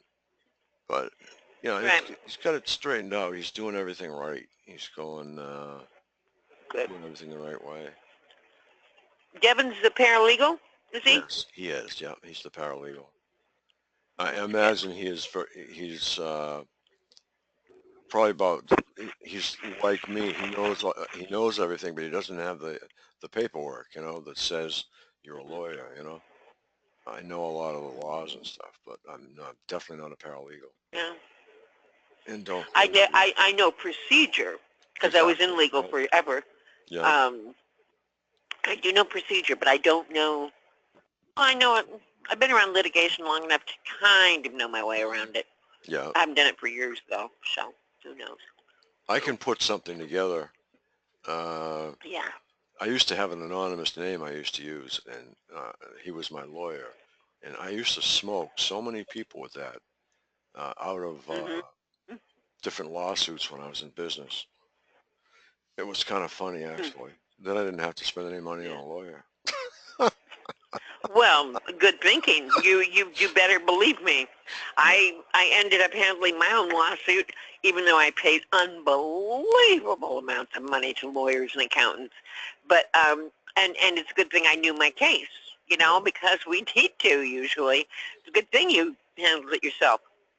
Yeah, I'm sure you did a lot better job than a lawyer would have. well, you know Yeah. what it is? You actually have to do the work for them. If Yep. you know, if you go to trial, you have to do the Mhm. work, and they present the mouthpiece. That's why I call them Uh-huh. the mouthpiece. You know, Yeah, but they charge $350 an hour. They should know what they're talking about when they walk in there, and they don't. They don't do the studying. $2,500 retainer usually, depending upon what the case is. So that's Mhm. what Massachusetts is very expensive when it comes to legal. Of course, we've got Yeah. Harvard, and we've got probably some of the finest lawyers that exist. It's a nice state, and you're in California. What part of California, Linda? Uh-huh. You're in the Northern. northern, and you're kind of Mhm. like in your I'm own kind little of like section. northern towards probably an hour away from Tahoe. Oh, okay.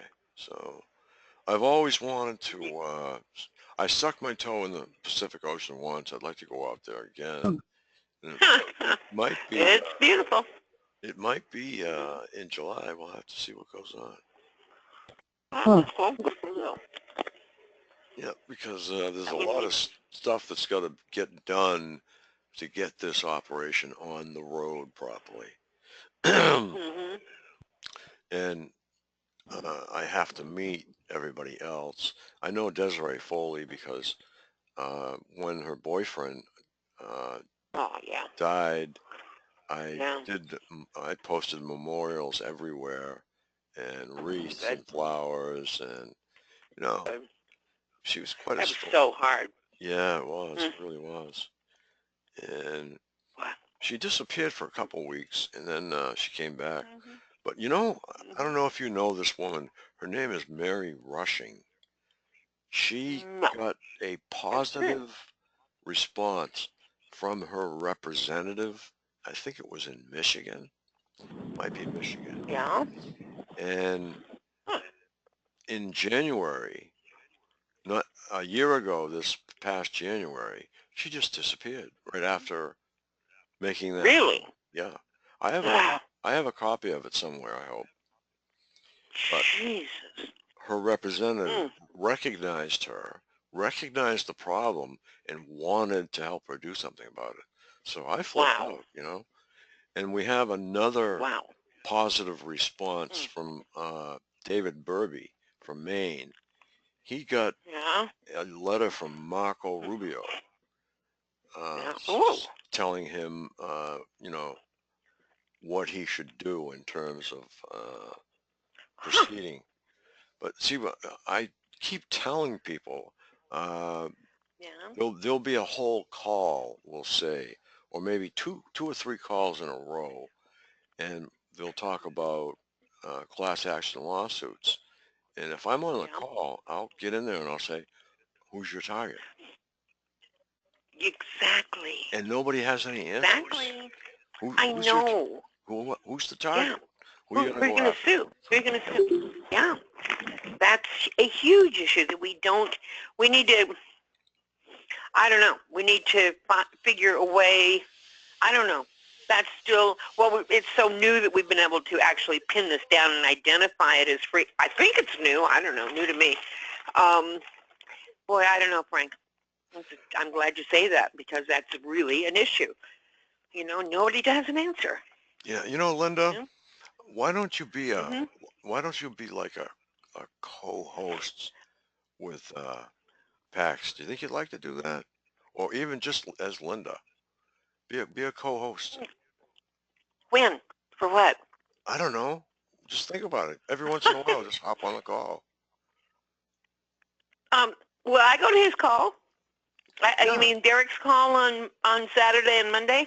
Yeah, Yeah. I show up, Okay, and oftentimes he'll say, how'd you like to co-host with me? Because I'm going to co-host with Derek, and the three of us can co-host.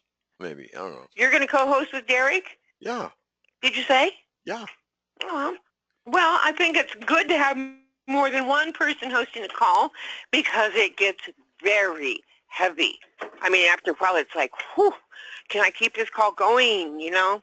Yeah. And I think that's an excellent idea to you know, share that responsibility. And especially when you have three people too, Yeah. it would be good. I know, you know, my only concern is I don't want to conflict with my AA meetings. That's really necessary for me to stay sober. That's important, you know? for you to have to. keep that structure. That structure is very important. And I wish more people would go ahead. employ that same discipline with cigarette smoking. If they did, they would quit. Now, a friend of mine, Will Gilbert, came over to my house New Year's Eve, probably 20 years ago, and he was a drunk, you know, or we'll call it, he was an alcoholic, and he slipped and fell. Drunk. That's okay. He slipped and fell in the bathroom and hit his head, and he said, "This is the last day I'm going to drink." And I said, I didn't really believe him, but guess what?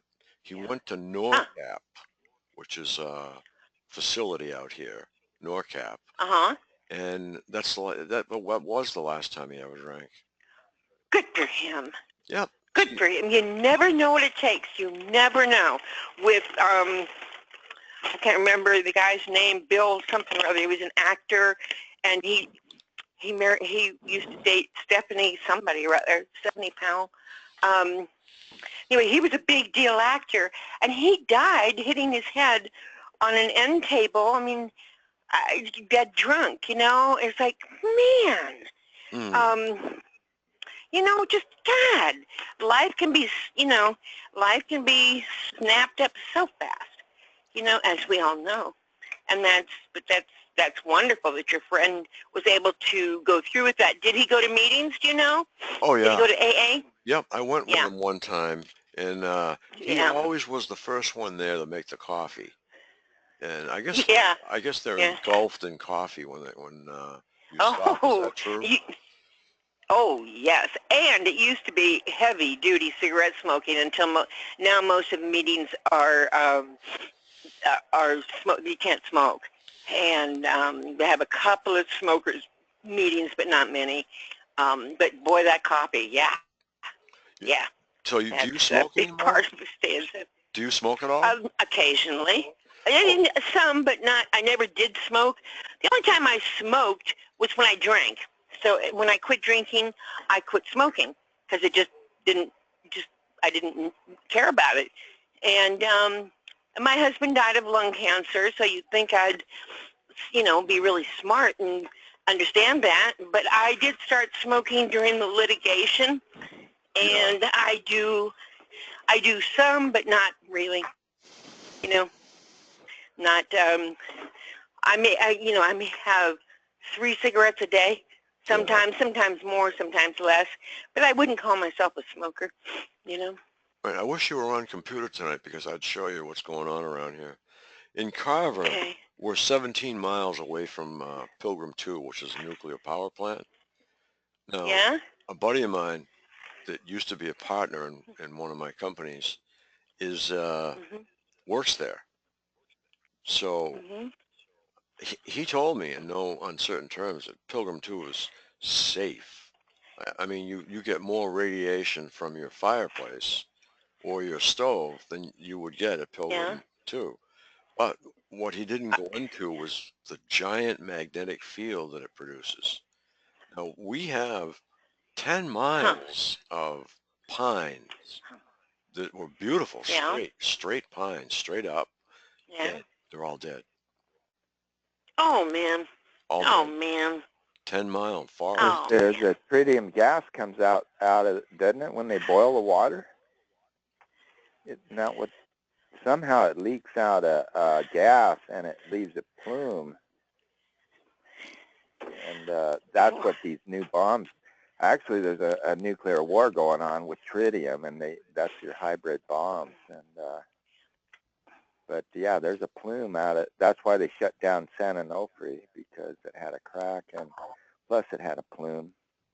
Well, what this high magnetic field does, it deprives the trees of their natural signals that were on the earth since the beginning. Yeah, the pine trees around here are going to, in Cambria, where I used to live. Oh my God! It was like they know them. The description is from the pines to the ocean or something. I don't know. And it was pine trees right up to the ocean, and they are going. It's not going to be able to promote pine trees anymore. They're dying out. That's really interesting. Yeah, where's our O2 going to go? This is a question that I've been asking right along. You've got 1,000 acres of rainforest disappearing a day. That takes away. Not only does it take away the pharmacy, big farmers is out there in the rainforest looking for cures for things. Okay, now the rainforest is gone. So 1,000 acres a day. So how much oxygen is that? And exactly. So when the trees are all gone and all there are pictures, what are we going to be breathing? Yeah. CO2? Exactly. That's why we need hemp. That's why we need hemp plants. Those hemp plants, they can withstand the frequencies, number one. In fact, they do something that's advantageous to us because, with those frequencies. And it saves the trees. What are they thinking? What was Hearst thinking when he pressured the government to make hemp illegal? There's probably so much pesticide in the food and stuff that it dulls people's thinking, and that's what they're doing here. They're spraying all these glyphosates, which is a hormone mimicker, and it feminizes the society. And the engineers can't even build a dam to keep the waters from blowing out their dams, and because they're so affected by the environment is so deadly. Nobody is thinking anymore, and they got all these fancy computers and stuff so that nobody has to think, on their feet with building things, and so that's why they're killing people off with these devices, because they, instead of building a better infrastructure, they just kill off the people, and the Chinese and these foreign immigrants, they're going to come in and trade their dollars that they can't, spend in their own countries and on land, and basically, the white people, I don't want to get racist, but here's one that'll really blow your mind. Okay, you know how many, you've got an idea how many cars there are in the world. Millions and millions and millions of cars, right? Yeah. Well, yeah, right. In California and in Massachusetts, for sure, we have some serious emissions tests, and I'm sure the rest of the states do now. Yeah. But California, like crazy. Yeah. Yeah, carbon, CO, 400 parts per million, blah, da, da, da, da, da. But you get down to the bottom, carbon dioxide, not available. So how much carbon dioxide are we putting out with our cars? Not available. Well, the carbon dioxide is a fertilizer in plant. The more carbon dioxide, the faster the plants grow. So there's a homeostatic relationship between air, and past. You can go on to Carl Sandstrom. Is it Sandstrom or Carlstrom? Eric Carlstrom. You can go. He has a whole thing that's pretty accurate. He was in geology. That's what he taught for 30-some years. So he has a website on global warming, and that it is a hoax, because they're trying to create a world government with petroleum tax, and it's not about gas to feed the cars, because the cars were designed to to take the benzene, to, get rid of benzene so they could produce byproducts like all your pharmaceuticals are, and pesticides, explosives, you name it. There's thousands of very, very expensive items made from petroleum byproducts, whereas gasoline itself is simply a byproduct of cracking for the expensive items, get rid of the benzene, which is, half of when they crack petroleum into the byproduct. What's the last crack? Naphtha, isn't it? Yeah, I don't know. I think it's naphtha. Anyway, what I was trying to say was, to get back to my topic, we have CO2 that's coming from everywhere, and we're cutting our trees down that are producing the oxygen. There's one thing left that might be being contaminated, and that's in the Pacific, the Arctic. There is an underground current that sweeps on the ocean floor and comes up there and just pours oxygen. So that's, I mean, there's not, I don't think there's going to be any trees left. So what the hell are we going to breathe? Somebody has to take a look at this. Green energy matters, and I don't know if that has anything to do with really trees, but we need to take it. Don, I have to say I disagree with you on something. When I was a kid, I lived in Arcadia and Pasadena, which are just like you live in a bowl. Against those big mountains where you get all that lead smog. Yeah, that with was all the that lead smog. when we were into the lead thing. Yeah, Oh, all yeah, those trees you're right. died up in those fields first, up along that those certain elevations. It would rise up, and I remember going to a wrestling match up at I don't know, but yeah, you could see all these dead yellow trees. That was back in the 60s, early 60s. Well, you couldn't see the foothills from the base from where we lived. The smog was so thick you could not see the foothills, and they were right there. We were in the foothills, and you couldn't see the hills. In 86, they outlawed lead out of gas. Yeah, you're right. I was thinking it was just, come on, you guys. I was just thinking that it was restricting a lot from the gas, but you're right. It was the lead gas. Come on. Well, California doesn't allow certain kinds of petroleum. It's filtered so, because the plume goes from the west to the east, and they clean up their gas. You can go to other countries and they're using coal and whatnot, and there's laws in place, but everybody would die if they didn't use coal and stuff. I was in India, and there's a big plume that just floats around the Pacific and flat Indian Ocean and all that. It's bad there. I mean, is it?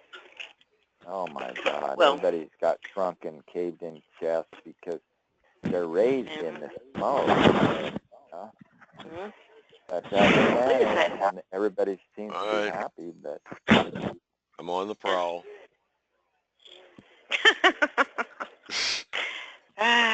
It's fun shooting down perps with this program. I will say that. I'll bet. But not feeling helpless, huh? Around it. I wish we could get those ex-FBI employees to do some research. I have a perp van that took a weapon out. I had to raise my fence up. And they had it in I was getting hit in the head for the last 3 or 4 months, 5 months maybe. And finally, it took me that long to decipher the signal with my tri-field, but yeah, I did it. I put my fence up, and boom, the trigger man left for like a week. Now he's back. I don't know what they got now, but I'm not getting a signal. It's just a real low. I remember when you were going to build that fence. You got it up, huh? Yeah, I built it on the wrong side. Basically, it was actually coming from a different direction. I swear, this stuff. Even no matter what you know with your meters and stuff, you always can learn stuff. I mean, it's not an exact science, that's for sure. 'Cause But yeah, then once it would actually jerk my body, and then the needle would move over about a half a second later. And I saw that 3 or 4 months ago, and I didn't, because it controls your brain for that 1 or 2 seconds or 5 seconds. It's enough that your objective mind does not work, and and it was just a and they would step it up, and then once I caught them, and then I started, I just threw some tin up against just to raise a little more, but there was some spikes in places where it was missing, and man, they got pissed and put something heavy and just burnt the hell out of my neck and stuff. I mean, but now it stopped, and so Garrick, his door area is protected, but I don't know if they are even getting there, But no, they were doing squibs when I do my laundry outside. They were hit, they could go right through a leather jacket, but it wouldn't go that far, if you had a leather jacket. But if you were to stand out there, it would lock up your back for almost a year. I had numbness on my shoulder, my right, because the squibs were so, cut through the vessels, and they came out full blast, and because this is where they're paying the guy. He's on the front page of 9/11 hijackers. They moved right next to me. That's ISIS. The whole takeover of the United States occurred with the software development of these shell companies, and that's how this. Well, I think it happened with 9/11, frankly. I mean, 9/11 was kind of the shell takeover. Companies that controlled the FBI. They own the software that all the agencies work with, and because they're getting such juicy materials from, it is Mossad, because Mossad had all the software, and they have all the data banks. And everything that goes to NSA, even Assange, it all goes through Mossad. Nothing gets through their filters, because they control the whole grid. That's why, unless we get rid of the Israelis, we're not going to even have a halfway chance of getting the country back, because, they're just, they were in this 30 years ago when the internet and all the software was being developed, and so they have proprietary control over what goes on. Don, and you can't see their back doors. They don't, it's all invisible, and everybody's ecstatic. They're getting, the FBI got increased, they doubled their amounts, and they tripled their budgets, and, and it's been that way with all these things, and they've been keeping us down by these, so-called false flags that aren't always false, because somebody dies and wars get started. And what do you think of Google, Don? Google? Yeah. I got into computers really late, but no, I don't know. I mean, yeah, everybody wished they had shares and all that stuff. Oh no, I mean, they seem to be exemplary. I'm taking my nighttime vitamin. I'm going to do the same thing in a while. No, the software that communicates with the national security state is controlled by the people. It's proprietary software. So they're just when the FBI and all these people get information, it's already been filtered. It's all the conclusions of what the targets they're supposed to get has already been chosen. They don't have any freedom to stop anything, to do anything. They're already controlled. That's the problem. So they go around like, oh, we're the heroes and all that, but no, their jobs are on the line, and if they speak out, they're taken out. So I don't. Well, somebody better start speaking up pretty soon. Yeah. Well, it's about claims, because they knew that King George was, they were stealing our money and back in the early days when for debt. You could go into debt for not paying your tax. You know who they would throw in the jail? Not the working parent. You could throw your kid in jail. And what kids? Little girls. They would take the little girls because they weren't strong enough to go out in the field and harvest wheat. And they were the ones. The kids were dying in the jails. So they came to America and they said no more King George, but it was the Quakers and these religious groups that retained understanding. And that, this before, I mean, Harvard started in, these colleges started way before the Declaration of Independence and all that. So people understood how to get even in a court, just like a village does in India or something with the pandits, and they have a system of justice, and that is rational and everything, and is beneficial for all. But through education,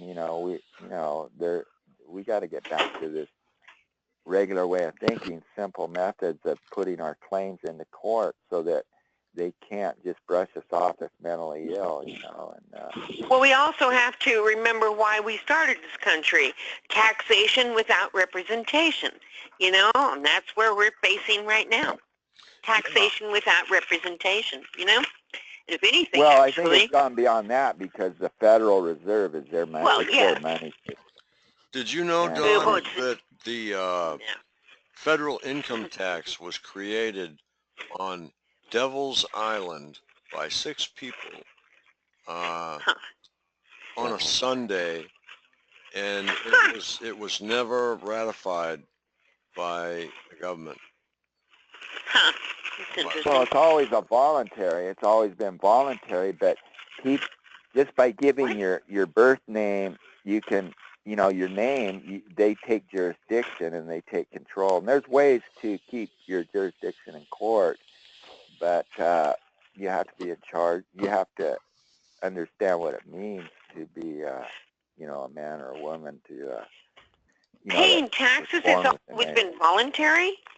They can throw you in jail if you don't pay taxes. The first page of the tax code is voluntary. It does say that. Well, that's great, but the thing is, they throw you in jail if you don't pay it. Yeah, because you already signed up and then you broke the contract. And also the word you, when they say you, that means the person that your birth certificate is written out.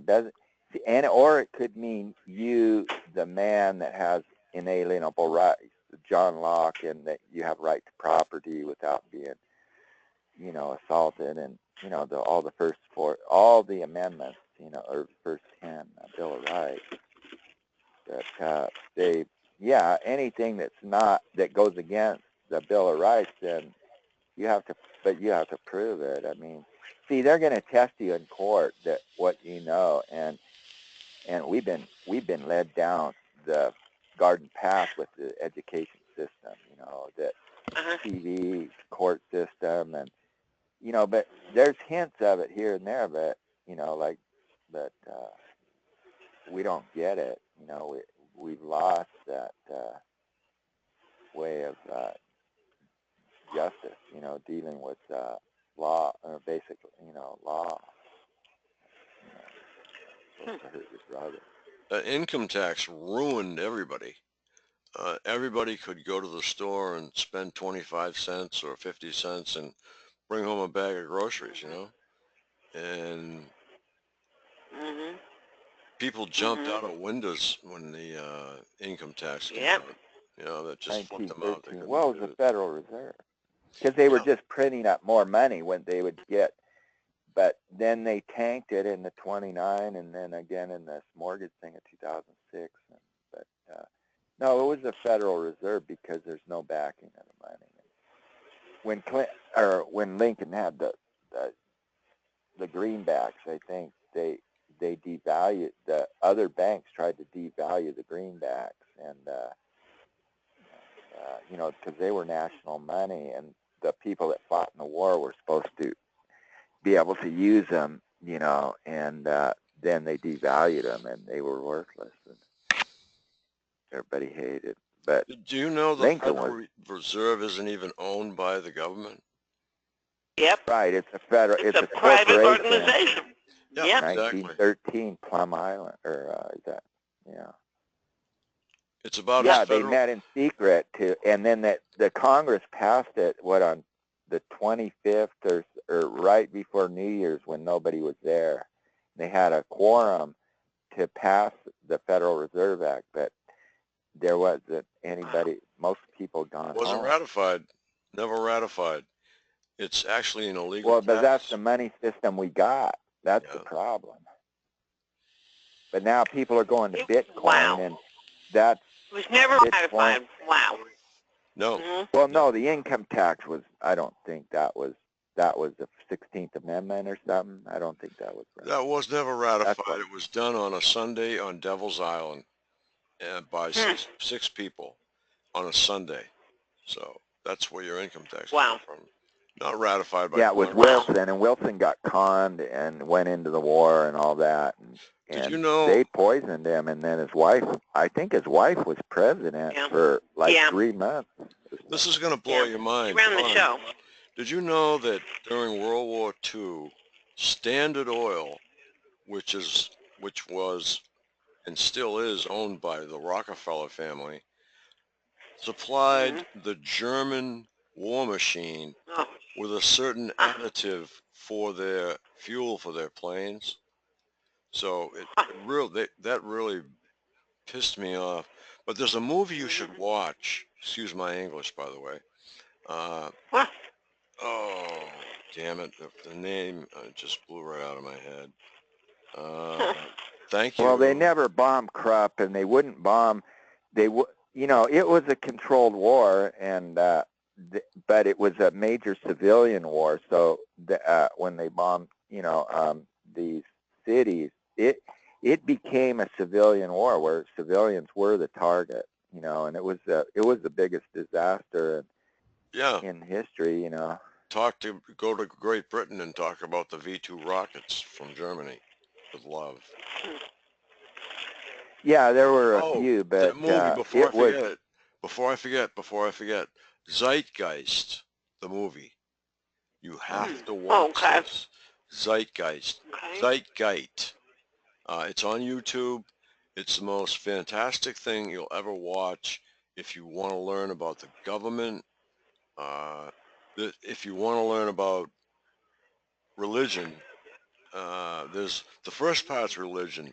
Some people kind of skip that, and they go to the World Trade Center part and the Federal Reserve part, and it's really interesting. I'm telling you, it's an eye-opener. That's what I think started me on my quests before I was targeted. I joined Greenpeace. I joined Amnesty International.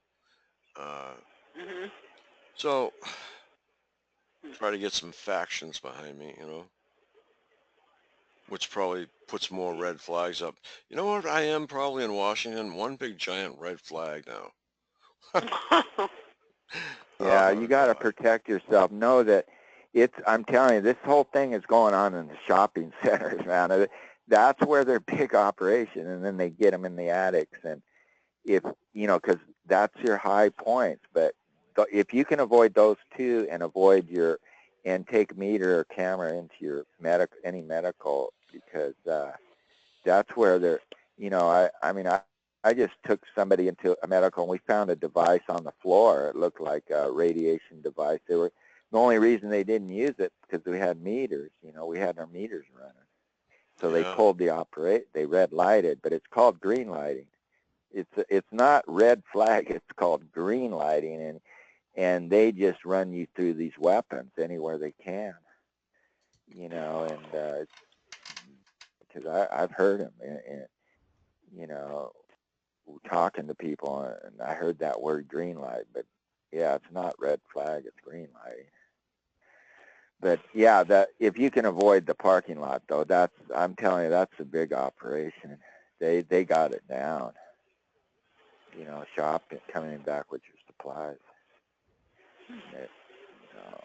they don't bother me no more because I wear a safety helmet coming out of the store. I take it in. No way. I don't bother when I go in. It's when you come out because then they've got the vehicles around it because they don't know where you're going to park.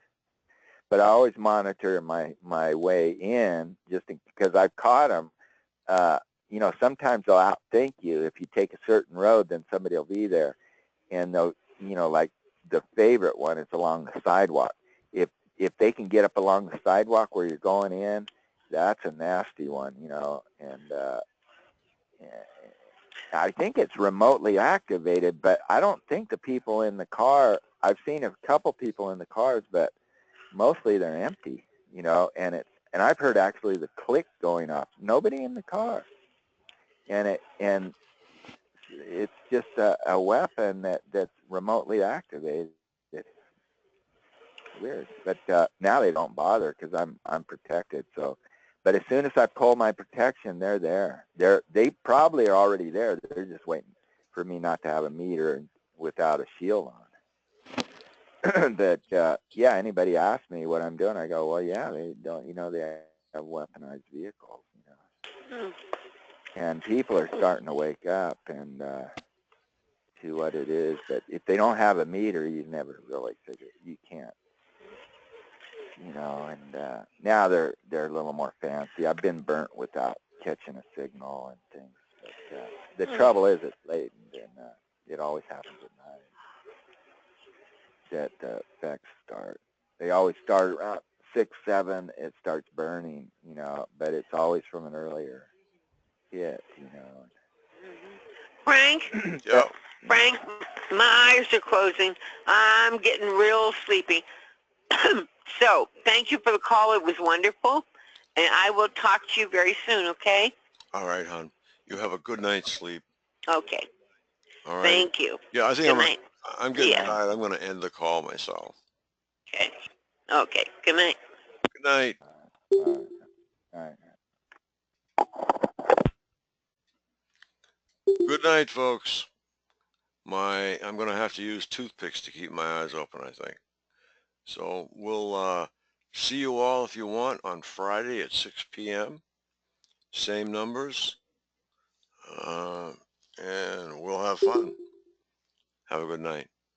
God bless. God bless all the TIs.